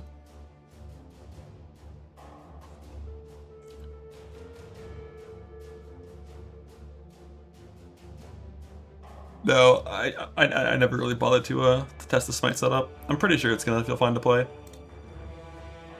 At this gear level, it's gonna be like very, very, very strong. I don't really need to to test. The budget setups I could test, but in reality, I'm not expecting to have any of this to test in a budget environment.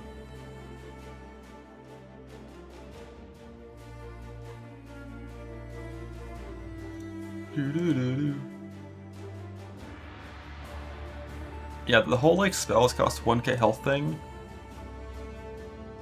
basically means Frostblink will cost 1000 health to cast, and Immortal Call and Conductivity, but that's all we press, so it's not gonna be that bad because we have, you know, Overleech. So we have Overleech and a ton of instant leech, so you're gonna be full HP in, you know, a tenth of a second.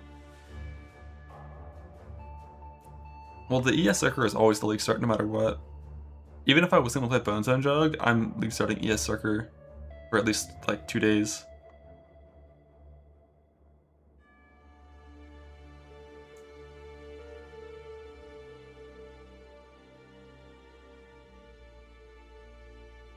Yeah, you drop to 5 pain for 40% more damage if you want to on Soft Berserker. Join the Cult and Holy Slam. That skill looks like ass.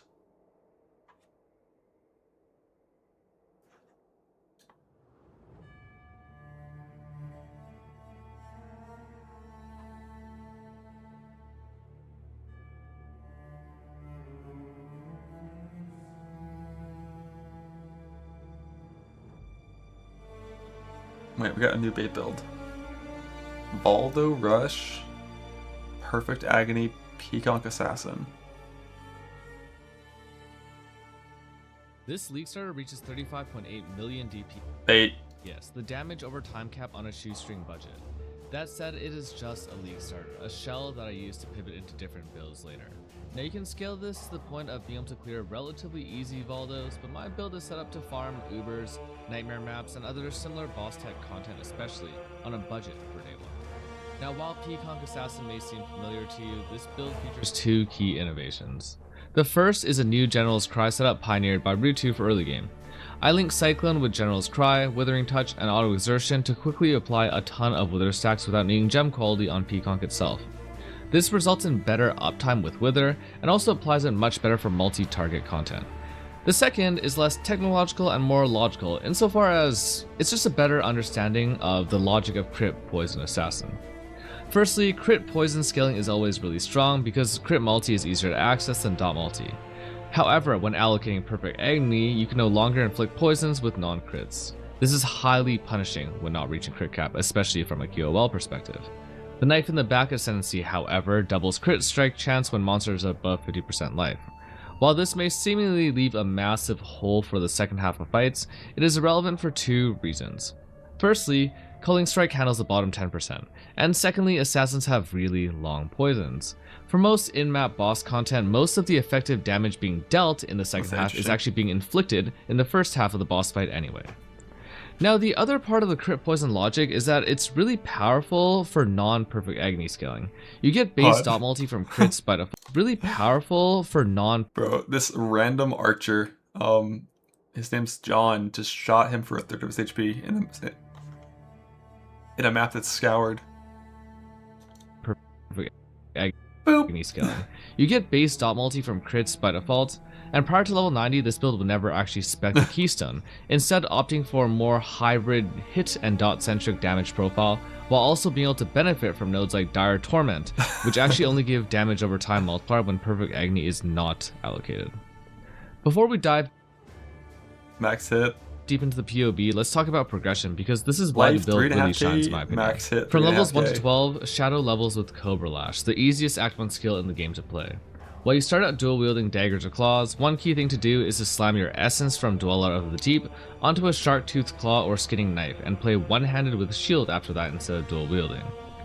Peacock comes in at level 12, and this is when gearing becomes really easy, because the only important base scaling now is from life flasks. The most important life flask. Whenever I did Peacock runs in Gauntlet for the Trickster Power Siphon pivot, I just passed like up through Blood Drinker to these poison nodes. Because like the life flask sustain, I never felt like it was needed. Upgrades happen at level 18, Grand, level 42, Hallowed, and level 60, Divine. But that isn't to say the other upgrades in between aren't incredibly meaningful. You'll note that while there are not too many gems required to play this build, the socket pressure is actually quite high due to... I don't know why he included that section. That's like huge fucking bait. If you're playing Peacock, you upgrade your flask every single tier religiously. It's super important. Party gems maintained during the campaign. In Act 6 from Lily Roth, you'll be able to acquire your General's Cry Cyclone Wither Auto Exertion setup. Like it pivots from talking about how like Grand Life Flask to Hollowed is okay, and then it cuts to his run, and he has three bigger flasks on, like the in-between flasks. They also self-cast Desecrate at the start of bosses to have that pool of corpses to pull Mirage clones from. This will give you much more damage through Wither while also freeing up your instant movement skill. It's not something you have to keep spamming. You don't need to keep spamming Desecrate. As long as the corpses are there and the boss is there, you'll have enough power to benefit fully from General's Cry. You almost lost. By the time you enter maps, you'll really want to have Peaconk bouncing. Now, while it is certainly possible to finish 2 stones with a non-transfigured gem, it has much worse clear, about half the damage, and also worse flask sustain. In fact, I don't really know why that base gem exists. Note that for more difficult boss fights, all you gotta do is swap out utility flasks for additional life flasks. Now, without further ado, let's deep dive into the POB, the core setups that I look at, and maybe some of the other considerations for the build. So there are 3 core setups that I really want to talk about within this POB. That is the Eater Exarch setup, which is based on my real character, the SSF starter setup, and then an early trade starter setup for the endgame. So as far as this thing goes, you'll notice that in this Eater Exarch setup, I'm level 77, which is quite low because this is probably one of my fastest runs to Eater Exarch. I took about 4 hours and 41 minutes from a fresh start to get and kill those 2 bosses. You also note that I don't have perfect agony, but crit scaling is really, really good. And just to illustrate this, I have 1.8 million roughly estimated DPS right now. If I click Resolute Technique, that goes down to 757, so a massive gap there. It's really nice also to have more hit-based damage early because it's more responsive. One thing to note in this setup especially, it's really important to be using Plague Bearer quite actively when prepared to have extra. I do think it's kind of valuable to have Energy Shield, and the way that I would recover this is through this mod and this mod on the belt over here, and then grabbing Ghost Dance. It's pretty similar, and you can see the damage is actually pretty solid, around 11 mil in this. I would also try to get at least 1 follow through jewel. It got nerfed this patch, so you can't be stacking them, but it's still pretty strong to have at least 1. In terms of jewels, I'd be looking for things like life, multi, res, attributes, and there is a decently sized attribute gap to make up, although these things could be a little bit lower level. No, the ones though, right away, things like Born in the Shadow, it goes from the numbers going up to 6 seconds, so it's like the pretty numbers good to going have. up. You know, it's I guess how we do it, and go into this. I think it's somewhere around here. Let's see so it. yeah. That's where this is. The gold Obi is stuff. just supposed to be a cord belt for the upcoming patch, where I would anoint Field Medicine. And then I would anoint Whispers of Doom on the top side, so I can run both Assassin's Mark and Despair. No, the most explanations. Alright, so we got Asenath's on for some pops. Oh, what's up? Thanks for the raid. There's another Act 1 run soon. Lock in. So we basically added a bunch of curses, probably temp chains. Isn't this just like some extra poison shit? It's gonna go into this core POB, which is my early trade POB, what I plan to be running for probably about 12 hours. Yo, Fub, those are shit, right? Hours, I would say, from somewhere around the 10-hour mark to maybe the 24-hour mark. The Ascendancy stuff is still the same, and I'm not really relying on Forbidden Jewels because I just didn't feel like thinking about them. There are some good options though, right away. Things like Born in the Shadows. You're beating everyone? I thought Trickster so. would change how the setup goes. Escape Artist is still really good with Necrotic. 14, no, maybe like about 15% expensive these things will be. 4 slots where you might be all, and there's Trickster Jewels. Soul Tether lets you do ES Overleach basically. Yeah, it's like half uniques. No, it's majority uniques. It's majority uniques, let's go. Or actually, it gives you life overleach, and then lets you leech additionally beyond your life pool to keep on leeching ES. It also works with instant leech. Anything that caps over your life will let you instant leech jewels at all, but it could go up here. And the Watcher's Eye is optional. There's a bunch of options to play. The progression is still on it, which is probably the most important thing that I keep on forgetting.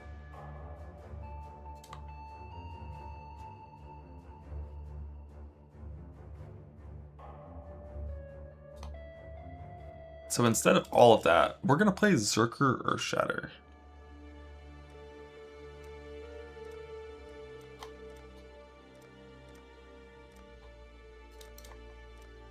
Swift and silent, you stole.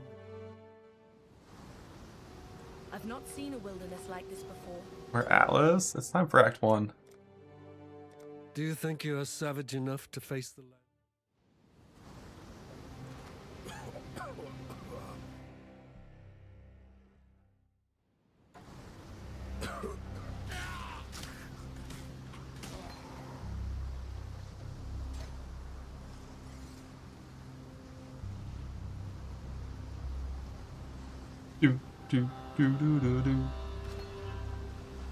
This is the best bow skill in the game. Most amount of uniques killed, burning arrow.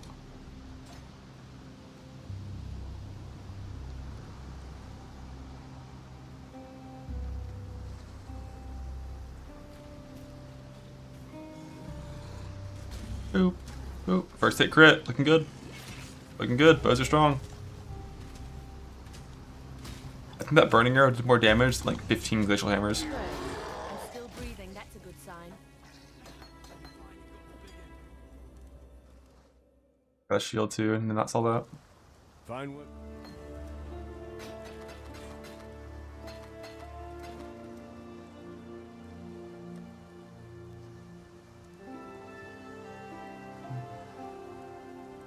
Stay sharp. Nothing crazy there. Farewell. It's like a red-green, but for 2 wisdom, it's kind of fucked up. I'll just hope that this goes better on the Marauder. 9 gold as well, so probably not going to get the...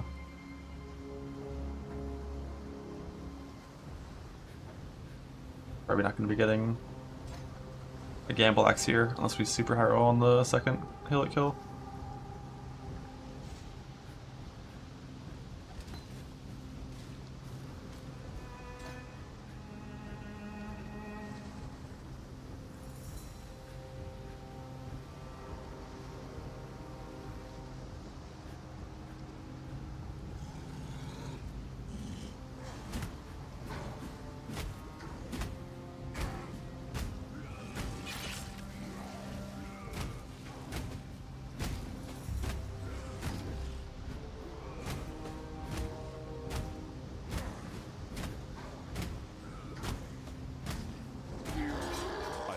See another dawn.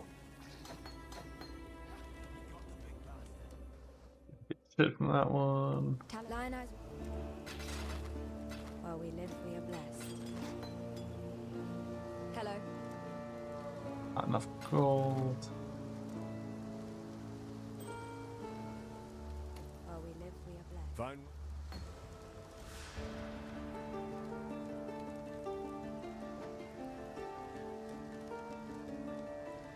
Why does everything cost Farewell. fucking 2 wisdom scrolls?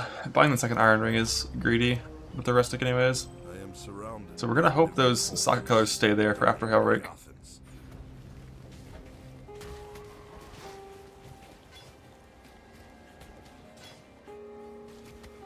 There were a couple good colors there, I just couldn't afford because I was greedy and bought 2 rings.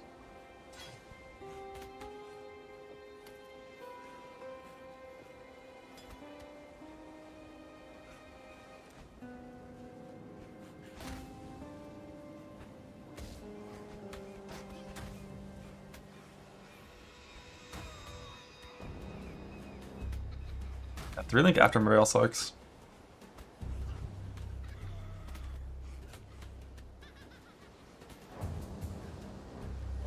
Pretty long coast run. No Gamba, but I have good Jory. Heavy strike for Crab. The problem is it barely does more damage than Oh, we're dead.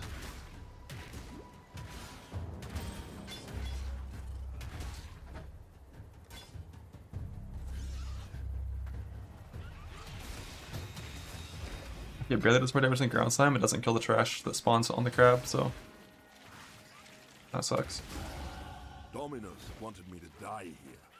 I will disappoint him. No blue royal flank, it's not fair.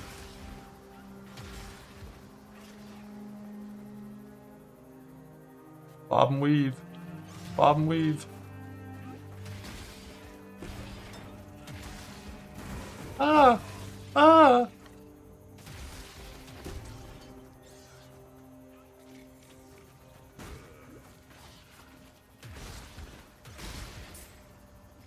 Didn't log? Hell no.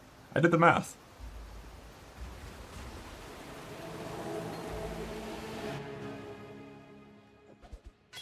Got an inventory.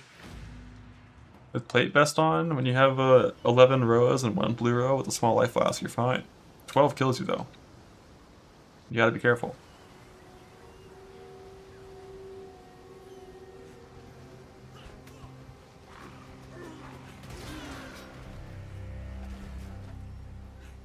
I'm gonna grab that leather cap, I guess. My sockets are fucking awful right now.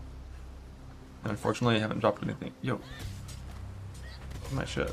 I'm surrounded! What is this? I'm surrounded! Bro! Is it PoE 2? I tried to dodge roll, it didn't work. Freeze! Oh, I'm so poor. I don't.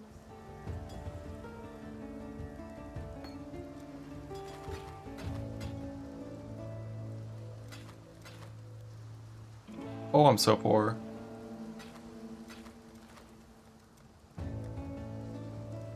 We're just gonna get blood and sand. Gamble a weapon that's trash. Now that you've drank.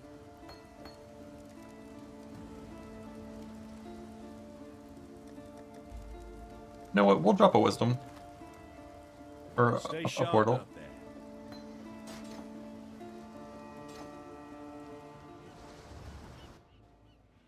We'll drop one. In the next 10 seconds.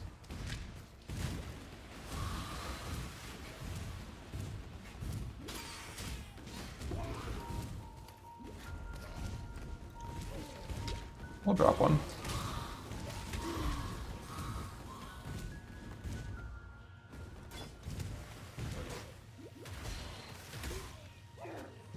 Physical resistant blue pack? Okay. Oh, no, it's this layout. No. No purple soldier GD lost. I said don't buy 2 iron rings. It's not worth it. It's not worth it. You just don't have enough wisdom scrolls. You can't fucking buy your colors and everything sucks. Swift and Greed is a sin for a reason. I've not seen a wilderness. Do you think you are savage enough to face the land?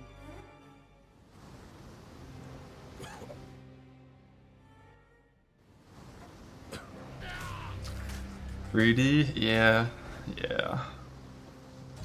I think technically it's fine if you have enough gold to gamble and axe. It's like kind of okay, but it's not worth it.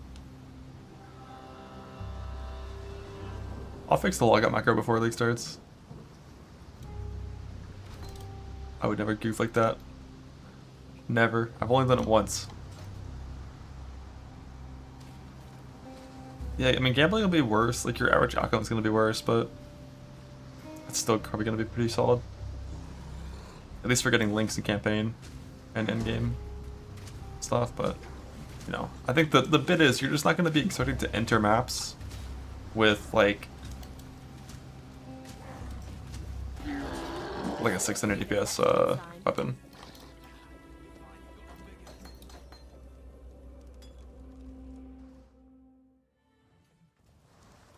Fine work.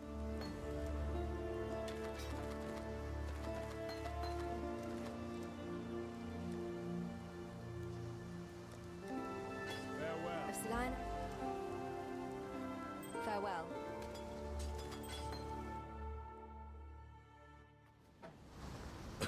Yeah, you can still get lucky.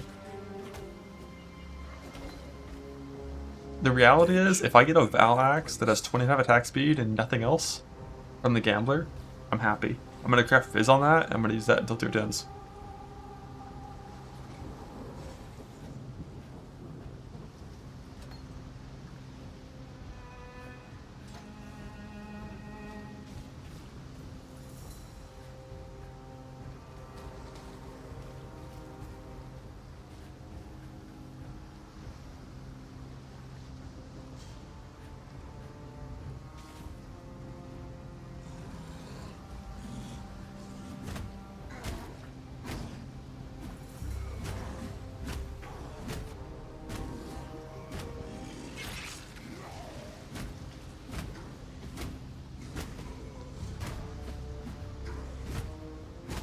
Bonk, bonk, bonk.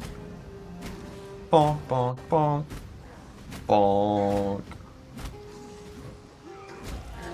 I live to see another dawn.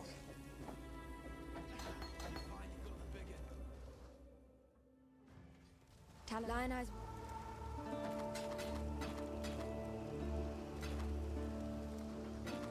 Farewell. Hello. Farewell. There's an island. Fine work.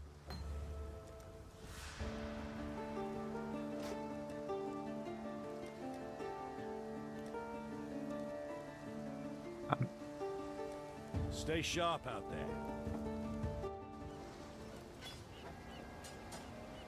I don't have a level 1 shield yet. By living corpses, dying Moriathans. I guess I actually prefer momentum. My early ground slam stuff.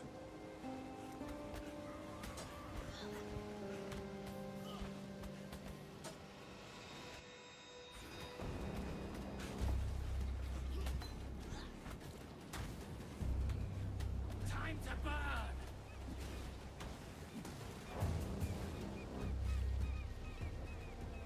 Die. On the chest, just for the Roas. Keeping the red gem, because I'm going to venerate for a scroll fragment for my last scroll of wisdom. Economy's good this time. I didn't buy a second iron ring. Like a greedy.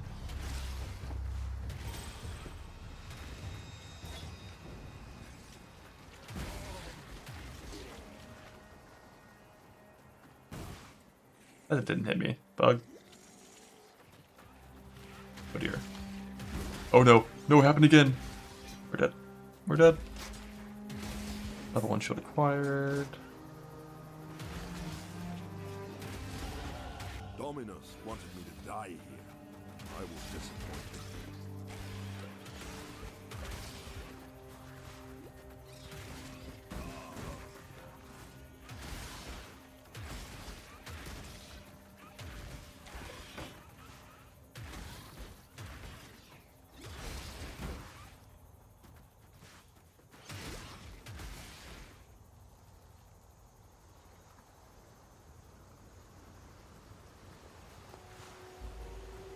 I think. Go ahead and swap ground slam here. I guess for like momentum is really good in mud flats, so you can get the attack off before you get stunned.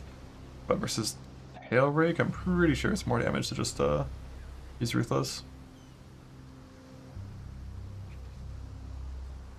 And then I have my chest ready for the shield charge links.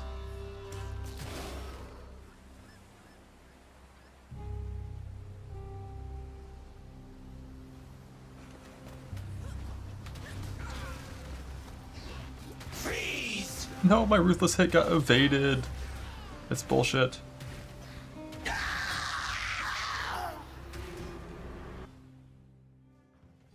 I don't. We're gonna do one of those. Sell this stuff and actually keep that and buy God hasn't these and no Gamba. Got a job for you. Like 3 red or some shit. Farewell.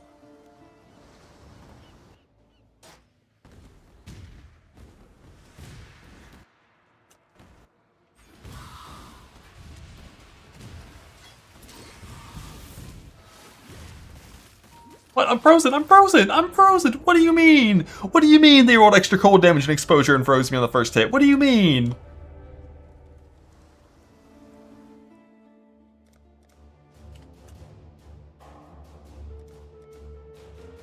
Marauder gameplay? Nah, it's just, you have to just log out if you get frozen. But who wants to do that? Who wants to do that? No one wants to do that.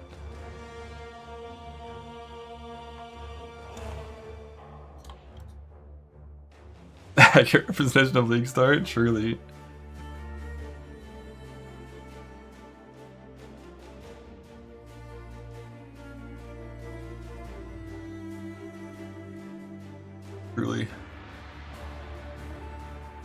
Ignore Mirage in the campaign?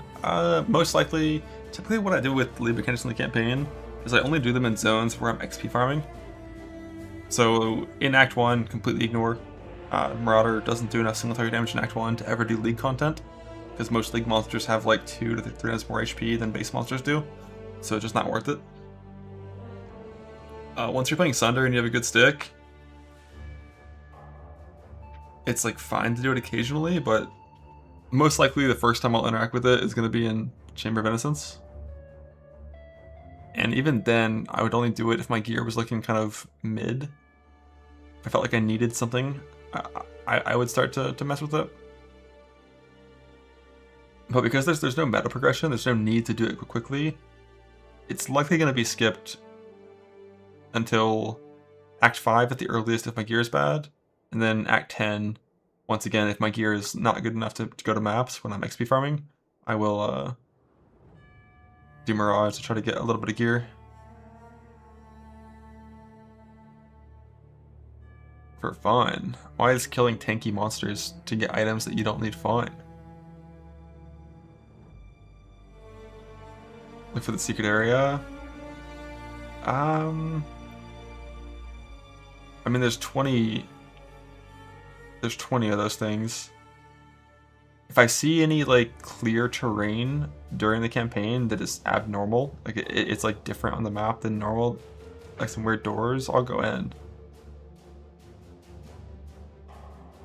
But the only one that I really care about properly is the 5-link one, like wherever that is.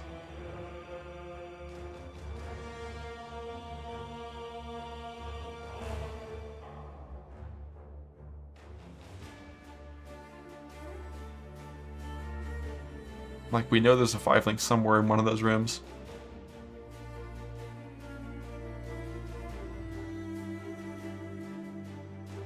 Thought it was a questionable word. I mean, the way it worked last league was Breach in certain zones had guaranteed loot rewards, including a 5-link in 2 different zones. And then this league, they added 20 extra side rooms to the game.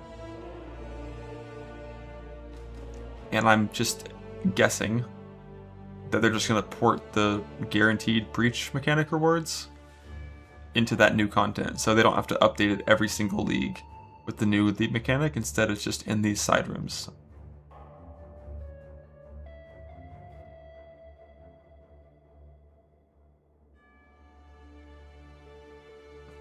But I don't think we know. I mean, just for fuck's sake, I can just do the Mirage and Slave Pens and just see if the chest gives a 5-link. Because that's where you get the first 5-link with Breach.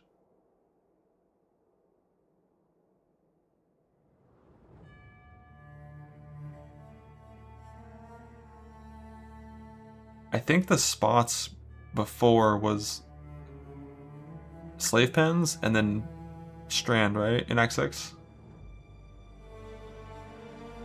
Like about Ziggity test video. I mean, I watched it, but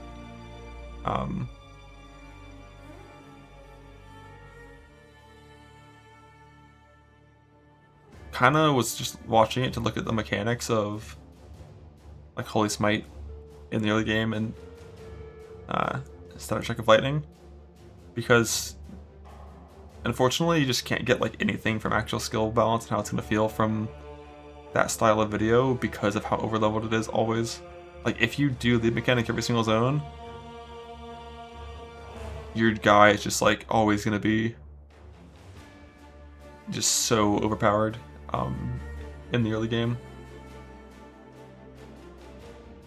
And one thing that did stand out though, he went into a lead mechanic zone, a Mirage, in like Act 5 while he was like overleveled. And the power he took was Adrenaline and Onslaught, and the monsters were still kind of tanky. Which to me says, like, when I'm shield charging on a Marauder, I'm not going to try to walk into that and do anything. Because Adrenaline in Submerged Passage, 100% increased damage when your build only has 30% at that point. You know, it's kind of disgusting.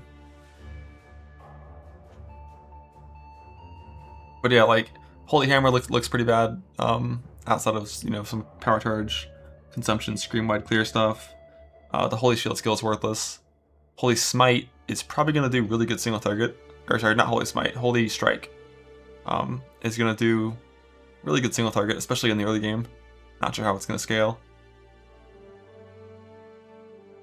And Static Strike of Lightning has potential in the end game, but it's going to feel bad if you play it in campaign or early maps. And Holy Sweep is trash. What's Hammerlick shit? Math, mainly.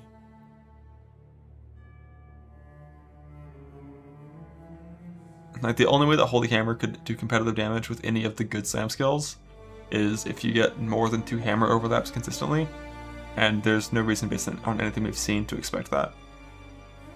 But if you're only getting 1 hammer plus 1 slam hit, which is definitely seems like it's going to be the reality, it's just going to be super fucking ZDPS. But its screen-wide clearing potential is very high.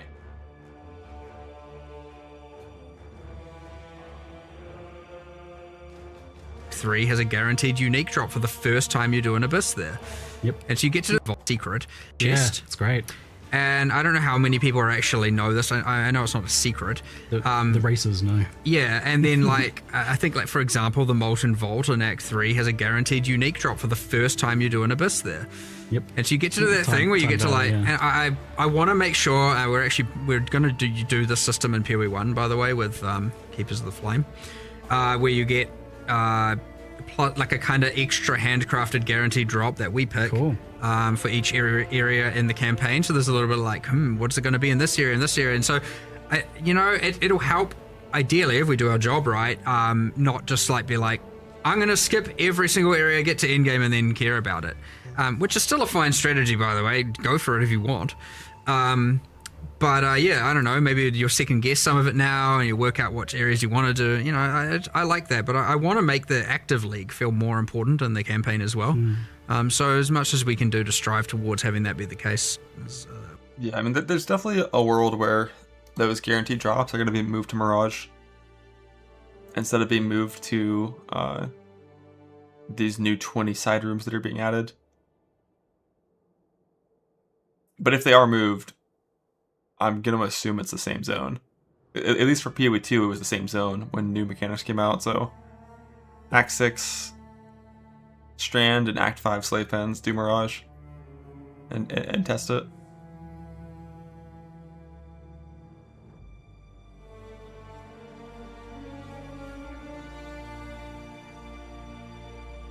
Alright, I gotta look at some Owl stuff again. Because I was kind of expecting that I would do a mapping run today, but I just don't feel like it. I know what to do. I don't want to play it out. It's fine.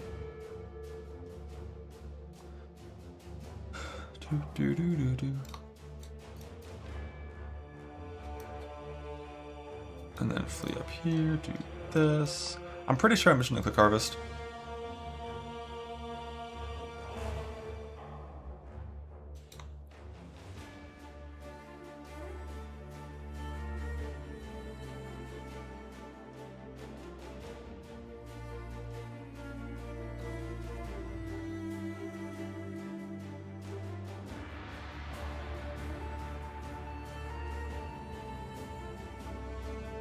You're not pressing Breach? I'm pressing Breach. Unless Modifier Tier Rating or Fracture or like, you know, one of them gets nuked, I'm definitely pressing some Breach.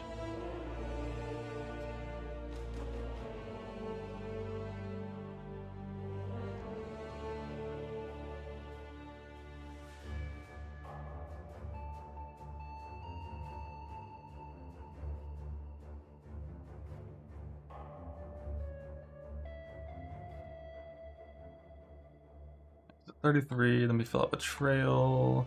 I'm skipping this note at the start because I'm a coward. Provisionings. Not adding any points down here.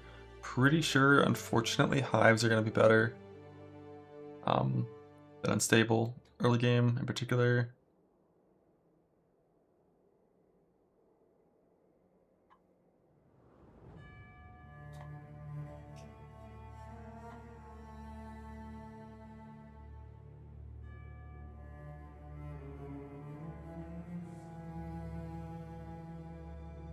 God, breaches, it's just wild how many points breach is. It's like 35 points.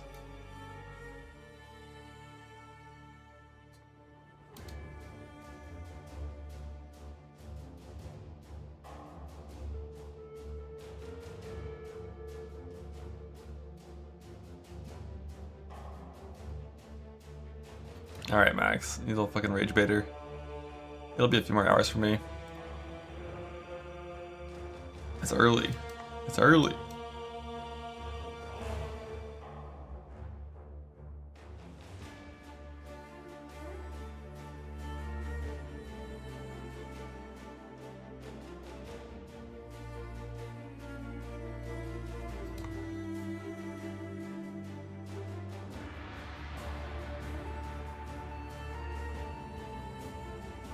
Okay, so then we'll just add harvest. Adding in harvest is going to look like probably this. I come down here and get these quant rated nodes first. I should save this as a breach tree.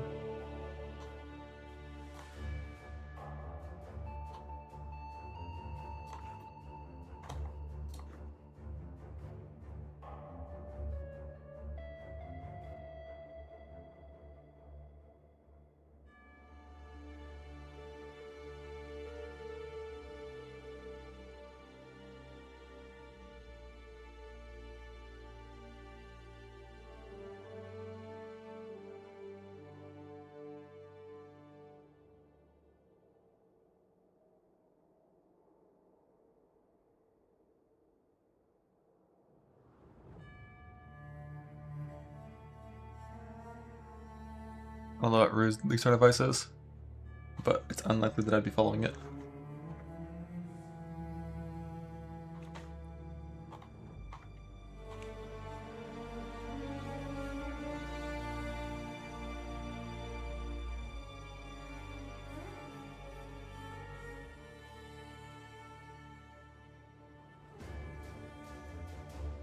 Shower and fucking play PoE for 18 hours straight. Meals, don't shower and fucking play PoE for 18 hours straight and kill yourself because you want to farm. That You shower beforehand.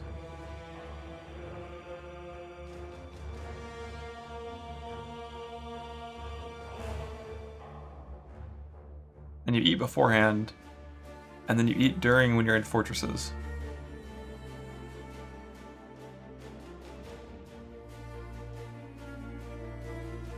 Shower the night before? No, you gotta shower the morning before.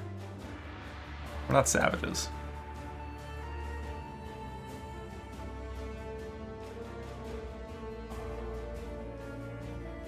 Alright, now you spec into delve and start delving.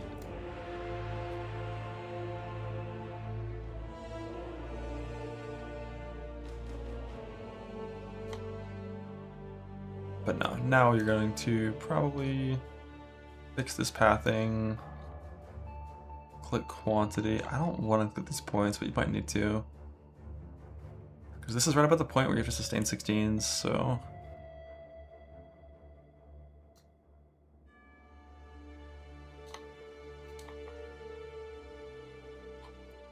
Yeah, tree is mainly just for hunting fractures.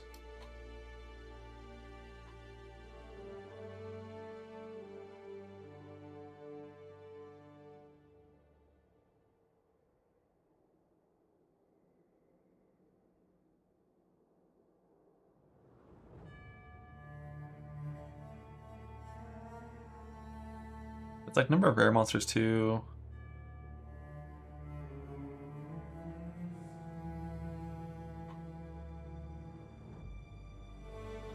I don't think we can ever do different pathing to make it not look ugly.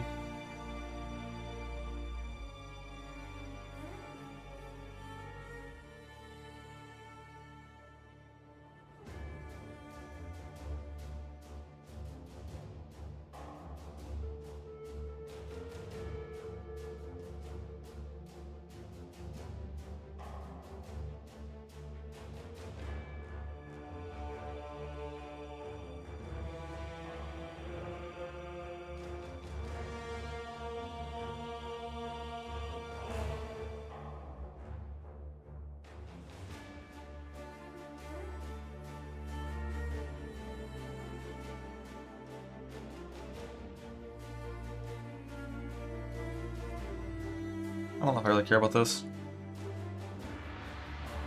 It's not needed. Like this would be what I'd push for.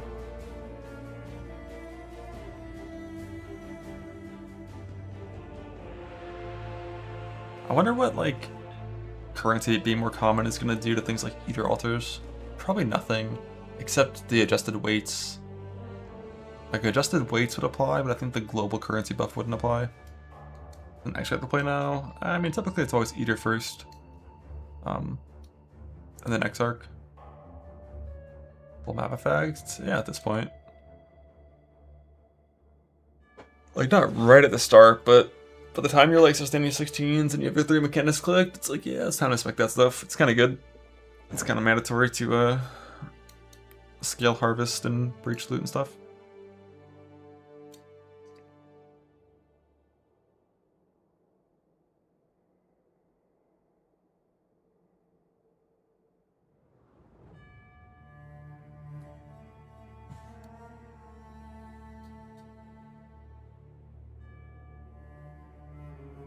We might need these points here. I just don't know if we need the Hive Blood or quantity or not. And by this point, could unspec hives and go unstable possibly.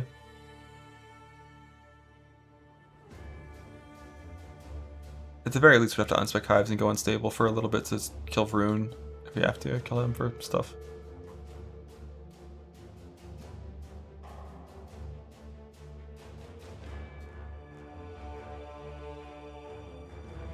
Yeah, I think hives are going to be better than unstables early on. Like pre-scarabs. It just depends on your priorities. But like, this meaning you can't spawn Fortress is not good.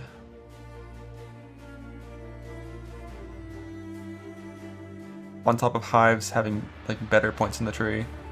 Like the hive points in the tree make hives better. The unstable points in the tree make it so you have to do more unstable breaches. So on like a per time spent basis, like hives are gonna drop like the loot of 2 unstable breaches.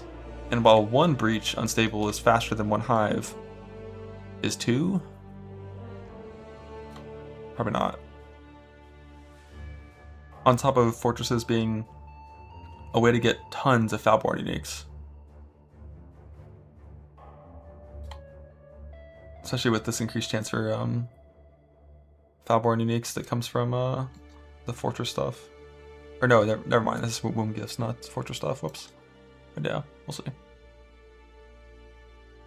But the best case scenario would, of course, have been being able to do unstable breaches only and still get fortresses. But that's just not how it works. But pretty much the moment all the fractures are obtained for the crafts that I need to do, I would just fully drop breach.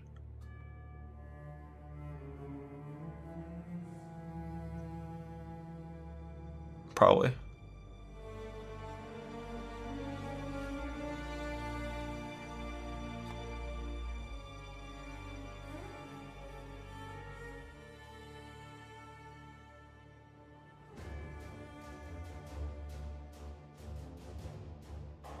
Would increase my Ultra's node if you're a coward. On red side, yes. On blue side, not really. The downside of Eater of World altars only really matter for boss altars, which you just don't click. For Eldritch Minion altars, you don't really care if you give those guys Overwhelm, 40% Physicals extra, and Haste, and extra proj. Like, they don't really matter. So you kind of don't care about these downsides.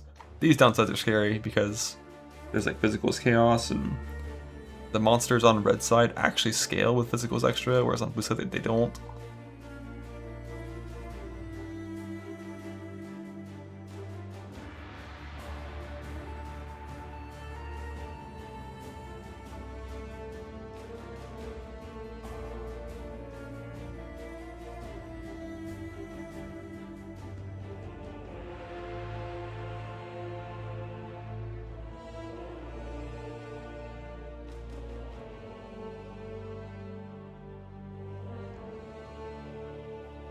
Yeah, I mean, losing Scourings on Eater is something, but It's just for exalts, really, and possible divines if you get lucky. And pretty much as soon as you get all your implicits on like your good level 84 base gear, you would just get rid of this and go red side for a little while. But exalts and divines are still the good shit.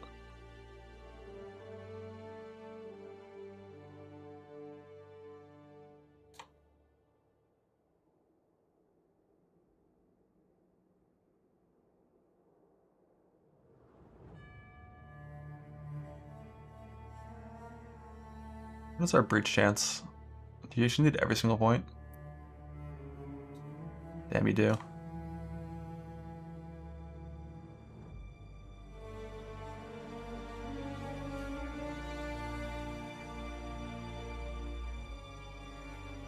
Oh shit, I didn't have this clicked, whoops.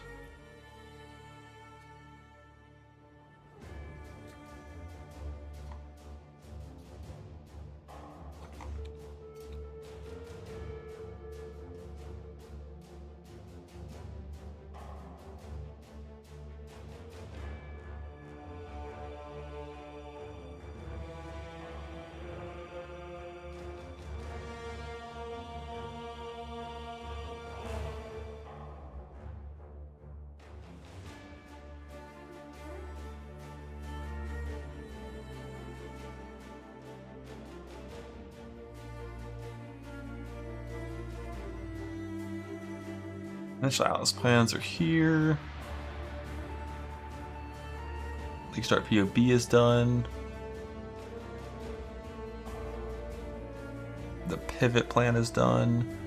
I haven't even like looked at strength stack stuff. Like it'd be nice to have both a Grey Wind backup plan and a strength stack backup plan, but I just feel like the Grey Wind backup plan is to make a Slayer. Because if you're playing strike skills, like Slayer is often better than Zerker. The only reason it's not with like the Ghost Wraith EB stuff is because of 30% instant leech to maintain your ES is like really strong. But for all those like right side Slayer builds, nice. I want 2 more wave hives because more waves means it's slower and you don't get more wound gifts. You don't get more graph. Before I go watch the 2-stone run, have any gamers done a notepad walkthrough for a noob? I've got a POB walkthrough. I don't know if anyone's done a notepad walkthrough, but if you go to the spreadsheet, there's a POB walkthrough that has all the gems throughout the whole campaign and stuff, and the trees.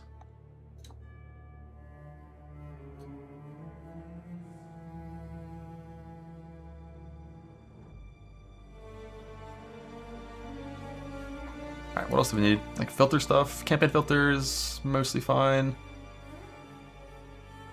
It might not load because of the things they remove from the filter though.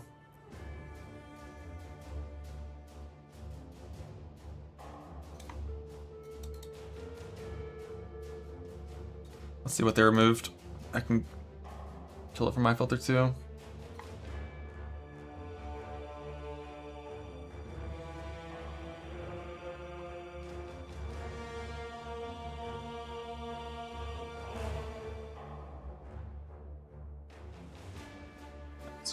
Chisels.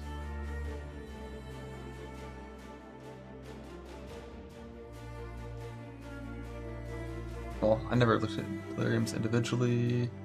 Implants were never here. Horizons.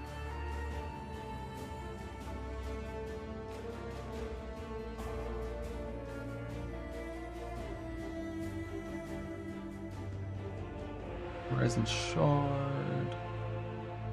NG Shard.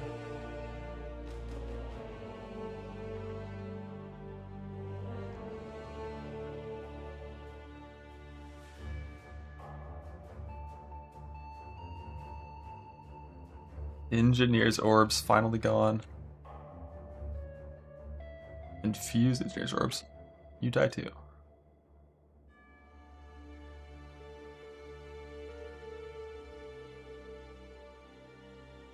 They killed Binding Shards too?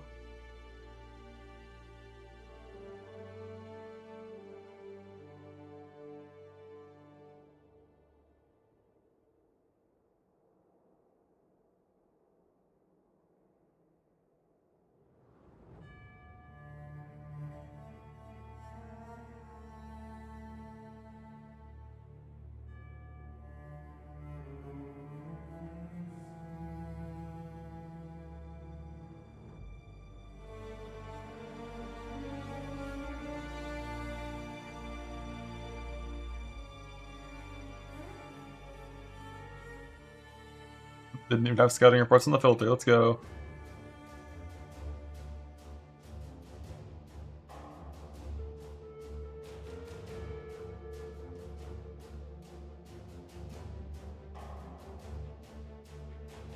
I'm pretty sure diff cards never need to be removed, really. The filter still works because they're still in the game. That should be fine.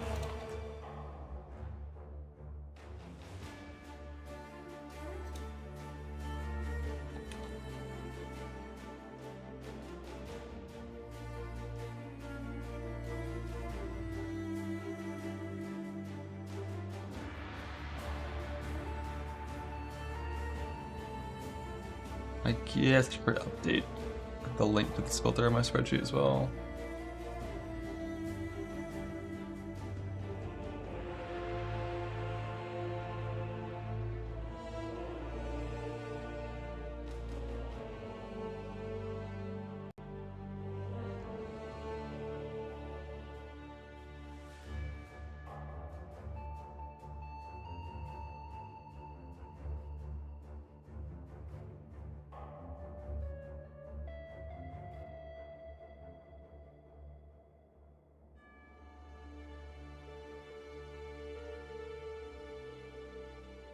I don't really know about filter in-game stuff because typically Filter Blade isn't up to date until like 2-3 hours before League launch. So I'm not really gonna bother with any mapping filters until then, I think.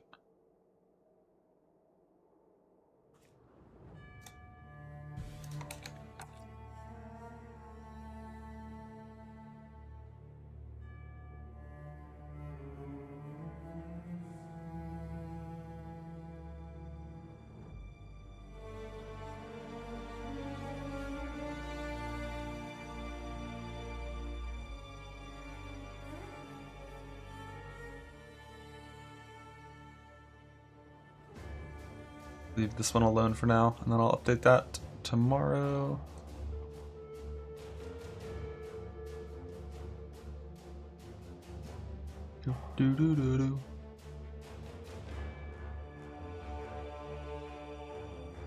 But I guess I could go ahead and look at it today and make sure at least today it's correct, mostly. Or how I want it for most things.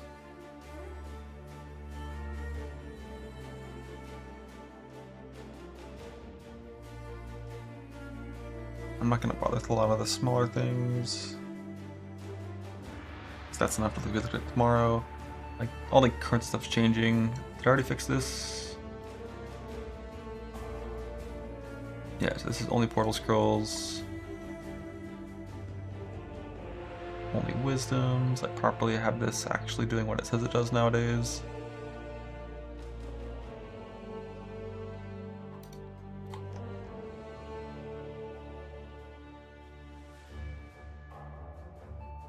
I'm pretty sure I remove sounds. Yeah, I remove sounds from all life force for VOD, so he doesn't complain.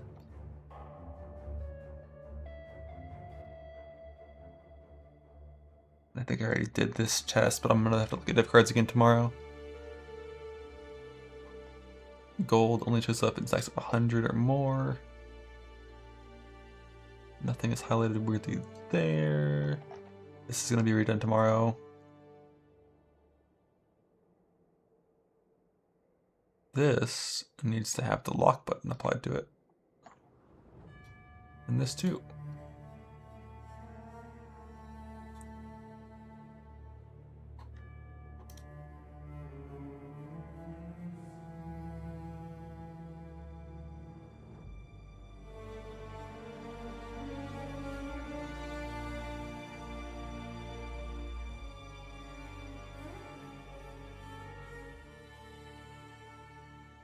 Here we just show off fractures currently and it's going to stay that way.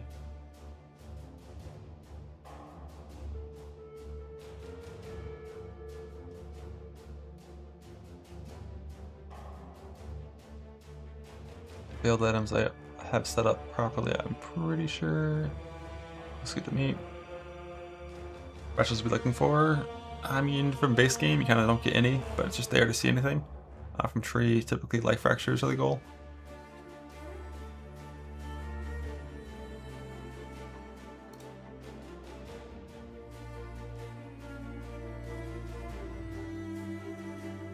Actually, I do need murder side jewels too. This league, which is rare.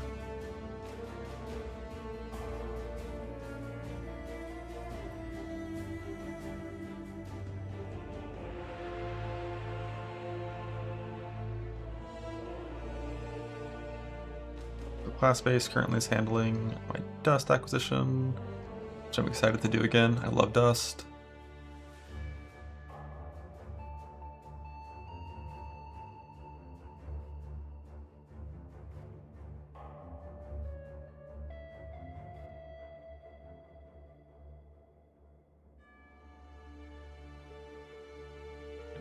Good as it's gonna be.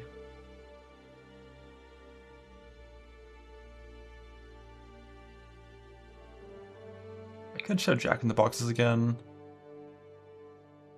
And like Emperor's Luck. Now that these turn in more easily, I could show a few more of these, but eh.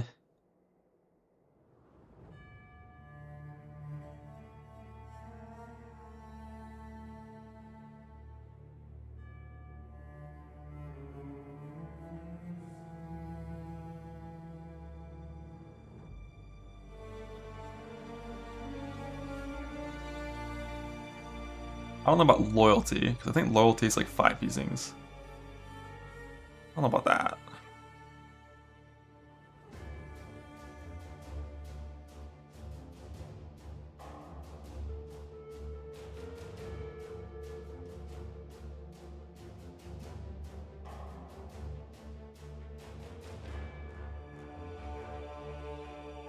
It's 3? Jesus. Yeah, I'm pretty sure if the breach thing is still 60 fusings and jewelers, that's still where my first 6 is going to come from, is the breach tree.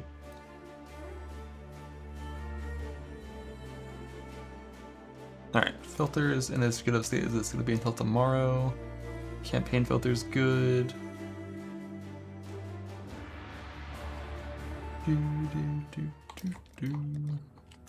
Base Atlas plan is ready, so now I kind of want to do some build stuff.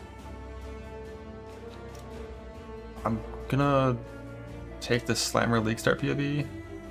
Yeah, I should do Stash probably, that's a good point.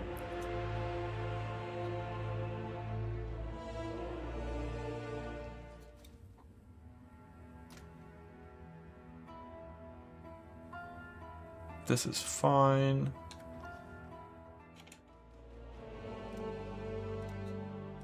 Swift and silent. I'll do my future runs in softcore Self-Found just to make sure I don't accidentally brick this stash. But I want to make like a more endgame Zerker POV. Just for the people that are playing softcore trade that are following the POV up to where I left it off.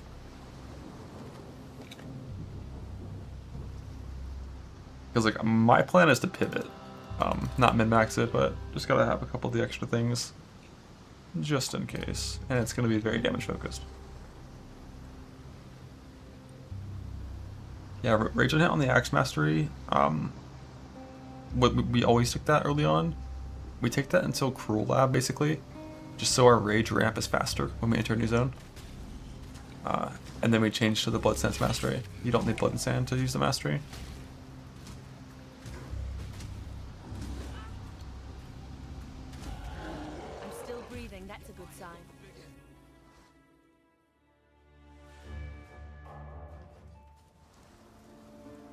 Why'd I look at this scared? What the fuck? How does that work? You're always in Blood Stance by default. No matter what, unless you change your Sand Stance. Yeah, I guess the one thing I need to make is a map prep tab. That's one thing I actually use from this.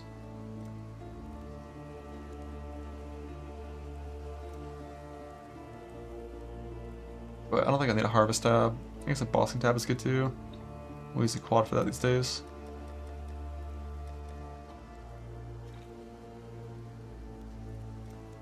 Bossing tab, good tab, map tab. This one and then Q1. That's good. That's fine.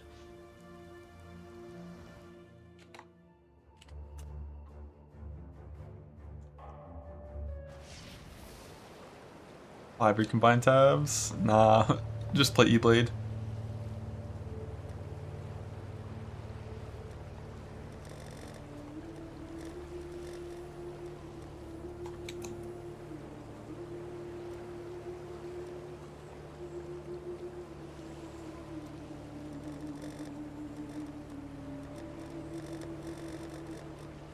It's so annoying when you have these removable tabs.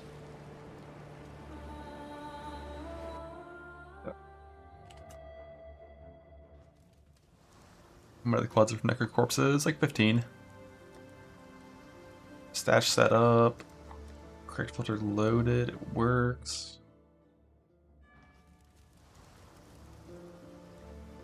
Okay, so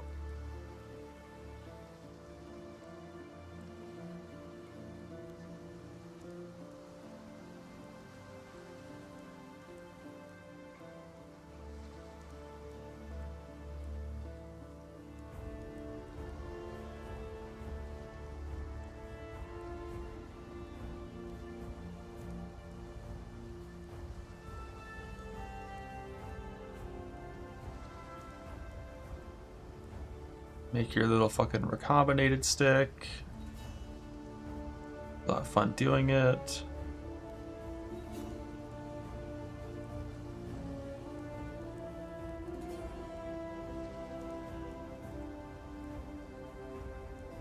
There's no like good thing to do with stoke culling. I think culling is always right.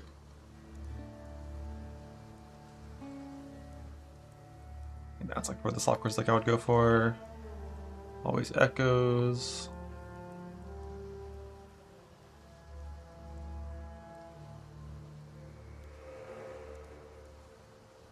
Just kill all this stuff because I'm going to change pretty much all of it.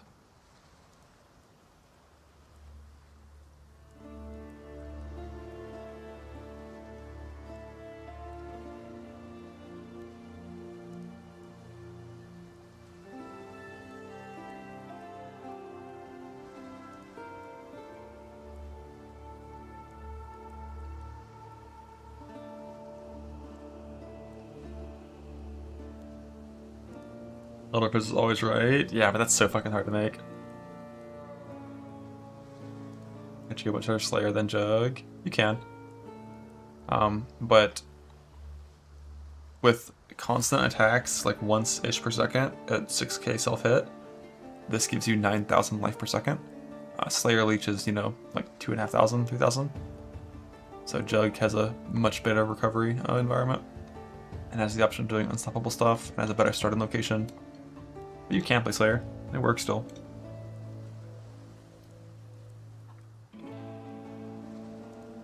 Arma, arma, arma.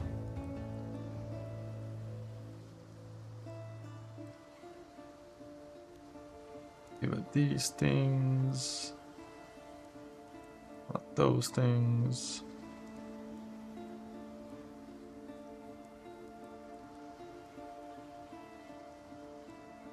I don't think there's like a reduced extra per crit fracture you can make on the chest, but fuck that. It's weird.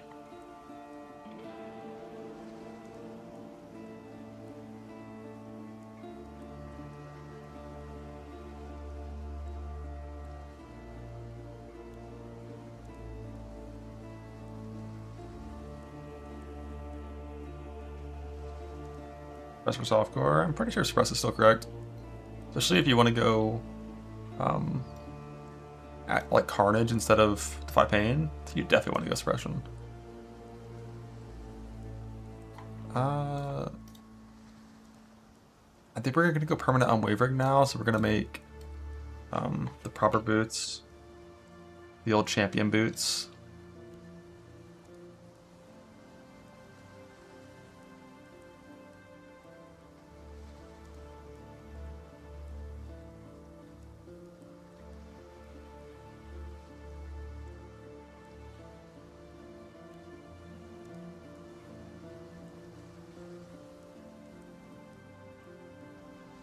What did I do? It's like life, percent armor, all attribute, I think. Oops, that should be turquoise, I think. Or no. That's fine.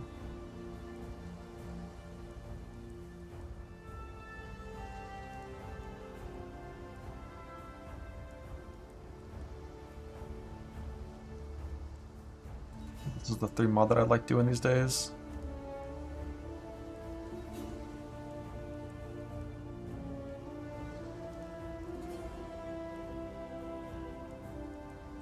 What do we anoint? And inveterate, yeah, always.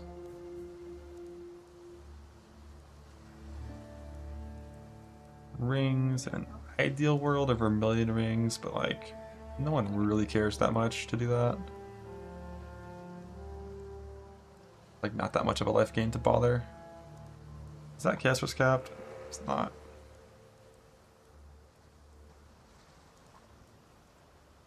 That's fine.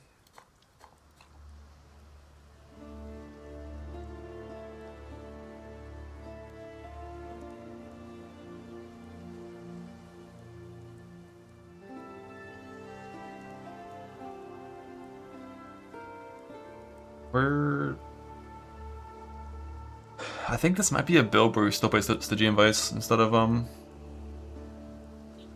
anoint thing.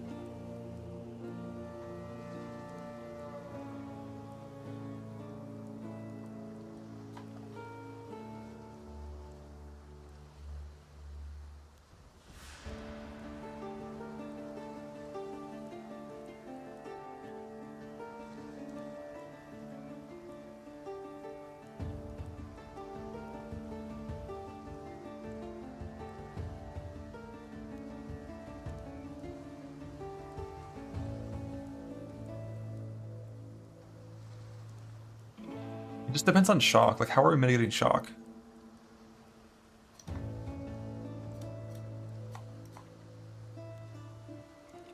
May have to use Intimidate on hit again. On gloves, unfortunately. Entrench or second annoyed. I mean, Entrench is nice.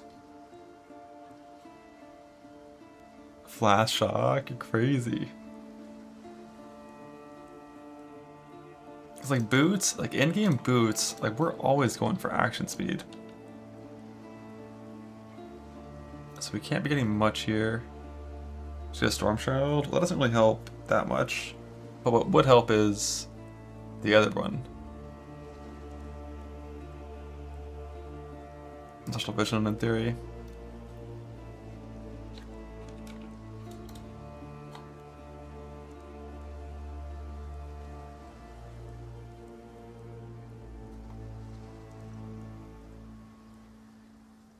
Yeah, losing out on Woke Gems always feels so bad. And of course, I don't want to have this many War Cries in a in-game target POB.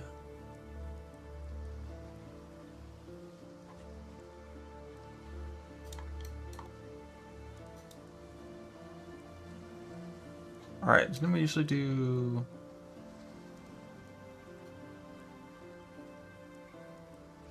Are we just like double clustering?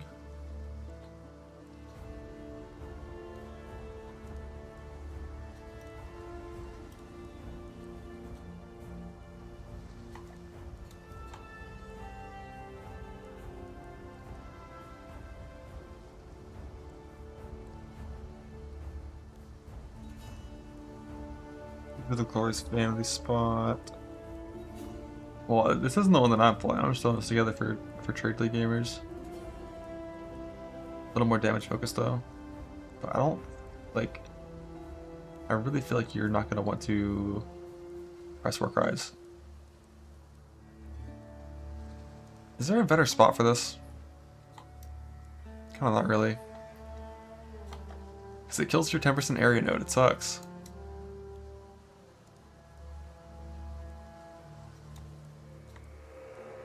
Kills max stress, kills deep breath, kills RT, kills endurance, charge, and life.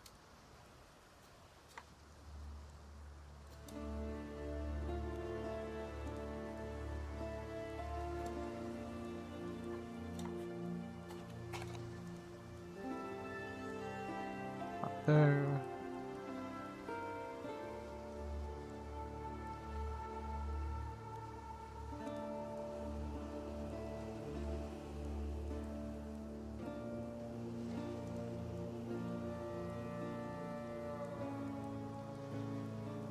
Good changes to Intimidate here to something else and Path Cleaving. In theory.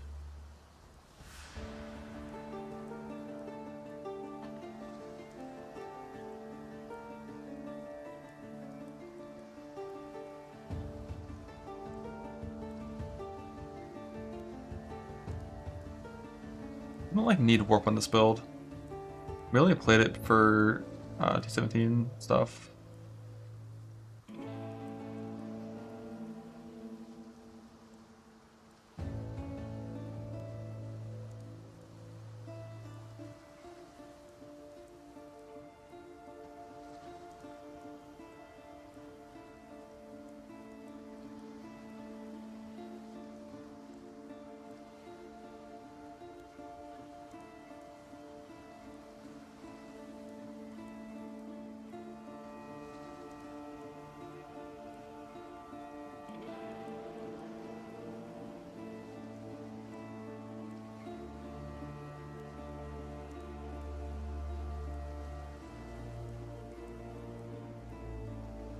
I forgot what the plan was though for Overwhelm on these builds.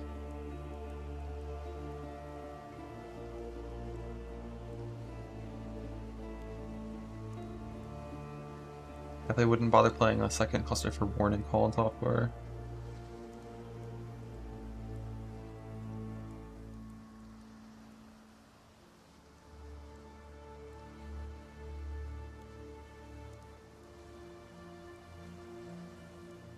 Oh, right, that's where it comes from. Right, Elegant Form. If it's 2 Elegant Forms, gives 40%. Boot on this side gives 20%, and then Jewel gets the rest.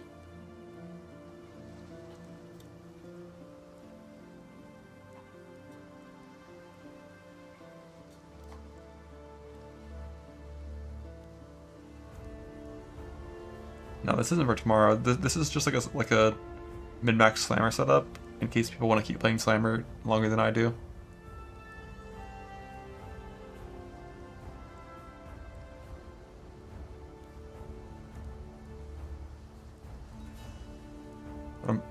The thing is, the best anoint for this build just isn't very good.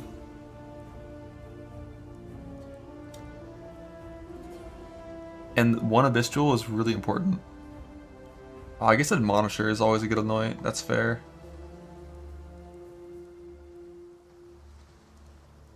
I don't really think about that one. Because with some Warcry CDR, Admonisher actually goes really hard. Once I figure out how to add in more Warcries on Auto Exert as well.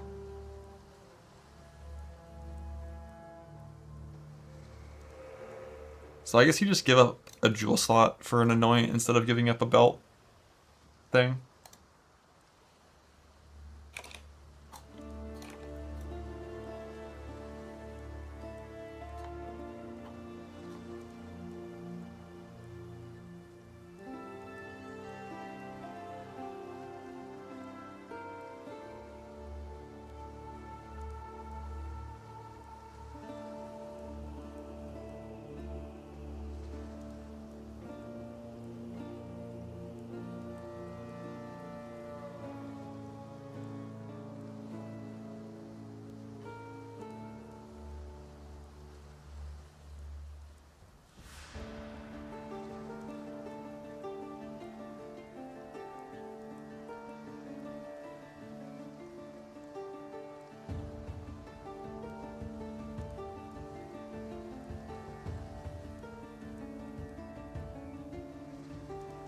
Little belt. Where's the int bad? That doesn't matter, we can just pretend it's here. Actually, no, it can't, not on this one. It's a little too hard on that one to get it. Probably just turquoise here. Still.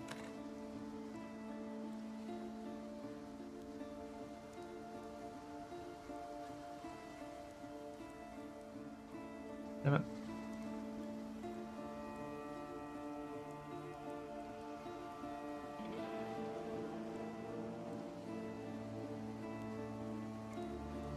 I just don't know if there's ever a world where you can truly drop deep breaths. definitely are getting rid of Work Eyes Cannot Use Their Travel Skills. But I don't actually typically craft Work Eyes Cannot Use Their Travel Skills onto my gear. I think once you're playing Echoes with a good endgame setup, you want Limp Slam to be exerted to maintain self-hit Divine Shield stuff.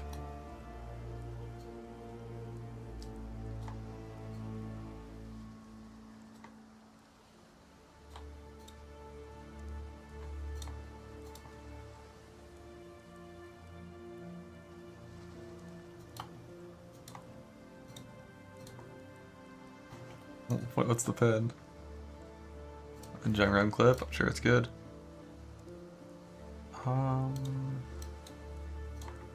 Right, so cluster, small, suppress, effect, elegant form, and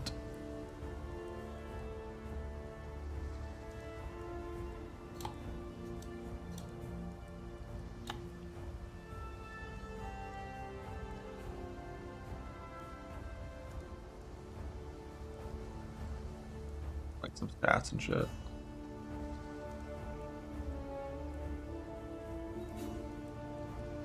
Fuck 6% life nodes. Get rid of those.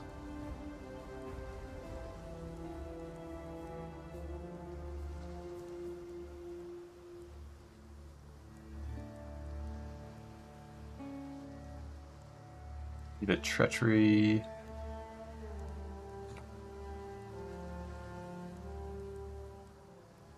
Thing up here for more reserve.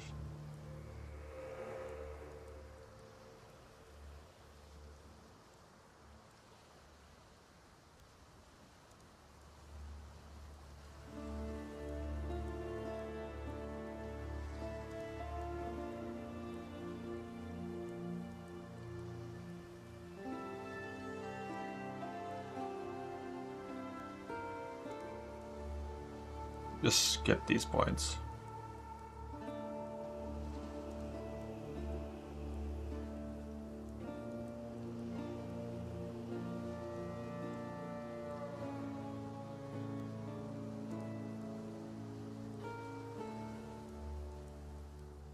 Take the ones that are inside of this, but not the ones over here.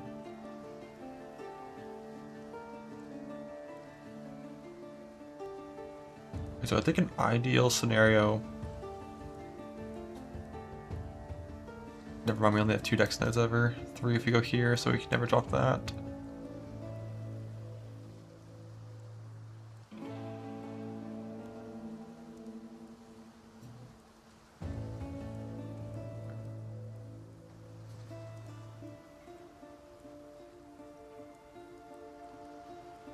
Yeah, that's the crit mitigation. That's good enough. We can go cleaving still. Cleaving lets you change intimidate on hit here to attack speed.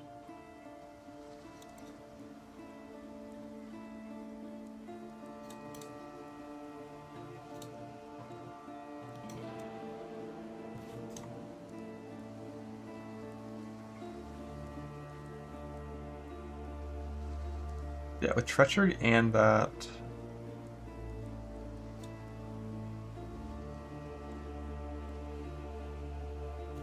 I know we can definitely move Battle Mage's Cry and Vuln to auto-exert.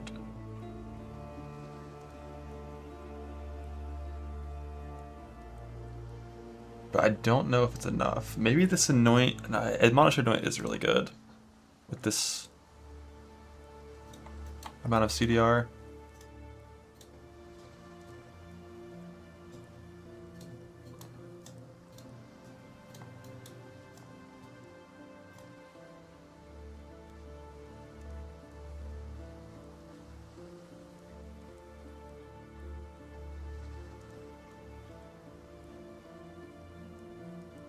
Which is level 4 Enlighten. Looks good, yeah, dude, Ribbit.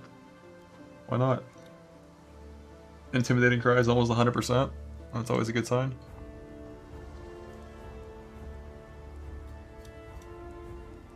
Alright, so 7 link is probably Endurance on melee stun. That's the target. I think. Pretty sure it's the best level 1 support we have access to.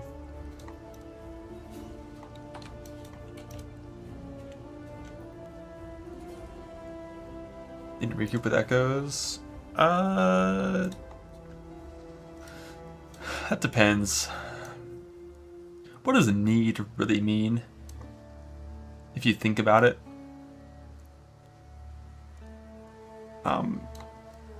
In my experience, a little bit of recoup can feel really good. I try to get it on 1 ring suffix, typically, as a target in hardcore, but like it's unnecessary. Alternatively, you can click less for carnage and get this 25% mastery for recoup, and that'd be more than enough.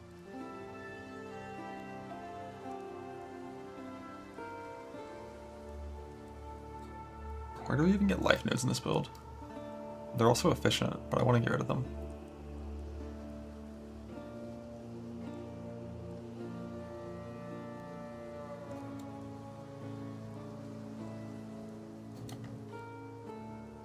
Alright, but let's do mana math. So with 4 auto exerts, I really want it to be 5. Technically, you could craft a chest with mana fracture, and then I think you'd be good with the loathing fracture, and it's not even a hard craft.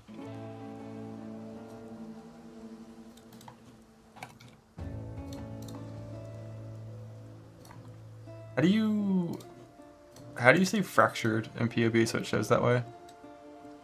There's just like tags fractured? No.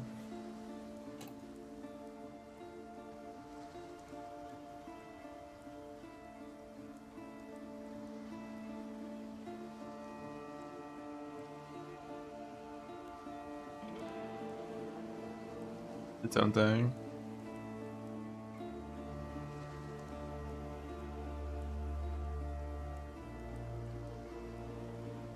There. Where is to go in a certain spot?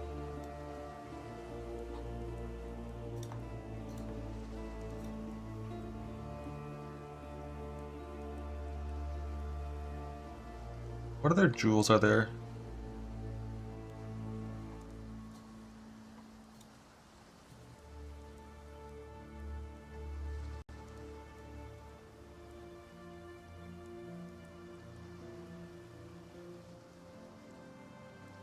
Flame and Flash. Oh shit, I forgot those exist. What are we stealing?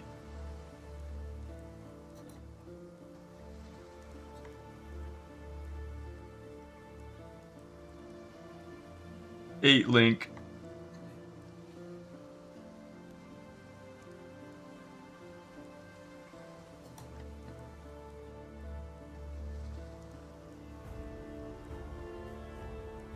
I don't know if we steal anything. Like the best steal is Indomitable, but like, yeah. Precious steal at the beginning? Okay.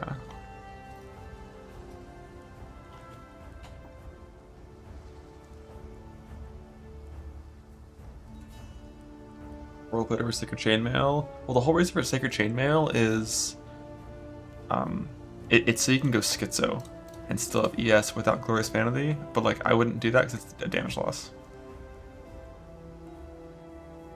Still isn't there, fuck. Oh wait, how did I go with the front? I thought I'd do the front. Hates me. Oh, it literally forces it afterwards.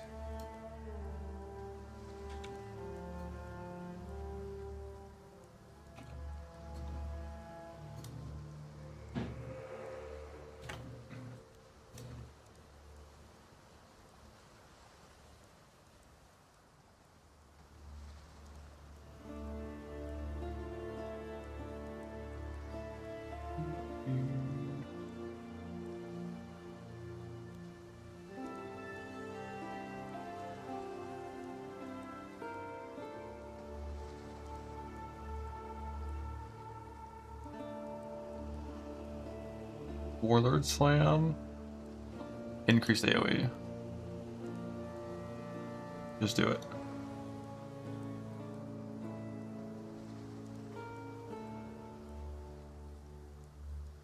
Declare cog rings. I don't think they're super good on this build. Hunter Slam for exerted damage. Holy fuck, he gets it.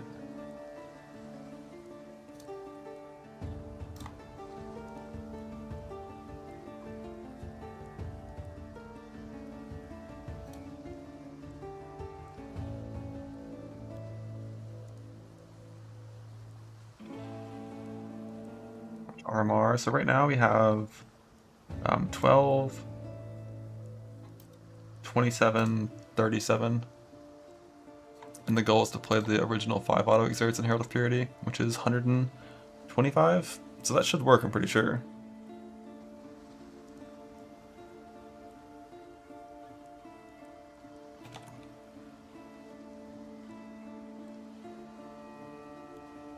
No Enlighten. I guess we could probably fit Enlighten by doing this. We're gonna move.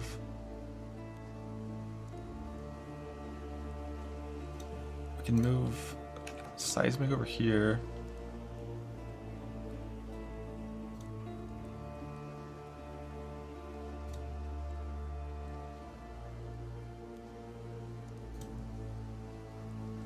So there's never actually a good way.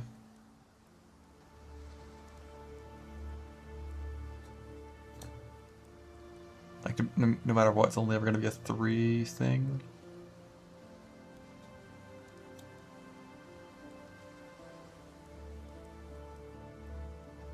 But yeah, I mean, you could. Needs a little more int.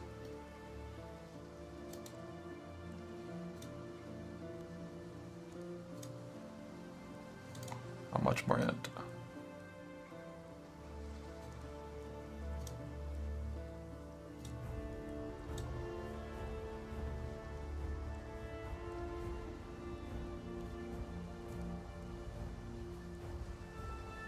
The issue with Enlighten is like just gem socket cost is high.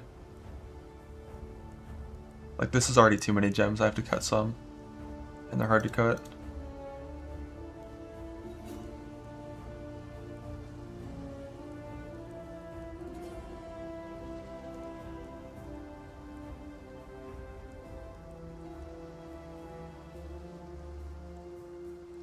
It's 10%.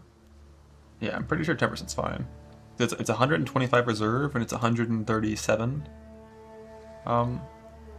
efficiency, so it should be even a little better than 10%, I think.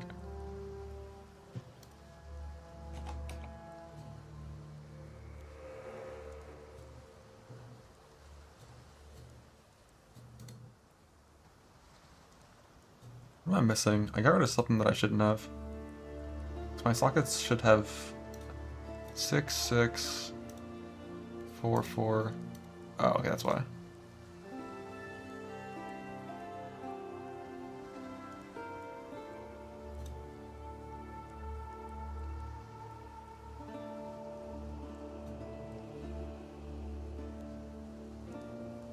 Uh, 25 mana cost with Recoup craft? No, this is minus mana currently. But yeah, I bet I should have 1 Recoup or 2 Recoup.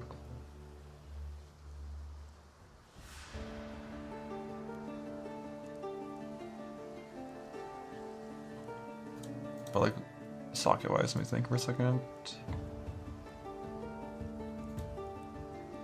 Because I'd like to, if possible, with this many things, take the 1.60% increased damage node, but the auto exert sockets don't work for that. You can't do double 4-link if you want to use Maim and Vuln. You only get one or the other. It's not for me, Quantric. I just want to have this as an option for people that are going to play it. Because like my actual POV stops at like level 92. Like look at the title.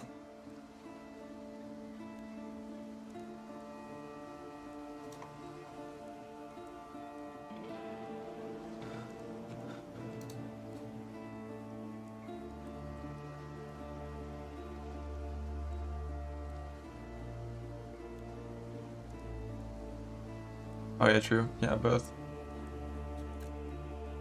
Down level. Mana saved. Mana not saved. Yeah, I'm pretty sure Maim... Oh shit.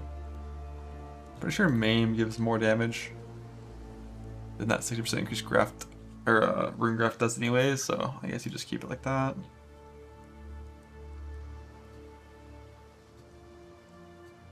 So 6, 6, 4, and then move like Molten Chill over here.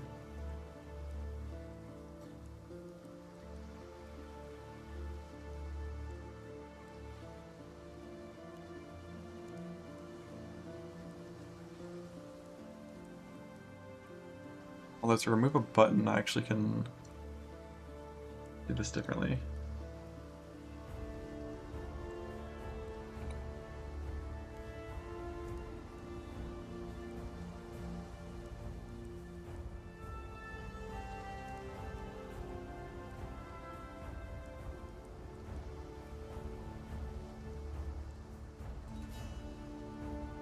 Oh, you don't put pressure on Blood Rage anymore. And the mana cost is a little bit better because it alternates the vuln.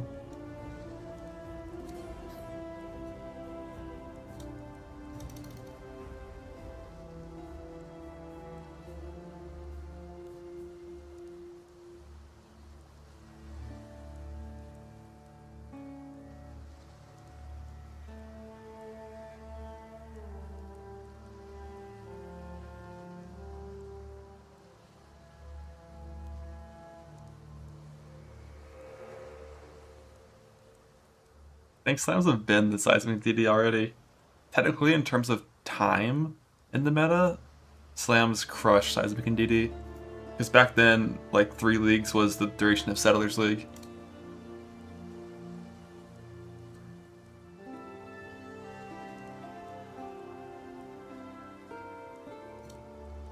So 6 link, 6 link, 4 link, 4 link. Didn't I? I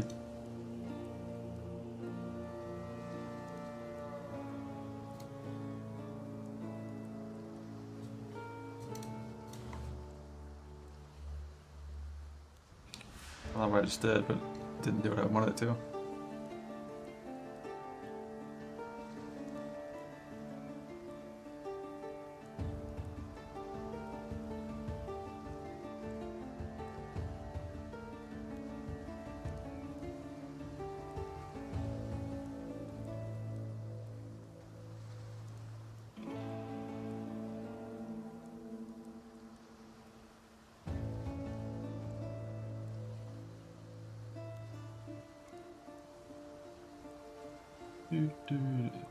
Yeah, this is an endgame merch type thing. Just if you're weird and want to min-max this build, so one of these jewels has to be the avoid shock jewel.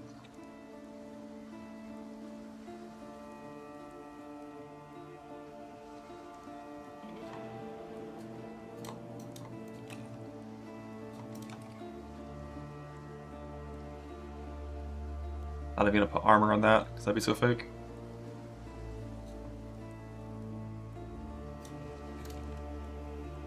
The last jewel... Is there any jewel that's just good, that stands out? On its own? We run 0 auras, so watcher size don't work. You have to turn on precision to use a precision 1, which would be like good, I guess. I guess you could put on Storm Shroud, but like, we already have Chill, Freeze, and Shock Immune, so Storm Shroud is bad like it always is. Figure out new belt. This is the new belt.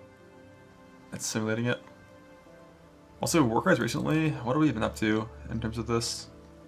With this much CDR?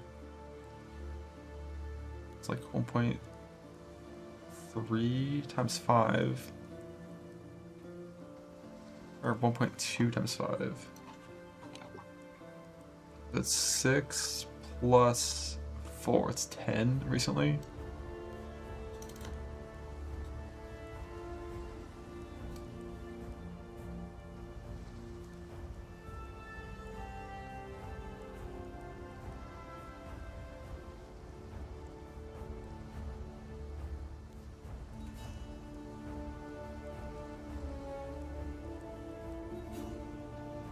want the POB. How are the max hits that low? It's wild. I just got rid of stuff, I guess. Go for Mana Age? Yes, sir.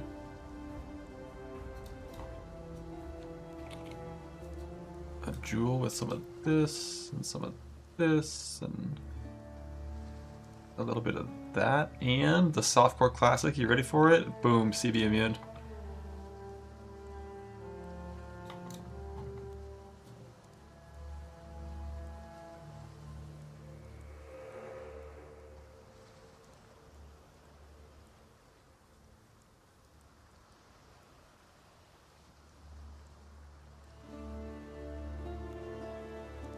I'm sure it's not a fist skill, right? No. In reality, I think you'd get CB immune on your Light of Meaning, probably.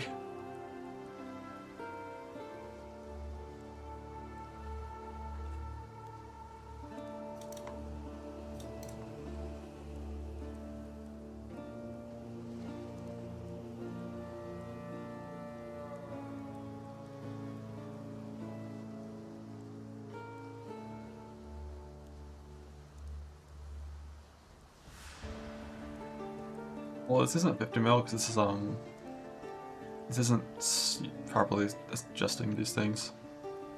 But this is. So it's more like 25 mil open world and like 40 mil when there's walls around.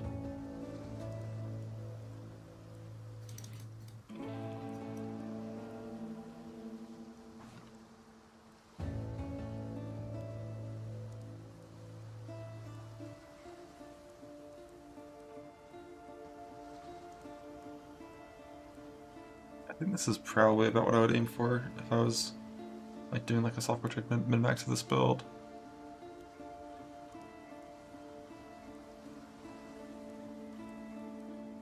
Within 21, you can battle to 21 and it's just not that hard to do.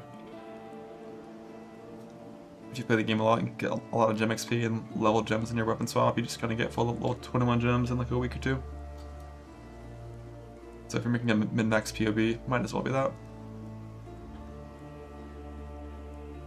No banners, yeah, definitely an option, but I don't want to add buttons.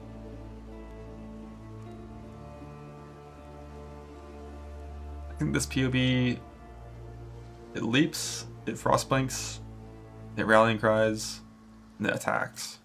And technically Molten Shell is, like you can press it if you want, but you can also just like get rid of it, put Berserk there or some shit if you're weird, but.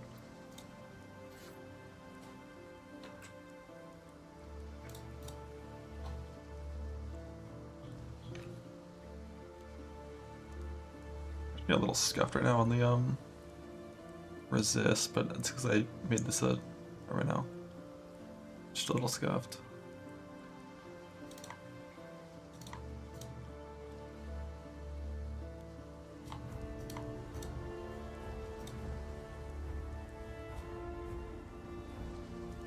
Flask life. What is it though?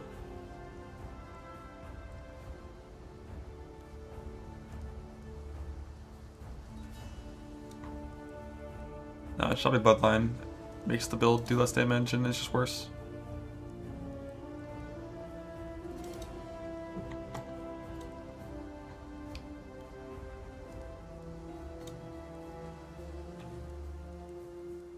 I wish there was one more suffix to throw the Recoup thing on.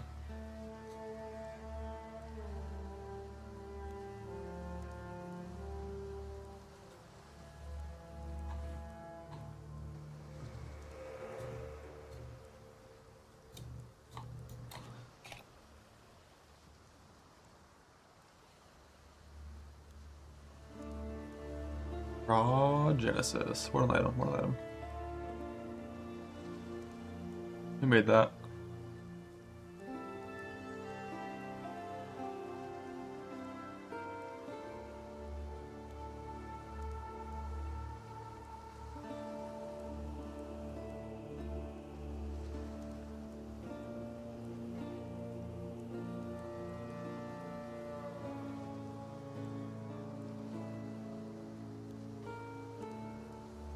Oh, it's shock immune.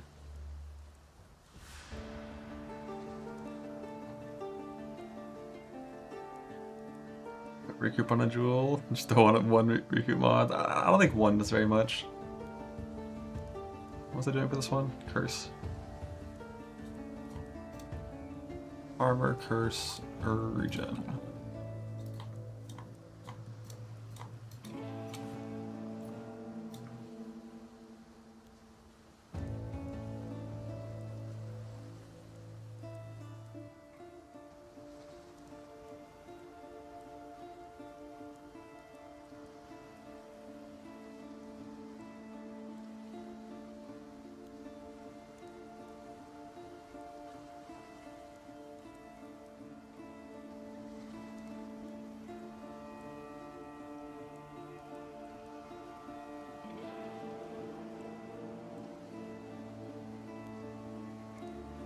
That looks good to me.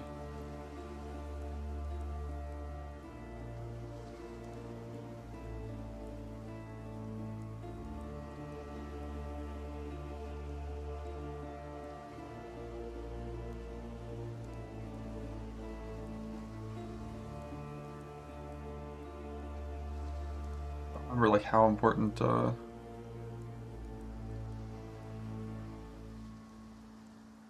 let's see the self-hit fast. Self-hit damage.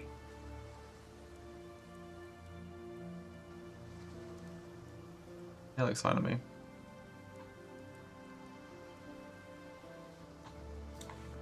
Like melee. 4,700.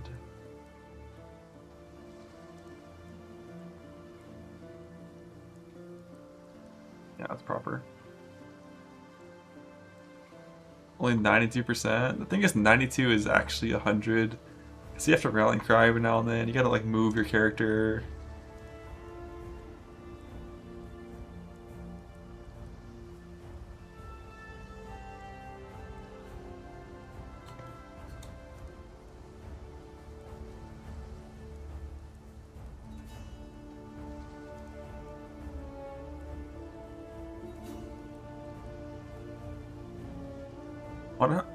I wonder how Project would actually feel.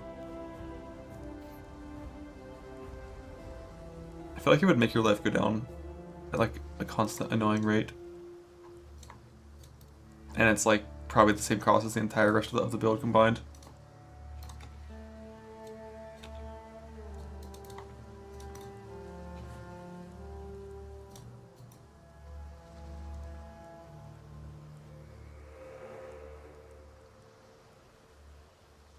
Forest Relicash.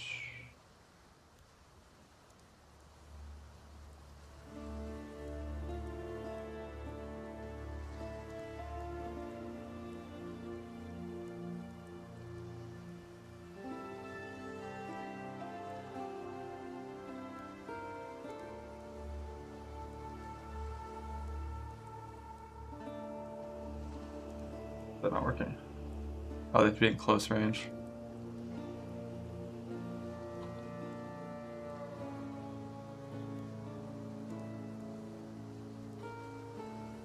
I think Endgame you definitely wouldn't play that anymore, you just have anti-block.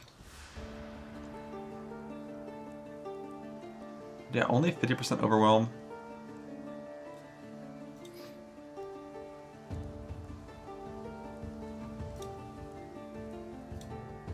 That's fine.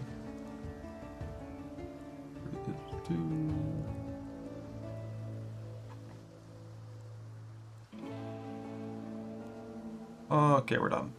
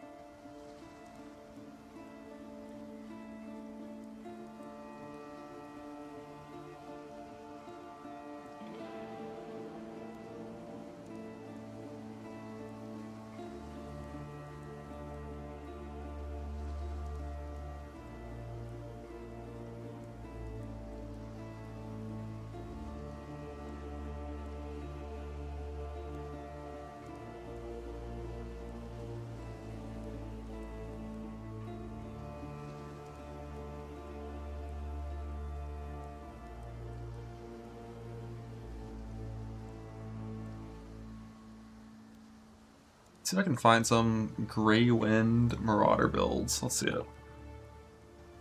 Ho Ninja. That is a pretty ethical Software POV, I agree. Just recraft those rings 12 times so that eventually the Hunter Exalt wins. Yeah, I feel like they're all just going to be Ambidil Strike. Grey Wind.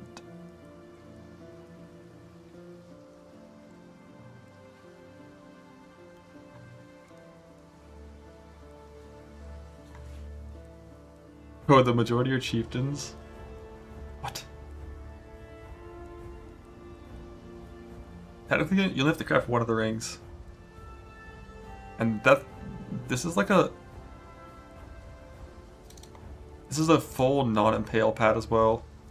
If you wanted, you could do some weird impale shit. But like, who does that? Alright, what do we got? A smite. Alright, I think I saw this is fake. This guy's just a fucking... Like not a Grey Wind build, it's in his weapon swap.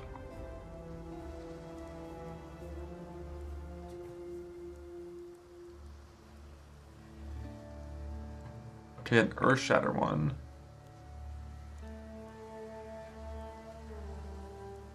So while this is not a gauntlet item, I can get this in the Self and Hardcore if I wanted it, I'm pretty sure. Is it rare from Uber Cortex, or is it just like 10, 20 kills?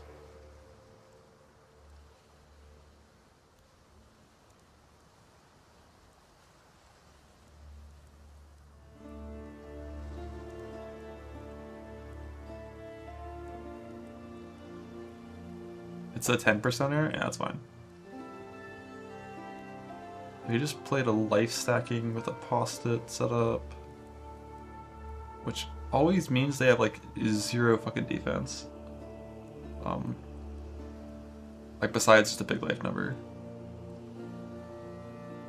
I'm pretty sure this is worse than the POV I just made with just like normal 2 Shatter.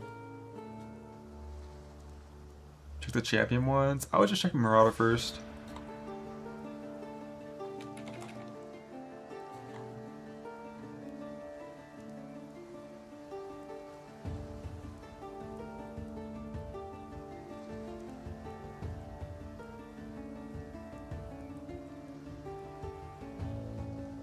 Snaking POV. Yeah. I mean, the numbers look good. First thing I would do is make it not snaking.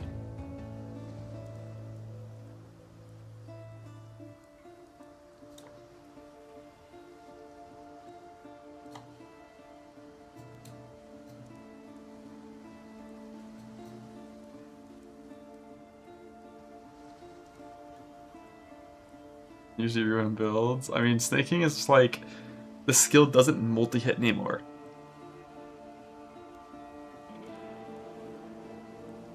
This is a 70-329 skill. It's like Earth Shatter if spikes didn't exist. Oh no, this is base fissure. It's just up here for fakeness. Okay. Base fissure is not shitty. It's not a shitty list.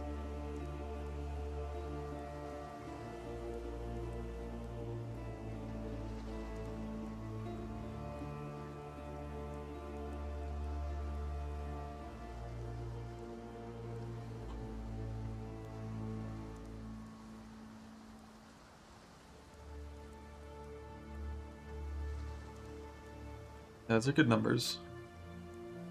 And the self hit when you're playing Echoes with 11,000 fucking HP is rough. But you have a shield at least. What's the block? Just 43 block.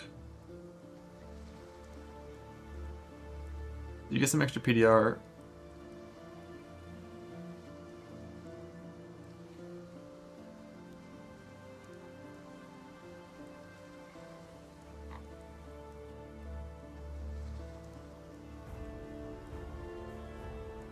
Saying fuck suppression.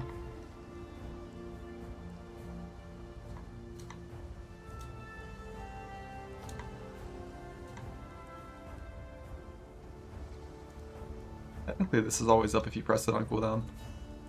Oh, it's chieftain. Okay, yeah, it's always up.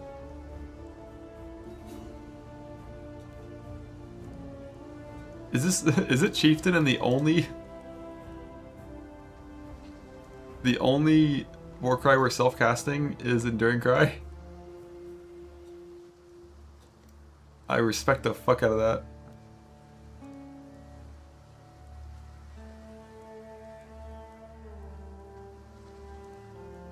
But this mana doesn't work next patch, right?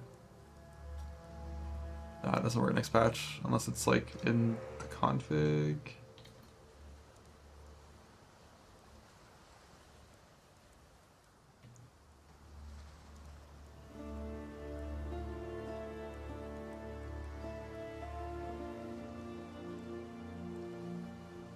It's got a bunch of Warcry CDR, enough that you wouldn't have to play general. Oh, that's one thing I forgot about to do in that POV.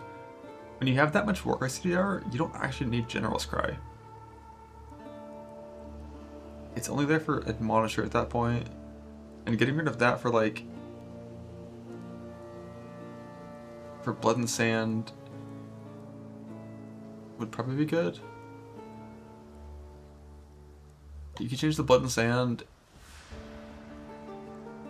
and just have like more mana unreserved for better vibes.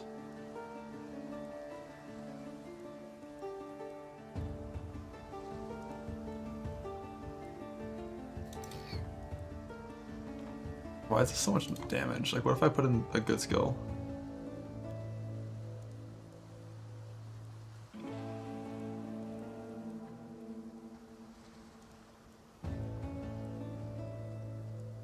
The ring? Oh, it's enmity? Right. This is always like the only good Greywind builds I ever find are just this ring, like always. It's kind of the only way. And that's by Chieftain as well.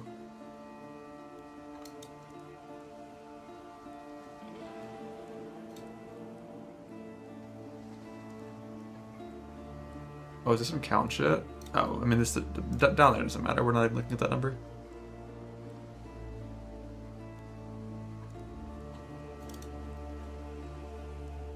Will DPS bad?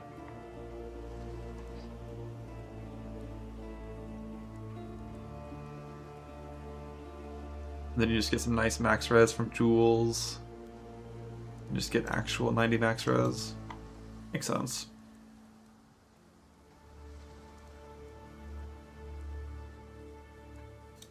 But yeah, this looks like a POV from this league, from Keeper's League for us. It's like one of these is giving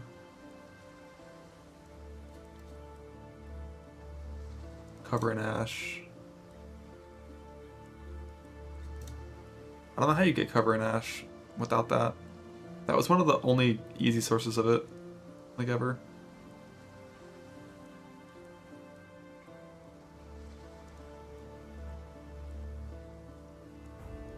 Alright, so what is this ruby ring gonna say in POB?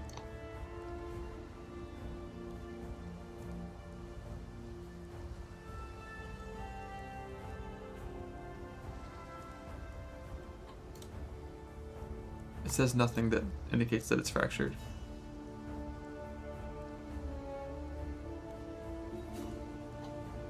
Makes sense why I couldn't figure out how to edit it.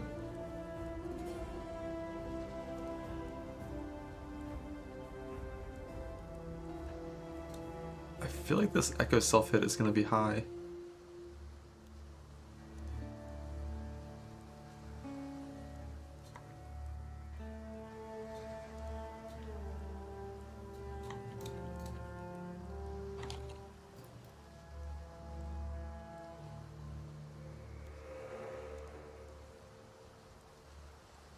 Oh, still good.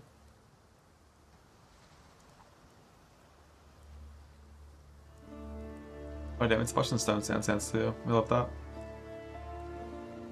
Oh, it's... No Herald of Purity at all. Damn. Oh wait, is this... Oh. Oh. That's why it's so much damage. This didn't work in POB and now it does. Okay. Always a danger with these kind of configs. When you have like when you have to custom something before it's working in POB yet.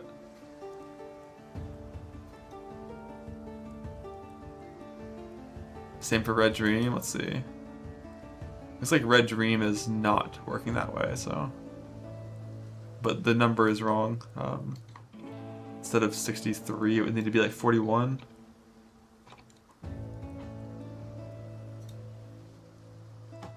But this Grey Wind is bad. I think you would use a 13% one from a heist enchant instead of this, probably.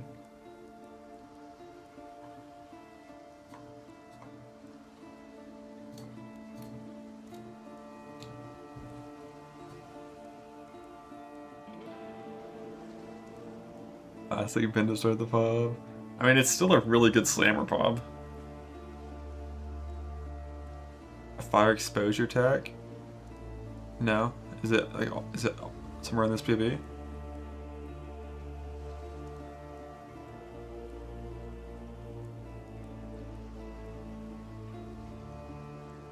Oh, this one. Yeah, I saw this one. Because this is an aura, it gets scaled by like. What was scaling it? I already forgot. The new ring that scales it.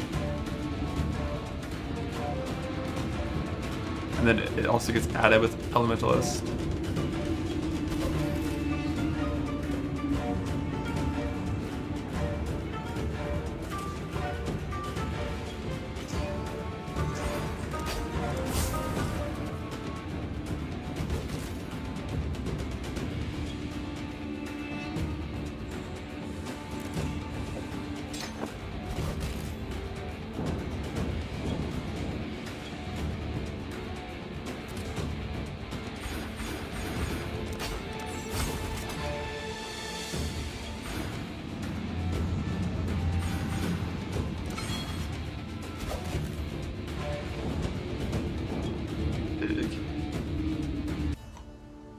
Neat.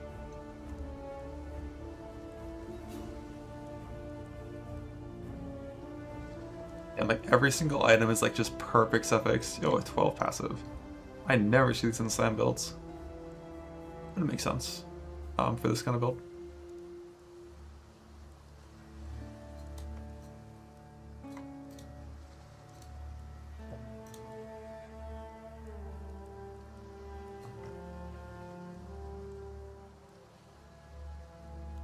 Yeah, like the extra resist is like pretty good for the ring, but it's like crazy how hard it is to get to like full 200 pen with this ring.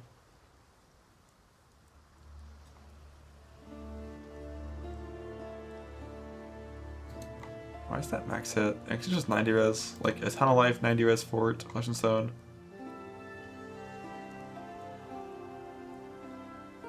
And is this still on melee?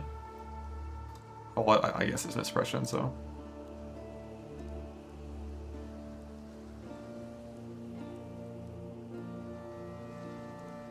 The mods can't this build run.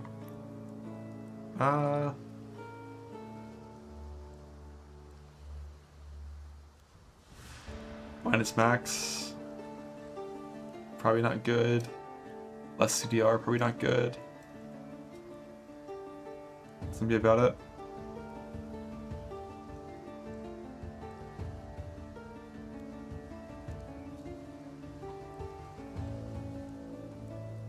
And like Reflect, of course, but that's classic for almost every build.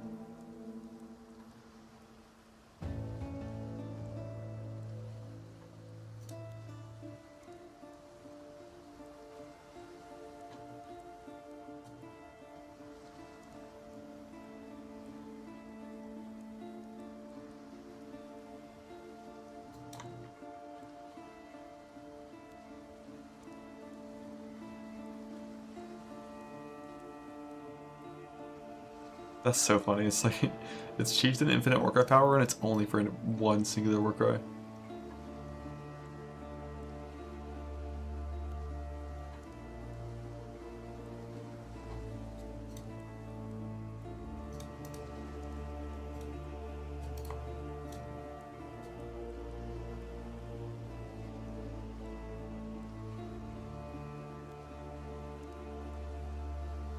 Damn, the suffix budget.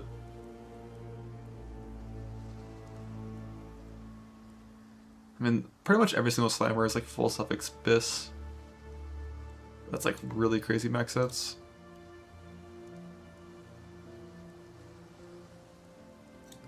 Does that have any recoup?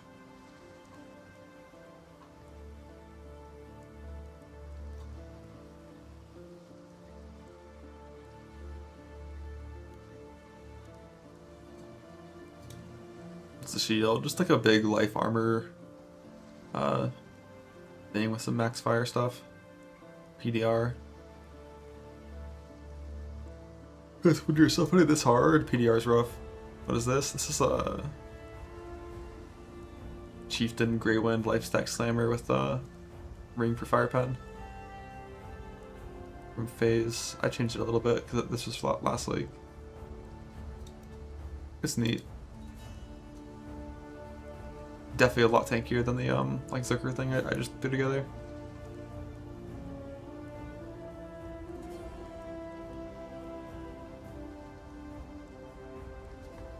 Pop 500 rage. It doesn't matter what number you make this. It always caps at your cap.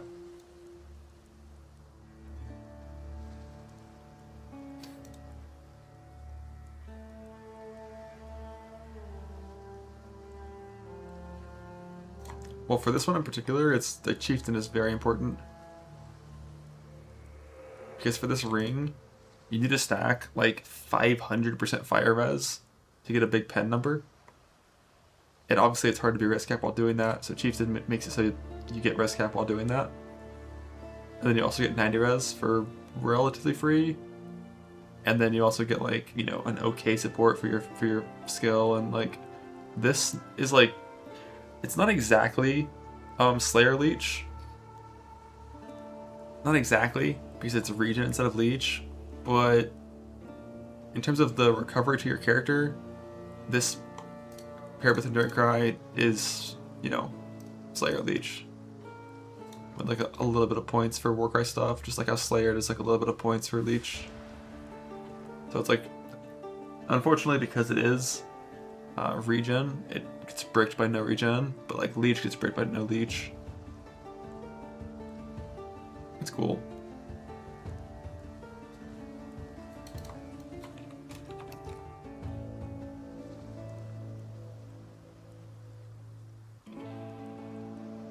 No, it's not really burst heal. It's permanent.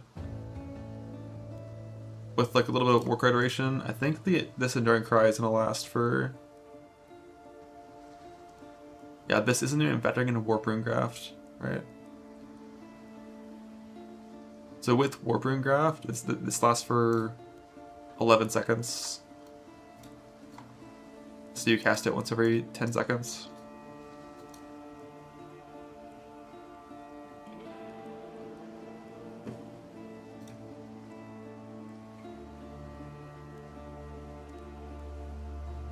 Cast the tree trees going down. Okay, that too. But I think that's also currently this build's only endurance charge generation. In this POV at least.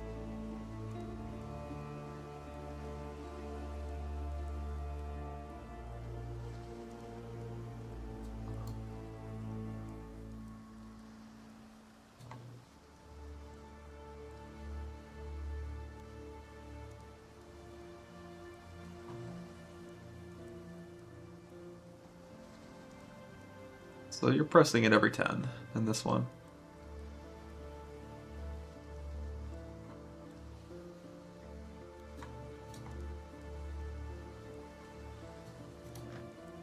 Level 20 Fist of War. Fist of War. Makes sense why this is life tapped.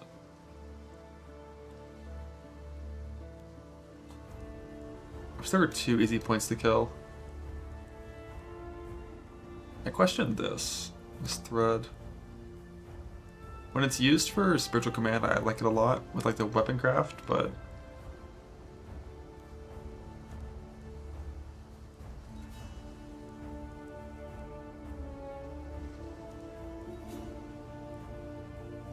yeah, like when you're already using life tap, adding in imbued stuff is super easy. By Scion. But for life stackers, oh, this is a life stacker pop that isn't using all 6 life masteries. That's rare to see.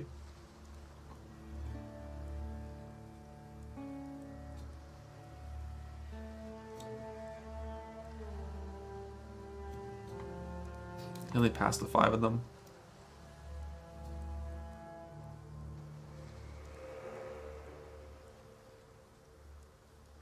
But yeah, fucking 3,800 regen. They need diamond skin. Diamond skin is in the radius of Outborn the Red Dream. So this gives you life percent on a life stacker, which is good.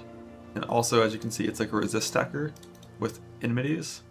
So it gives us damage from the pen here and life that is not actually showing up on like the value of the node because the jewel is put in the custom config. But to answer your question, no, you don't have to. These are 2 points you definitely could drop with Nerf Falborn. To take like an endurance charge over here, just for endurance I'm really stun. Endurance exposure, yeah, could be an angle.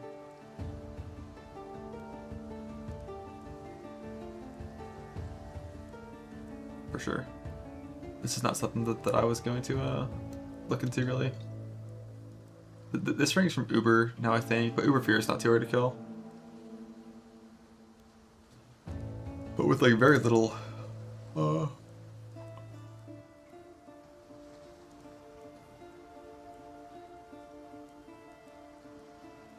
not being suppression is so nice.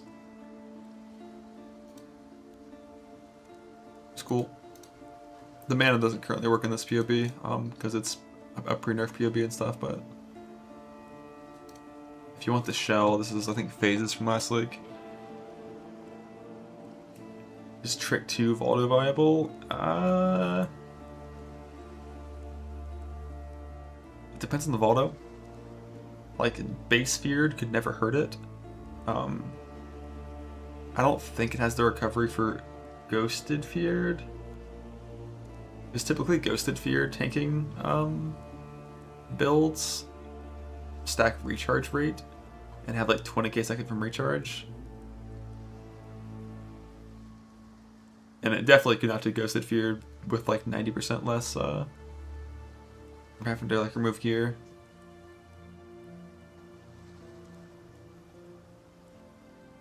How am I supposed to start with dual strike? The thing is, like, if your build is good and you have the ability to do enough damage with like any melee skill, you would never play dual strike intentionally, right? Like it's just not competitive with any of the good melee skills for clear. Do you think softcore trade gets you closer to winning a gauntlet? That's my question for you. That was like, I feel like I'm going to run out of time to get to the end of the question. So I'm curious. I'll put it this way. And this is probably the last thing we'll say before GG gets on. I think that when I got COVID and then had lingering COVID symptoms and then went away for a year, but might have been carrying a certain, you know, viral matter in my body, and then I met Ben at the Alpha podcast at the Alpha release for PoE2.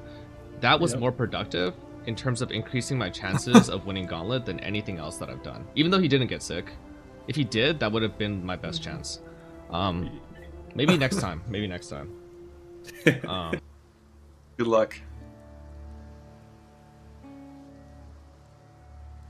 Chemical warfare. Okay.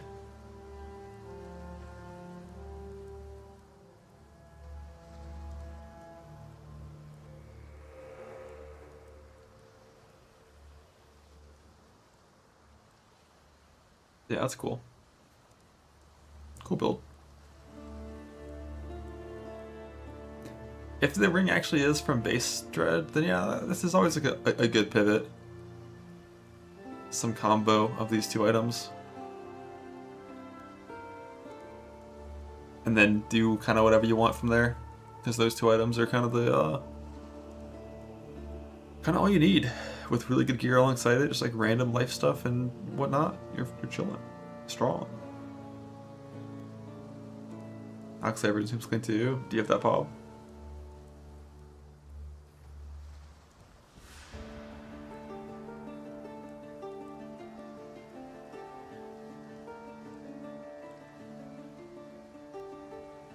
High gear, mid gear, high gear.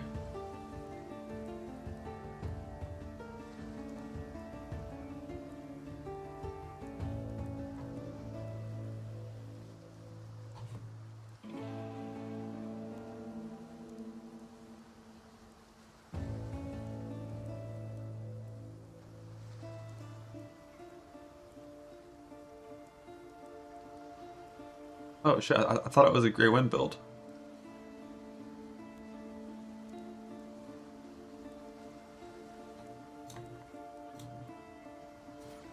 Mid gear is? Oh. The Strangle Grasp. Whispers of Doom! Oh shit. The Pulse and Frenzy, Calandra's Touch, Mage Blood Pop.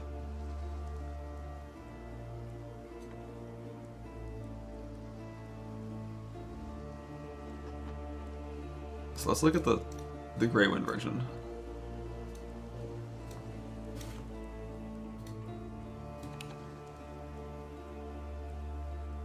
In midis, Grey Wind.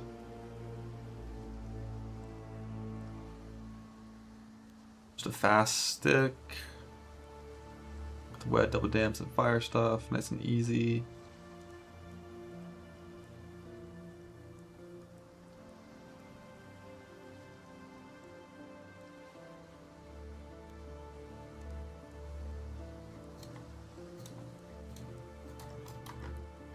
No impact.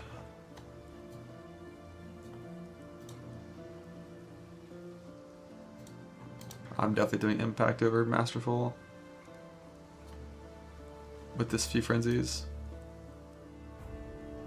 This is like 1 frenzy, 2 endurance charges, and strikes like need radius.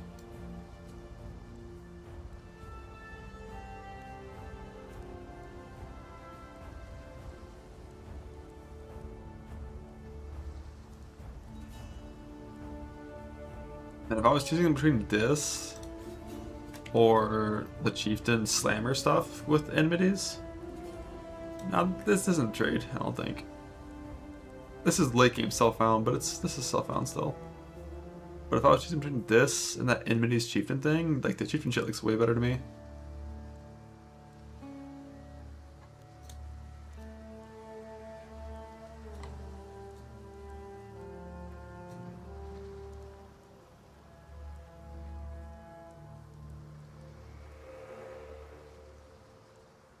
Because obviously Chieftain is way better than Slayer. That's just like a given.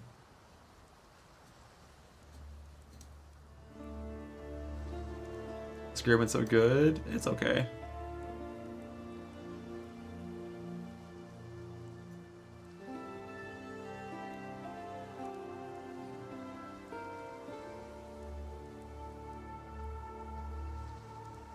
Yeah, the pathing does look weird. But like if you're going for all life masteries, it's always hard to get to where you need to go. Having a path,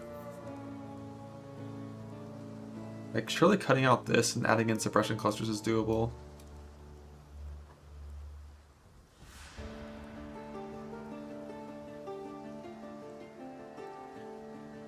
But I guess you need a path to a life wheel for life masteries. But yeah, like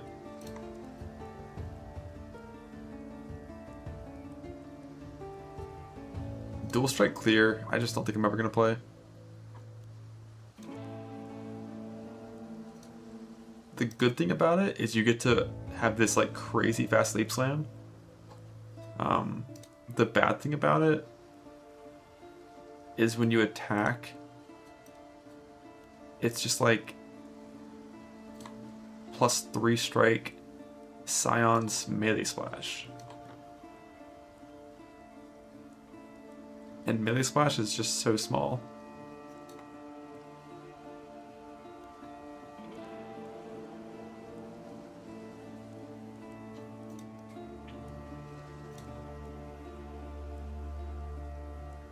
Awaken Wet. Yeah, a lot of pop stuff, woke gems in them because like they're still there, so why not? But no, like the chieftain shit seems very neat. It's still a slammer. So it has like screen-wide coverage and stuff.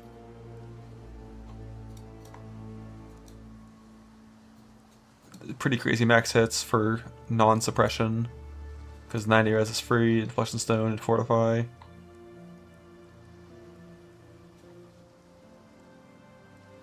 Chieftain can go Explode. Oh yeah, true, you could go Explode, couldn't you, on Chieftain? Like if you're playing Dual Strike, you could just get rid of Tukahamas and go Explode. Or you could just get rid of Warcry effect based on what you're doing, but... Teach you no life pot. Oh yeah, you don't need a life pot on this. With this kind of recovery.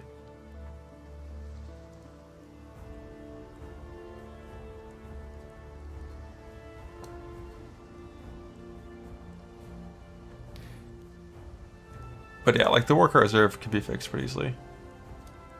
Or you could pivot to Dual Strike if you wanted to and play Chieftain Explode. That could be neat. Because obviously this is getting nerfed a lot. Like Overwatch is getting nerfed, Archer is getting nerfed, so... But like one of the main reasons for Slayer for these Dual Strike builds is because they get to use the craziest clusters of all time. Like the quick and deadly stuff. But Chieftain technically also could do it. You pivot this from Corrupted Soul to Overleech. And then you could do it, but like, you know, you're only doing one at best.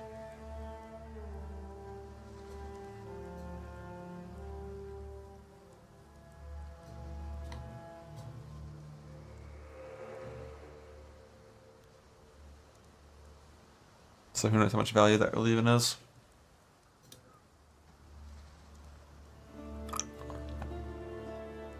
Compared to one of these things.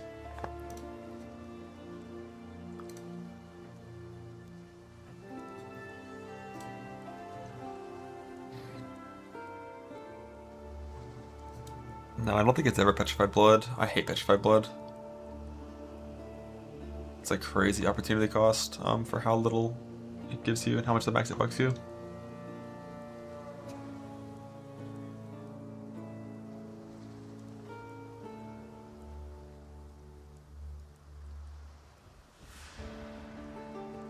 Yeah, so there's some gray wind pivots to look into on Marauder that are definitely good. But Ghost Wrath is the plan still, for at least the first pivot.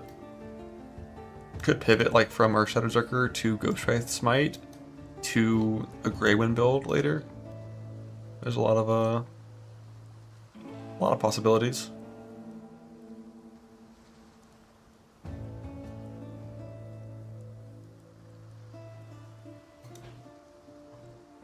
I mean, getting Grey Wind is not the problem. That one's super easy to farm.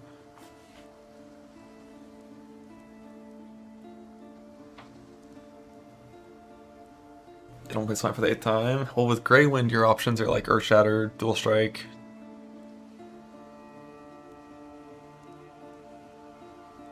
The reality is, like, no matter what you're doing, like, if you're playing mathematically efficiently, you're always going to be playing the top skill of any archetype, which is usually only a couple options there. The nice thing about Dual Strike is because you don't need to do the weird double hit range thing, it's just like a lot easier to play for bossing. Yeah, new Static Strike too, but if you change Smite to Static Strike, like what really is changing about your character, you know? Like the icon on your screen, and that's pretty much it. Every single button you press will be the same. The way that every monster dies will be the same.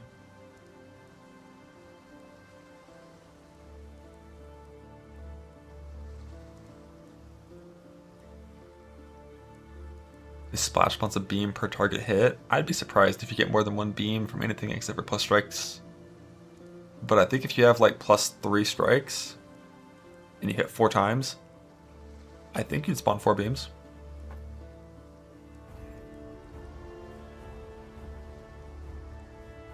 But splash shouldn't do it.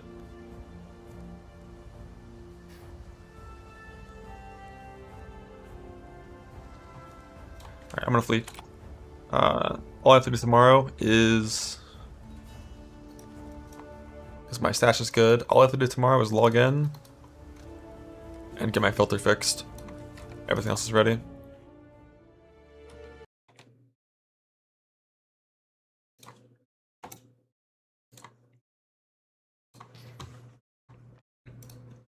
What's the starter?